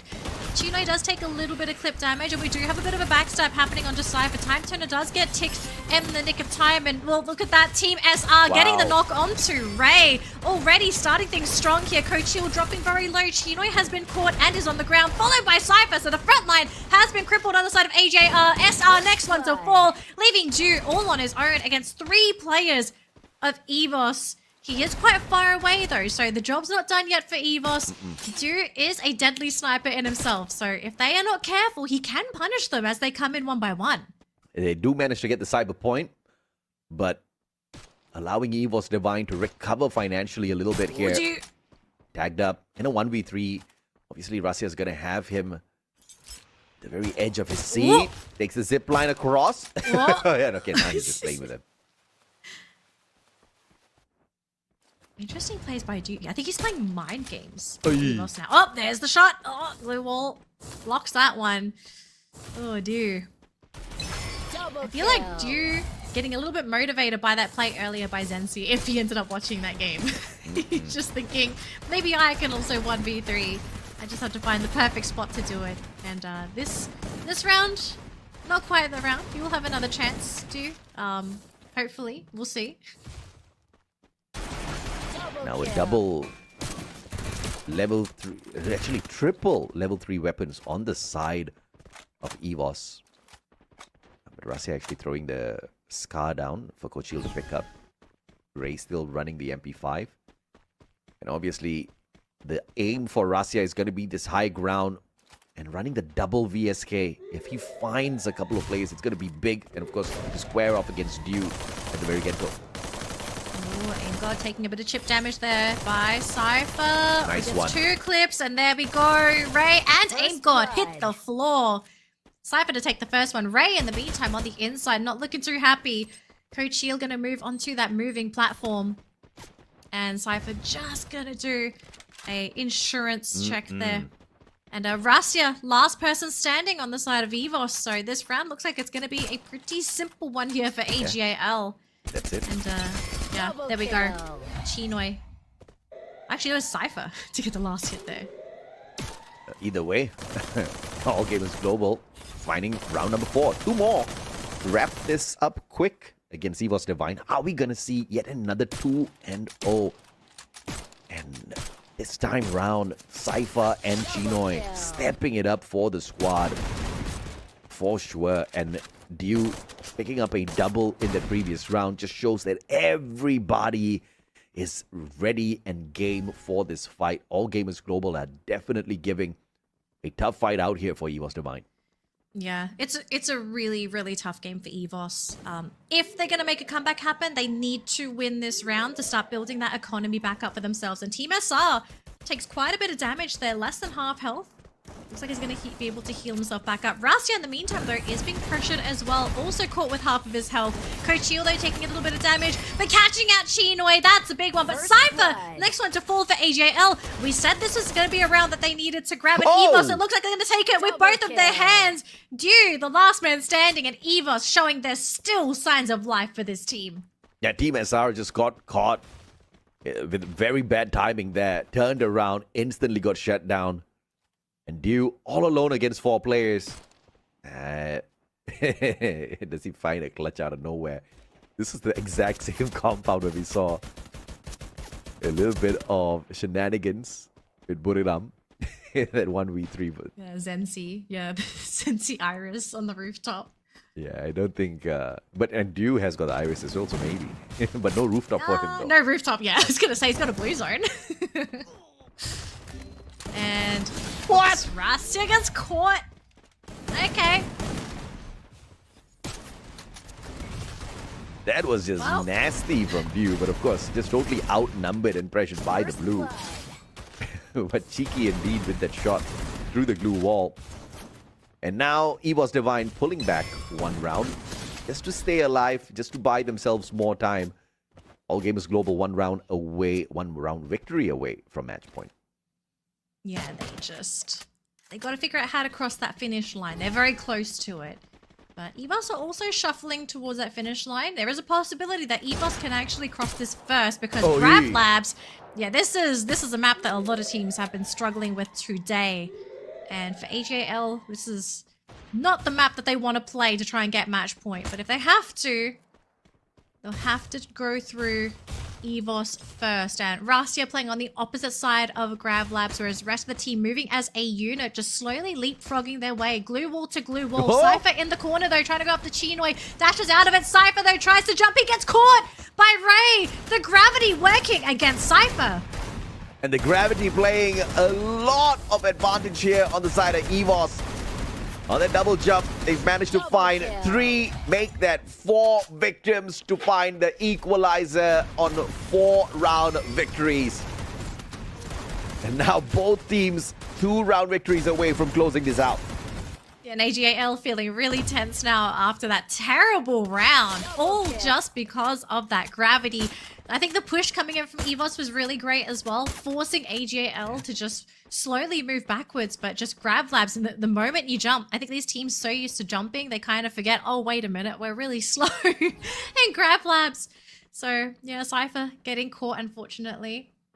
Now 4 points apiece. Winner here is going to be able to get match point, and Cypher running all on his own, about to run into an entire lineup of EVOS. He does manage to pop the blue walls there, going in for a 1v1. There's the time turner deployed. AimGod trying to finish the job, but he can't find him. I've actually lost Cypher. There's too many glue walls apparently. Oh, that was just too funny. But great maneuvering. Cypher did manage to chill and get away. AimGod still on the hunt here. And the step he popped by Ray on the outside. Still on the hunt for Cypher, who's finally caught. They catch Cypher. It's Chinoy and Dew. Now it's just all on Dew's shoulders. Ray's still on the ground though, so it's 2 versus 1. He can maybe bring this back, but if AGAL... Okay, they're up to 3, and there we go. Kochil finishes the job. And match point going to go in favor of EVOS Divine. Just 1 game away from taking game number 1. Yeah, I mean, that's what we're talking about, right? EVOS Divine, what a comeback here. After being pummeled by All Gamers Global all those rounds. Unexpected turnaround for sure. I feel like in that round, there was... I feel like not enough respect given by All Gamers Global to actually try and go for that cyber airdrop because they only sent Cypher. Whereas for EVOS, they sent 3 of their players. They sent everyone except Rastia. So just that early outnumber, forcing out so many glue walls. You know, AGAL just in a really awkward spot. So I feel like if you're AGAL now, you really need to commit to these fights. You can't just send Cypher on his own and hope that he's going to be okay. And you can already see the team is grouping up. They've got 3 of their players nearby to provide support for Cypher. And then you also have Dew on the outskirts trying to spot for Rastia. All the players on the side of EVOS with the level 4 vest. Rosa X in the hands of Aim God. Can play this distance very well as he takes the outer ring flank. Chinoy almost spotted out, but quickly repositions. Takes the UAV out of the equation as well. The information definitely provided to the side of EVOS that they cannot avoid. Just got to be super careful now. This is such a slow game because I think now AJL realizing how dire their position is. If they lose this round just because of a silly misplay, they're going to be kicking themselves. So Cypher's still holding the tower for the team, but he might get pincered there. Rastia appearing on the other side. And I think Cypher in a bit of panic mode there. Forced out a glue wall. And here we go. EVOS committing for the tower. And here comes the team. Chinoy and SR coming in from that low ground. SR, though, just gets pummeled by Rastia. Already down a player. Chinoy, next one to follow. And EVOS may have broken through this AGAL wall that stopped them in the earlier rounds. And EVOS Divine start off strong by securing game number 1. What a comeback. 4 rounds in a row. Making sure AGAL doesn't run away with this one. And they not only managed to do it, but they managed to do it with style. It was initially AGAL collecting all of those cyber points, and we were thinking that, okay, all right, they're going to go there for the level 4 West, and you are right, Danny. I think they didn't commit enough for the final cyber airdrop, and they really paid a big price for that towards the end.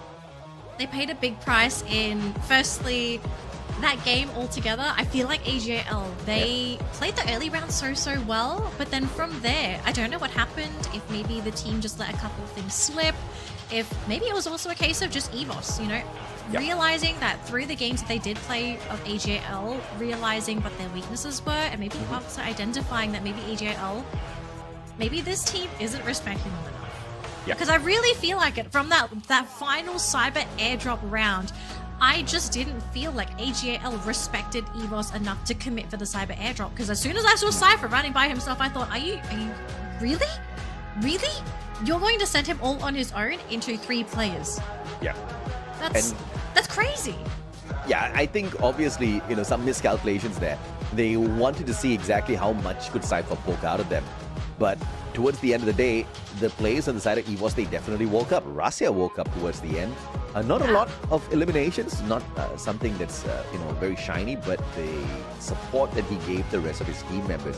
But this was the guy that was constantly finding players across the battlefield, and he was the main reason why the rest of his team members were able to collect all of those eliminations towards the very end. 15 assists in total. But of course, Kochil doing slightly better. Did manage to chip in a little bit of damage as well in some of these eliminations, but when you look at the damage, it definitely tells a very different story in terms of who was the more aggressive one out there on the side of EVOS. Yeah. So, going into round 2, there's definitely going to be some changes, I think, for AGAL. Firstly, are they still going to get Chrono? I think that's a question. I'm kind of wondering if I'm EVOS, do I still want to give Cypher his Chrono? Because to a certain degree, I do feel like Cypher at times did play a little too confidently. And it might be because he thought he had his Chrono. I don't know about you. What do you think, AJ? That's definitely a possibility, right? Because yes, with the chrono, a lot of situations could have been handled a little bit better. I think they kind of dropped the ball on that one. So the ban might not necessarily be for that particular skill. And then going into the draft as well, are there any respect bans that we could potentially see by either of these teams? I mean, Cassie definitely has to be taken out of the equation. Yeah, I mean, obviously EVOS has to make sure Cassie is not played here. The win rate on Cassie and AJL, this combination, deadly, right? Yeah. You want to take Clue out of the equation as well, as far as AJL is concerned. But, you know, you can only ban one character at one go. Yeah. Who do you actually make the pick? Cassie's definitely much more valuable in this situation. Yeah, I think Cassie is a pretty big one. If you're EVOS, are we banning anything in particular? I kind of feel like, because AJL banned Santino last round. I think they're actually okay with continuing with the Santino ban, because you also don't want to give that away to EVOS. Well, we're going into Bermuda. Yes, Santino's a little effective here, but not the most effective, right? I would definitely think that he's more viable on Kalahari, where you've got a lot of elevation to kind of deal with.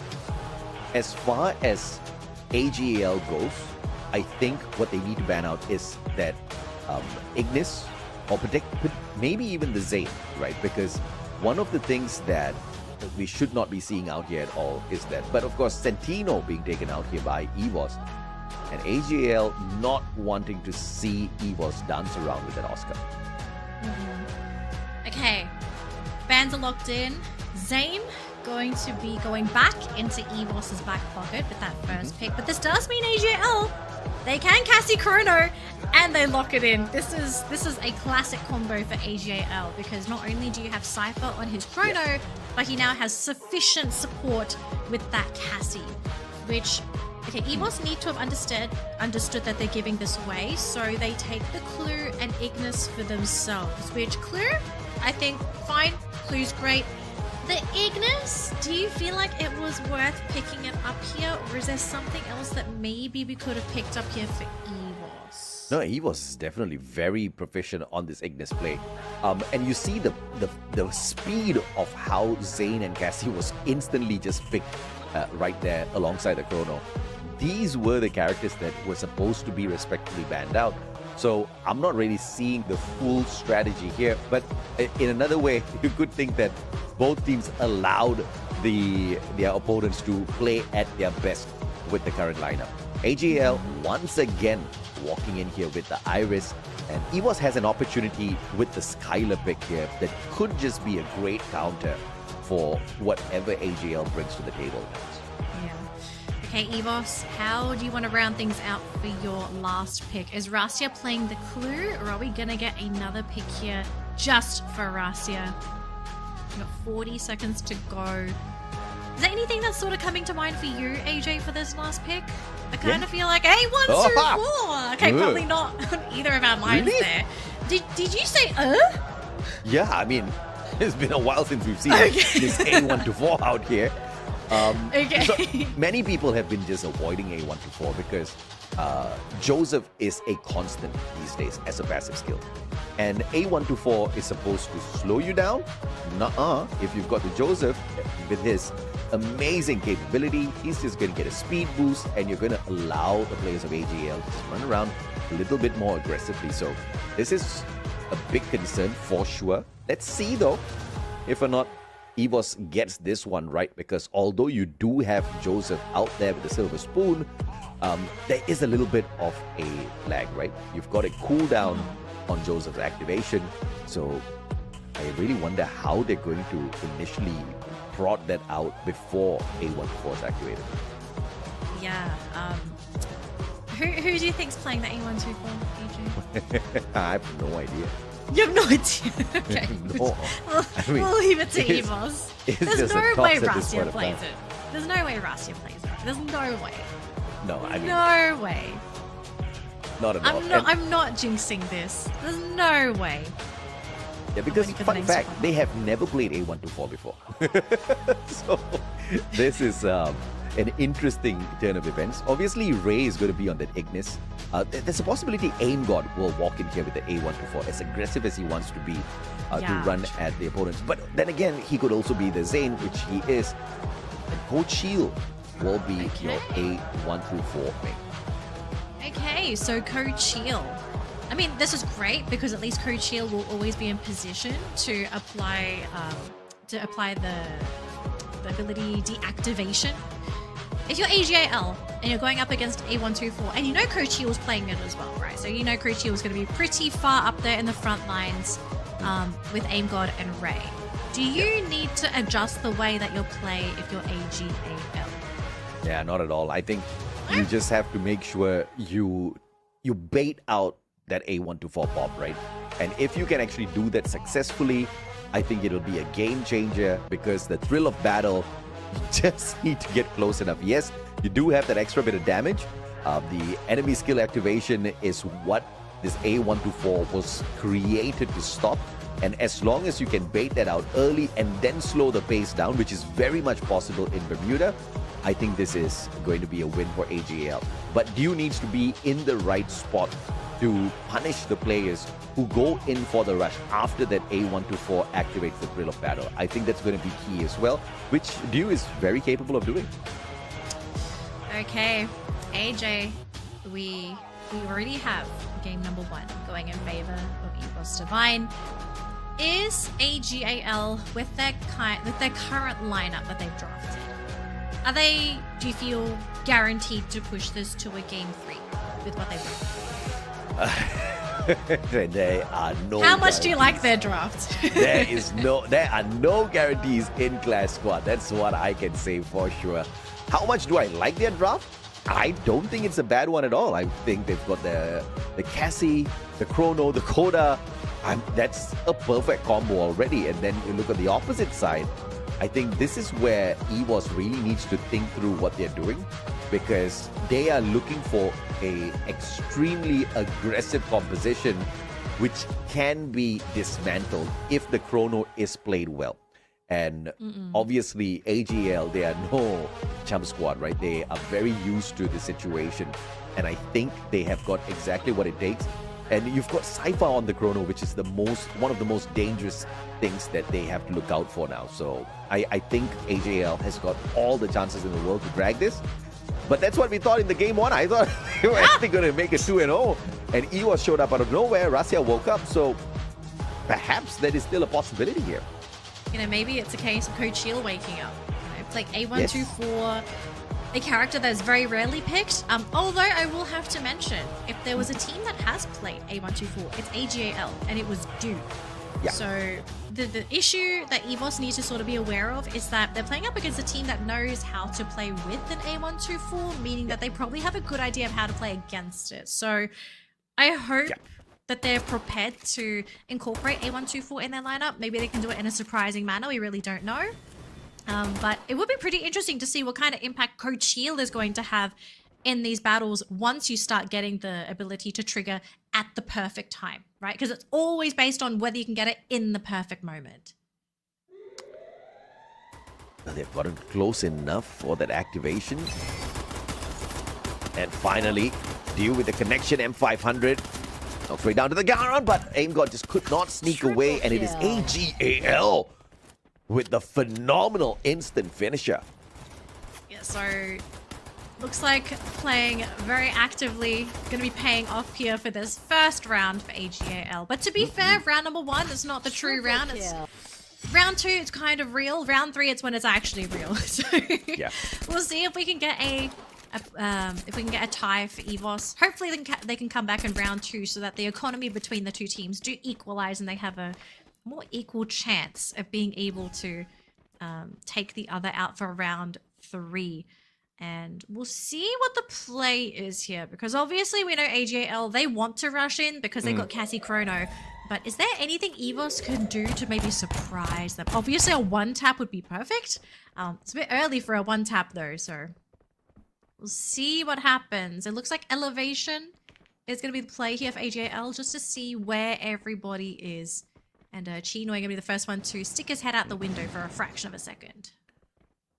Rasia spotting out Cypher, but showing patience. Not popping off just yet. Knows that he has to expose himself in order to take these shots. Has the M500. Has the Ortho and the memory missed. Has got the Awakened Moko. Just needs the tags for the rest of the players to just hop on in. And you can see the very safe positioning from the rest of the players on the side of EVOS as well. Aim God holding the far right-hand side flank, and AGL's just hunkering down in the house. Hunkering down the house, and Dew is getting ready to position himself on that rooftop if we can get up there. So if Dew gets up there, it's going to be almost impossible for some of these shots to land on him. And Aim God tried, but unfortunately that doesn't quite land the grenade. Now Aim God is in a little bit of trouble there. Does get clipped by Dew from that rooftop. So already the elevation working. Rasi getting shot down as well. Oh, yeah, that is pretty nasty. So 2 players down on the side of EVOS. It's up to Ray and Coachiel to turn this around. Cypher coming in just to the finish off, and Coachiel all on his own.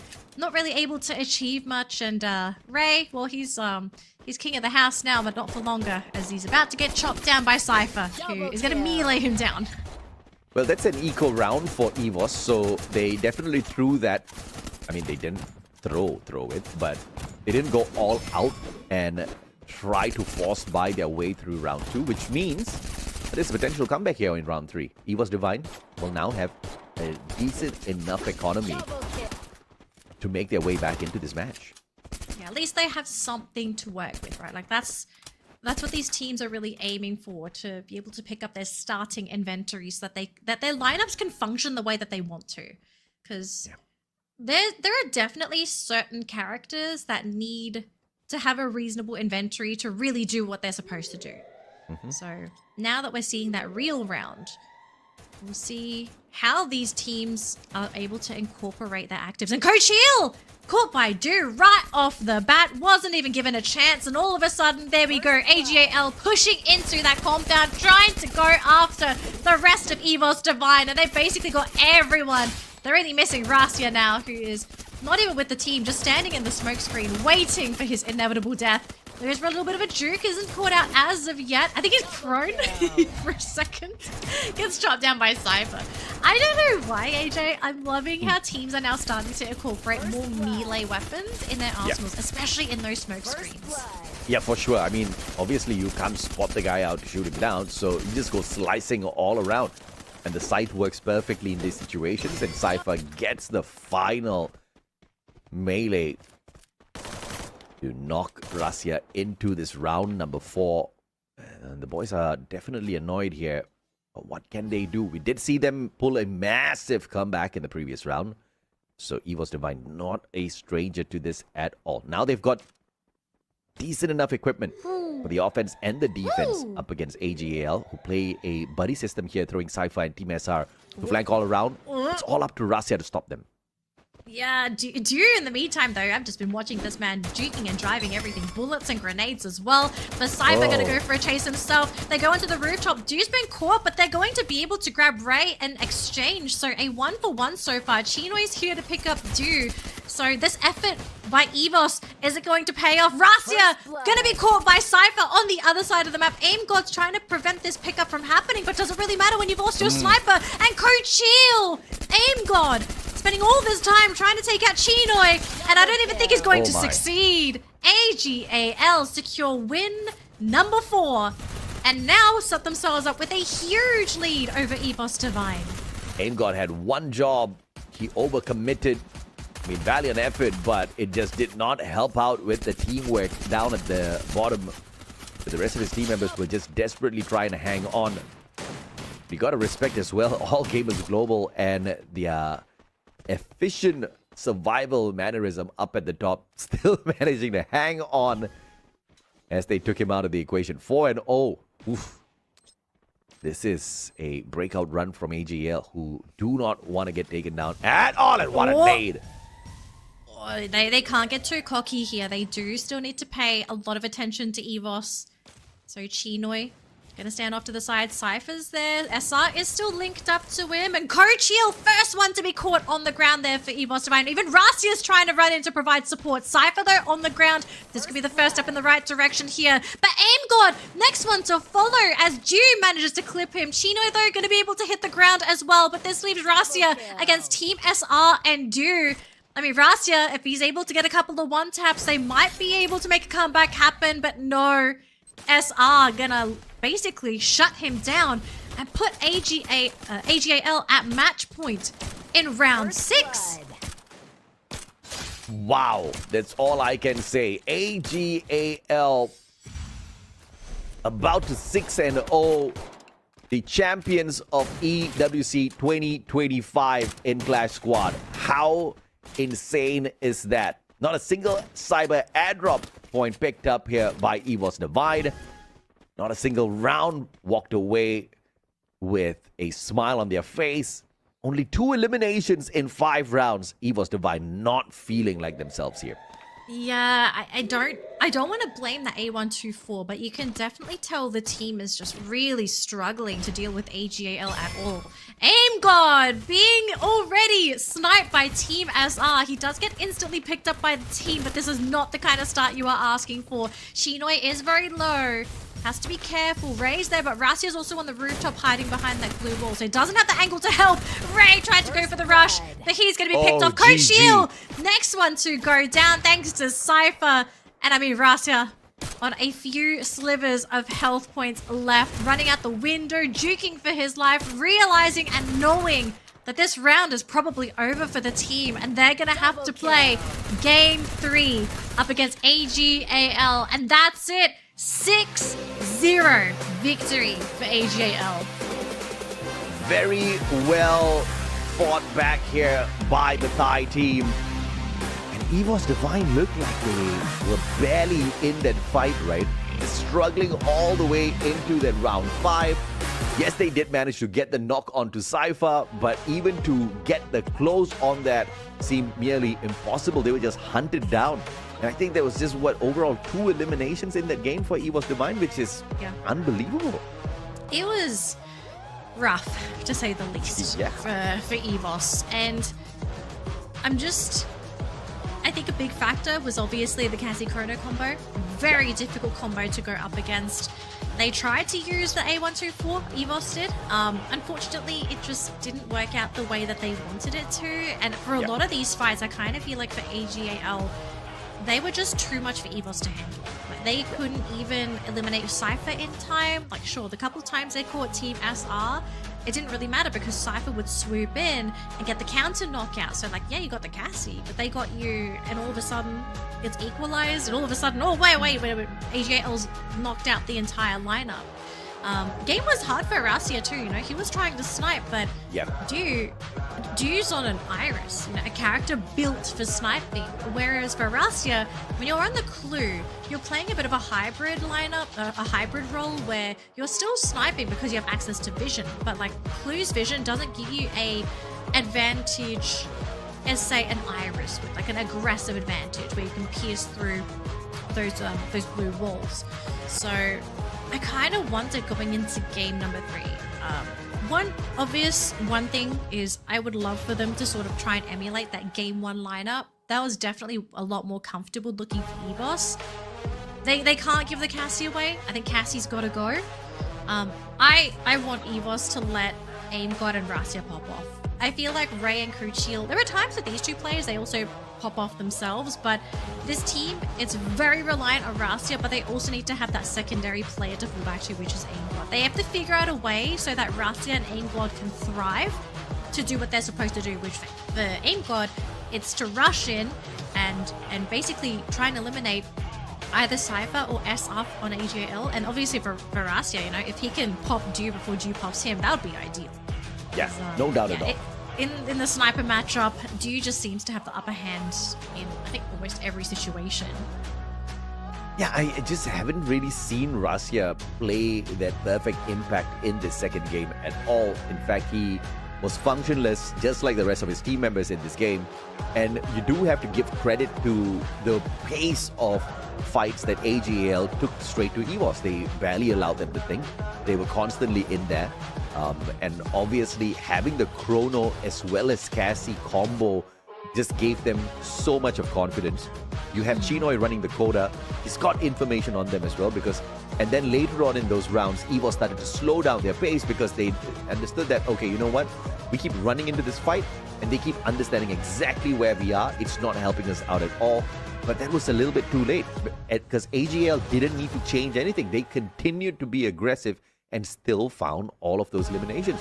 Like I said, EVOS should have banned out that Cassie, and I still think that is the case for this next round.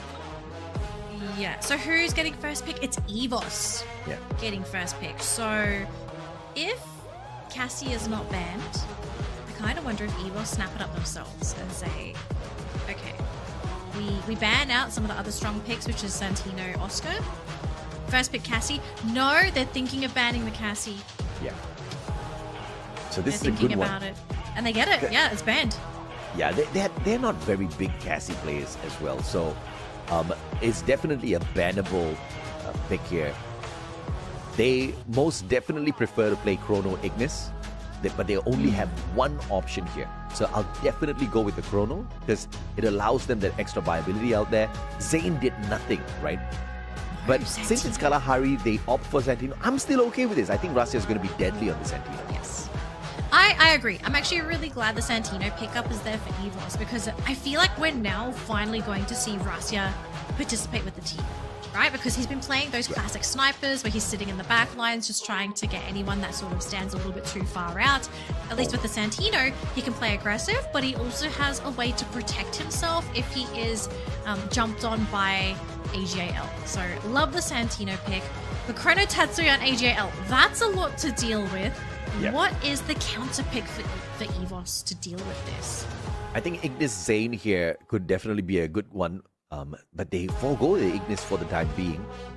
Possibly bringing in the Clue, which is still good, right? Because you've got the information gameplay on your side, and it's absolutely essential that you played against your opponents. They did have the Clue earlier on as well, but it looked like they had no clue what was happening in the match. Yeah. Who's on the Clue though? There's no way it's Rasya, right? Like you either have to put either Coach Hill or Ray on the Clue. Rasya has to play Santino, please. Please. I mean, please. If well, it's... we will see. Oh, I'm a little bit worried. I am legitimately worried for this team. Coda for AJL, very scary. Ignis, also very scary. Oh boy. Okay. You've got a double defense there on the side of AGL. You've got vision and you've got mobility. You've technically got everything on the side of AGL right now. EVOS does have the extra bit of defense. They have got information around the battlefield, and Clue also shares that info with the rest of the team members. So this is quite a power pick. But who runs the Santino definitely is a question on my mind as well. The final pick though, to wrap things up here for the side of EVOS, a homer, and no surprises here. It's one of the most frequent picks on the side of EVOS, giving them not the highest win rate in terms of a pick, but they've got a 78% win rate whenever they bring in the homer. So I'm actually okay with this. Okay, just looking at EVOS's lineup, we have a case of musical chairs. What's Rasya playing? Because he's got 3 options. So I would definitely think it's going to be that Santino, because anybody can technically play the Clue, right? You could also throw Ray onto Clue. All he needs to do is just press a button and give the team the rest of the information. It's really no-brainer. Yeah. Because I definitely would not put Ray on Santino. There's a possibility that we throw AimGod onto Santino. I think that would be ridiculous. But then, wait, so then who's playing the Zane? Is that Kuchil? Right? Yeah, I wouldn't mind Kuchil playing the Zane because, I mean, why not? He is definitely good on the front lines. But of course, it's a game. Yeah, it's a guessing game as of this point of time. I actually cannot wait to see who's playing what, because I think AGL, they're also trying to figure out like who's playing what, so they can also adjust their lineup if necessary. Because depending on who's playing what, that will also indicate how EVOS is going to play game number 3, right? right? Like they need to figure out like, hey, where's Rasia going to be? Is he going to be with the team? Is he going to be away from the team? If he's on the Santino, he's going to be very, very difficult to try and go for those backstabs. Man, who is playing what? I think AJL pretty straightforward. I think we can all sort of, you know, figure out who's playing what, and Rasia is playing Santino. Okay, so I know both of us very, very grateful that he is playing that Santino, but that does mean Coach Heel is on the Clue and Ray is on the Homer. And that's actually fine. You know, I don't really mind that. So Coach Heel on Clue is decent. Ray on Homer makes no difference to me. Zane having, you know, been picked up here by Aim God, I think this is a big opportunity for him to really step it up in this next game. I think he kind of lost the plot there in the previous one.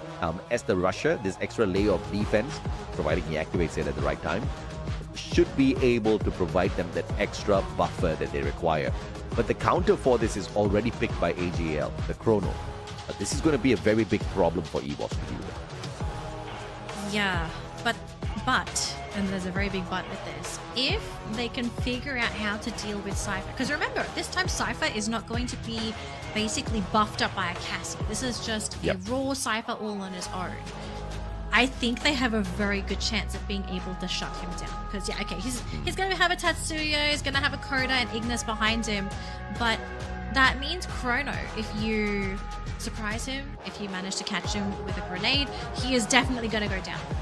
There are definitely ways to deal with Cypher now. He's not a super boosted mini-boss, which is, I kind of feel like that's what Chrono is when he has the support of a Cassie, because Time Turner and the extra healing, that's a little bit overkill to put on a single character. Yeah, no doubt.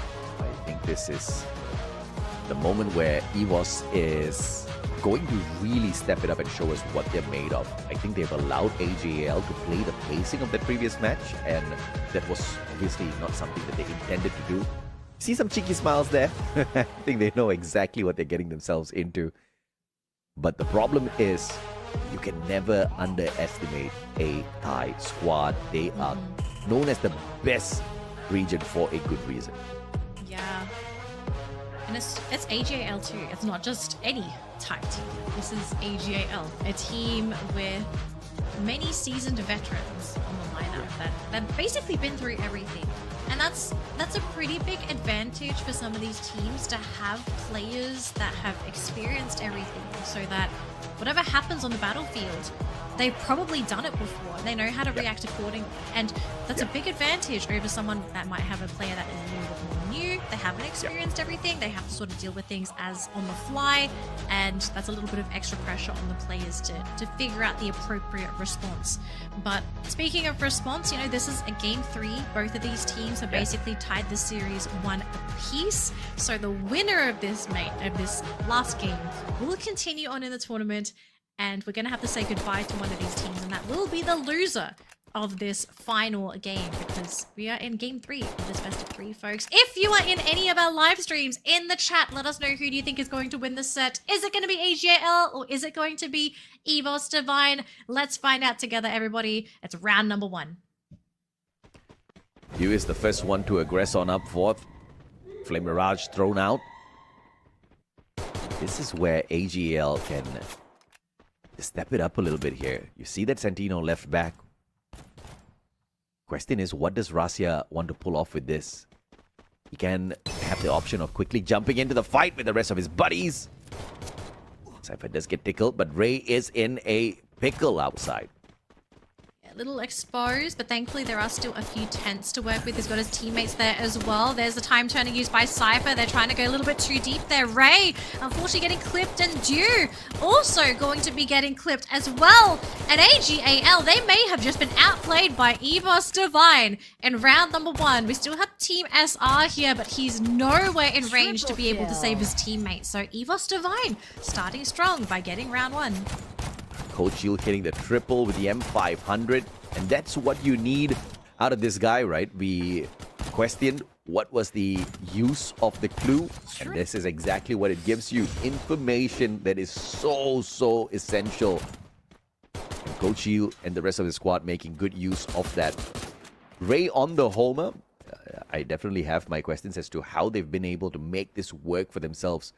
for so long here. Obviously, Joseph is a mainstay these days in the meta. And the debuffs haven't really been absolutely effective. In fact, again, those debuffs are turning out to be a boon for a majority of these players. And Team SR gets tagged up by that. Gonna be tagged up for now, but no movement for either of the teams. So I think they're trying to figure out, okay, what's the play? Who's making the first move? Because I think now both teams are sort of realizing that, okay, because this is an elimination match, we can't afford to play too recklessly. So they're trying to spot and see, can we catch anybody out? Are there any mistakes to capitalize on? But if no one's moving, there's no mistakes. So yeah, we're gonna have to wait and see as people will start moving once that blue zone starts to kick in. And Cypher repositioning, getting very close. Oh, and he's been caught by Rasia! Cypher fell for the trap. He thought it was gonna be okay, but it doesn't matter. Sometimes you just got. Ray backing up his buddy, catches sight of Dew. Didn't do much with the Jaden. And Dew really finding it tough to find the aim on the Deagle. But the rest of the spray down, it's a 1v1. Made into a 1v2 as Coach Heal does his job, picks up aim guard. Cypher though, can he reach any one of his buddies?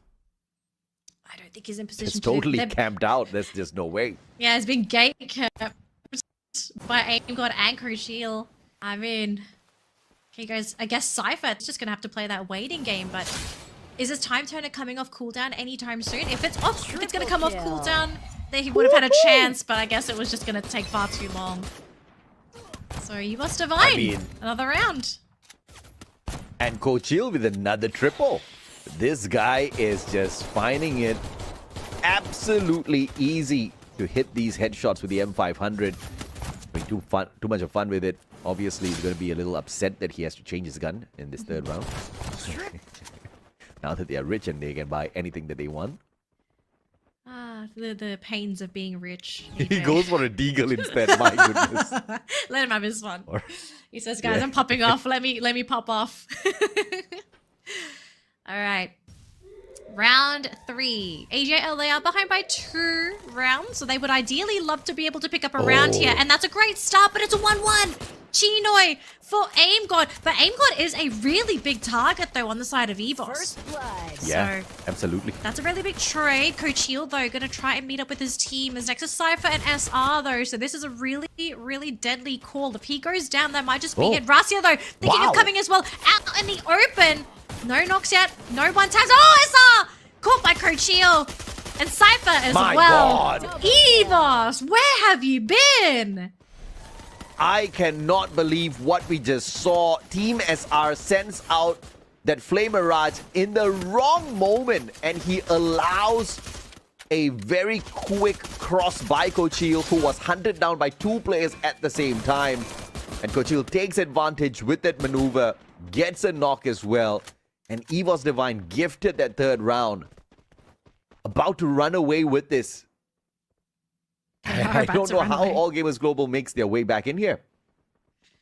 I mean, there is still a few rounds to go as long as EVOS don't take those as well. Now, very, very dangerous call here for AGAL because Dew's gone for a very wide wraparound, but Ray is there as well, leaving Cypher and the crew to deal with the front lines. And Crucial playing with the low ground, lots of ice grenades, but Aim God has been found out by Cypher. Little bit of a skirmish there. Crucial still trying to catch out Chinoi, but the angle's not right. Crucial and Aim God ends up being caught. So AGAL slowly breaking through EVOS's defenses, leaving Rasia and Ray as the sole survivors for the team to maybe be able to hold the fort. But 2 versus 4?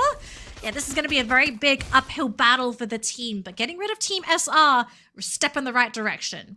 Yeah, bad position held overall by Coach Heal, but, you know, even the greats are allowed to make mistakes sometimes. Cypher tagged up still by Rasia on the way down. But that's not going to be enough. Ray's going to be the final buddy of the EVOS players alive in here.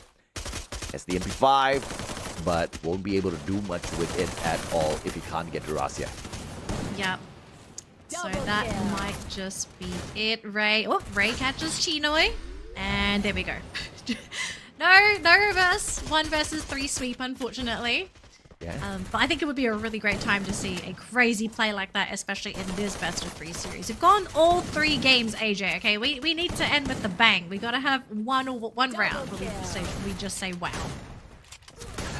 I think we've said wow a couple of times already, but I do not mind repeating that for sure. All Gamers Global, one Cyberpoint on their side, and a potential comeback here. But of course, again, I think Coach will drop the ball there in that engagement. Brought in the P90 alongside that Deagle, and is just jumping around, bunny hopping, trying to get up that railing. Just didn't work out for him.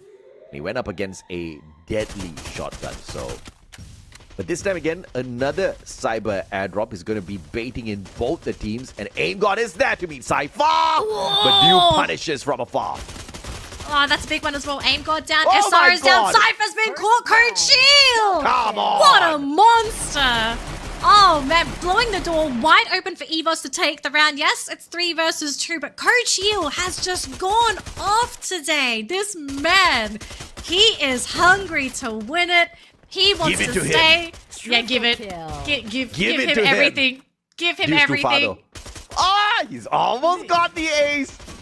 They might even drag. VSS. I say drag it. Let him have it. There you go. Let him have it. He's desperately trying to take down at least a couple of players. Spotted out. Coachil.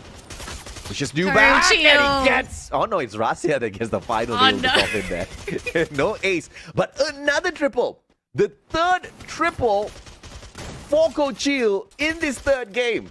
Too many 3s in there. Coachil secretly the true sniper on the team. Just doing some big damage, big numbers. Round 6, 1-4.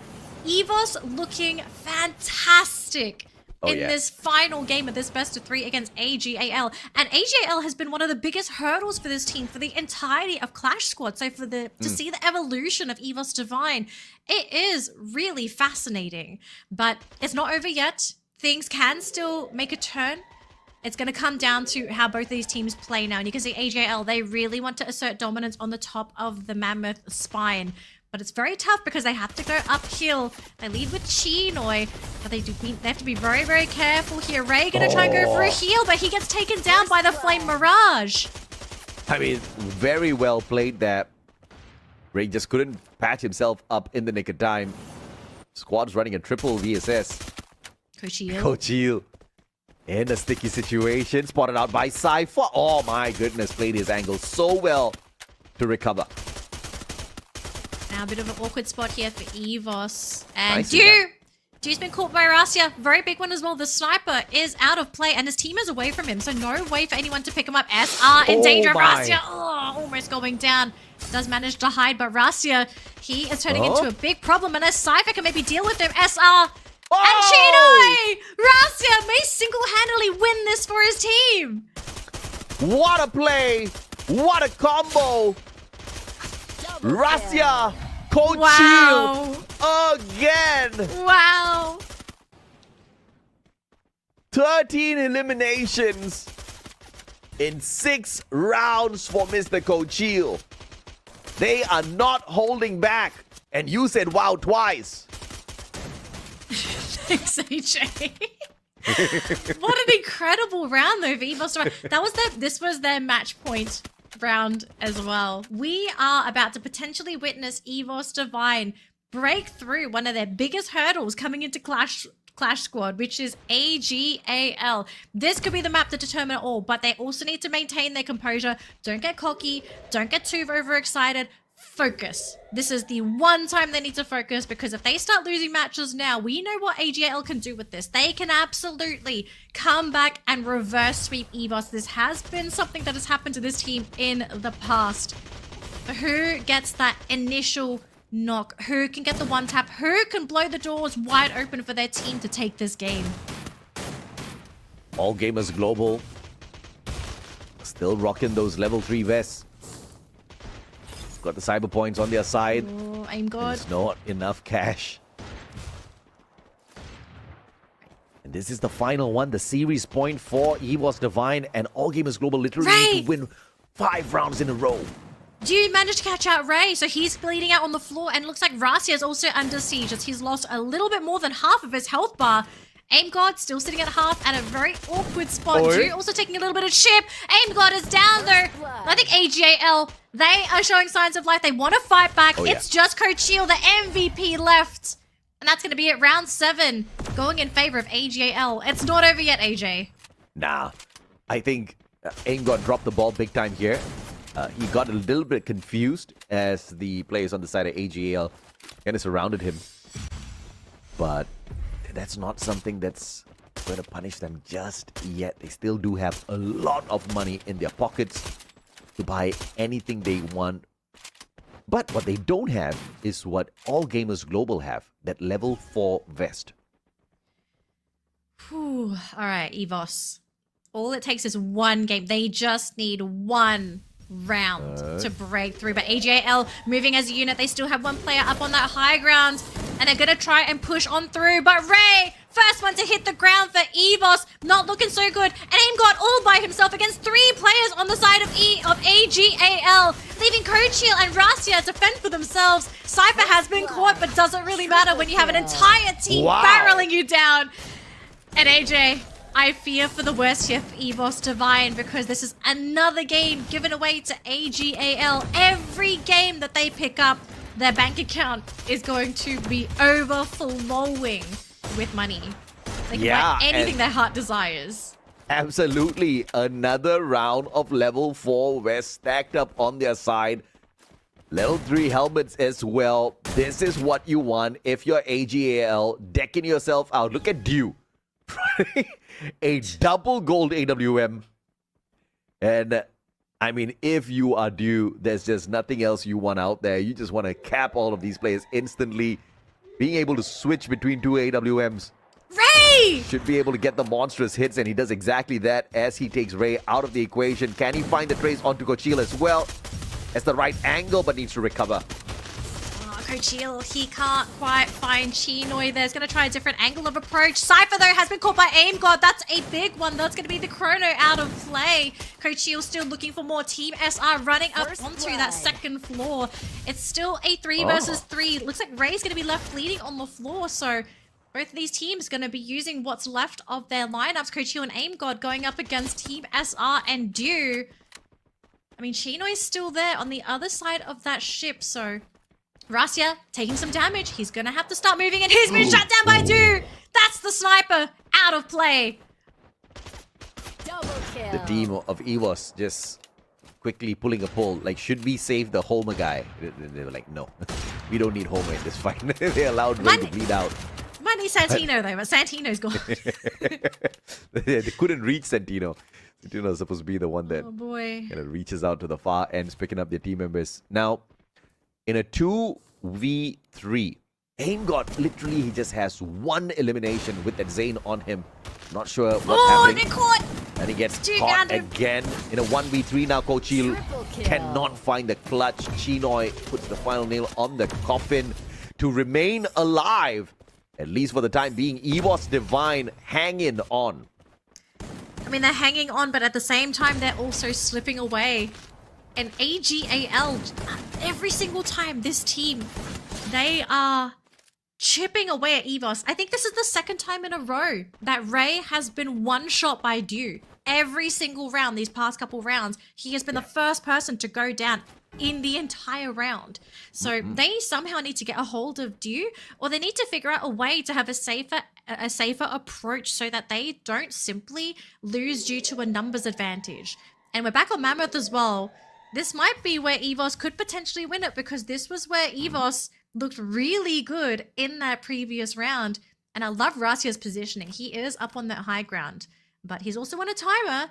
If they don't eliminate AGAL in a timely fashion, he's going to have to try and slowly crawl his way down that cliffside. What can the rotation be like here for Rasia? He's on that high ground. He's got the Santino to play the surprise, but Ray, deadly. VSS in his hands. South Eyes Grenade, make that a triple, make that a quadruple, but they do have the chrono to protect them from all the barrages of nades that were tossed in. Cypher tagged up. The boys Whoa. still very well protected by those blue walls. Still protected, but they are taking a couple of those bullets, so they're taking damage. Aim God! Caught by Team God. SR! How in the world did that even happen to begin with? And all of a sudden, this might just be where AGL rush in and take over the game. Coach Heel is down there. Dew is right next to him as well. We still have AJL on that high ground. But the circle is getting increasingly small. Rasia, he needs something to connect. He has to try and equalize the numbers. It's 4 versus 3. Can they take someone out? They catch Chino, but Rasia's gone! A clutch play by Ray. Literally hiding just behind the ribs, and Ray will pull it back for the squad. And Coach Heel, the MVP, gets the final say in that fight. And Evos Divine knocks out AGAL from the run. In what could have been a match point game for AGAL. Coach Heel, look at this man, he's celebrating. He knows he had a good game. He knows he had a dang good game. Woo! I hope they celebrate after that match because dang, that was... I can't imagine being the players sitting through and playing that full best of 3, especially that last round where Evos looked strong, they looked amazing, and then when things started to slip away, that is where panic usually starts to set in. And I think Evos, they made it count in probably one of the most important maps of their tournament life, which was Mammoth. Look, all I have to say is the fight back from AGL was a respectable one, right? They were 1 round away from really, really unnerving Evos, and then he came in clutch. Who is this he? Not Coach Heel. It was Ray. He was pressured, Riptide Rhythm, breaking down his defenses. Everybody's gonna be like, wait a minute, how does Riptide Rhythm come in here? Nobody picked that Skylar. It's all because of the cyber airdrop. And you know, this was that moment where when you have your defenses broken down, you either run away or you figure out something smart, or you just take that fight straight on. He chose to play it smart instead of taking the fight or running away, because he would have broken his ankle if he did. Hit behind the ribs, showed up, got not 1 but 2 knocks with the VSS, and then really changed the game. Also continued to pummel Dew with bullets until Coach Heel put the final one on the coffin. 15 eliminations, 4,591 on the damage. Evos Coach Heel. And sure as hell the MVP this time around.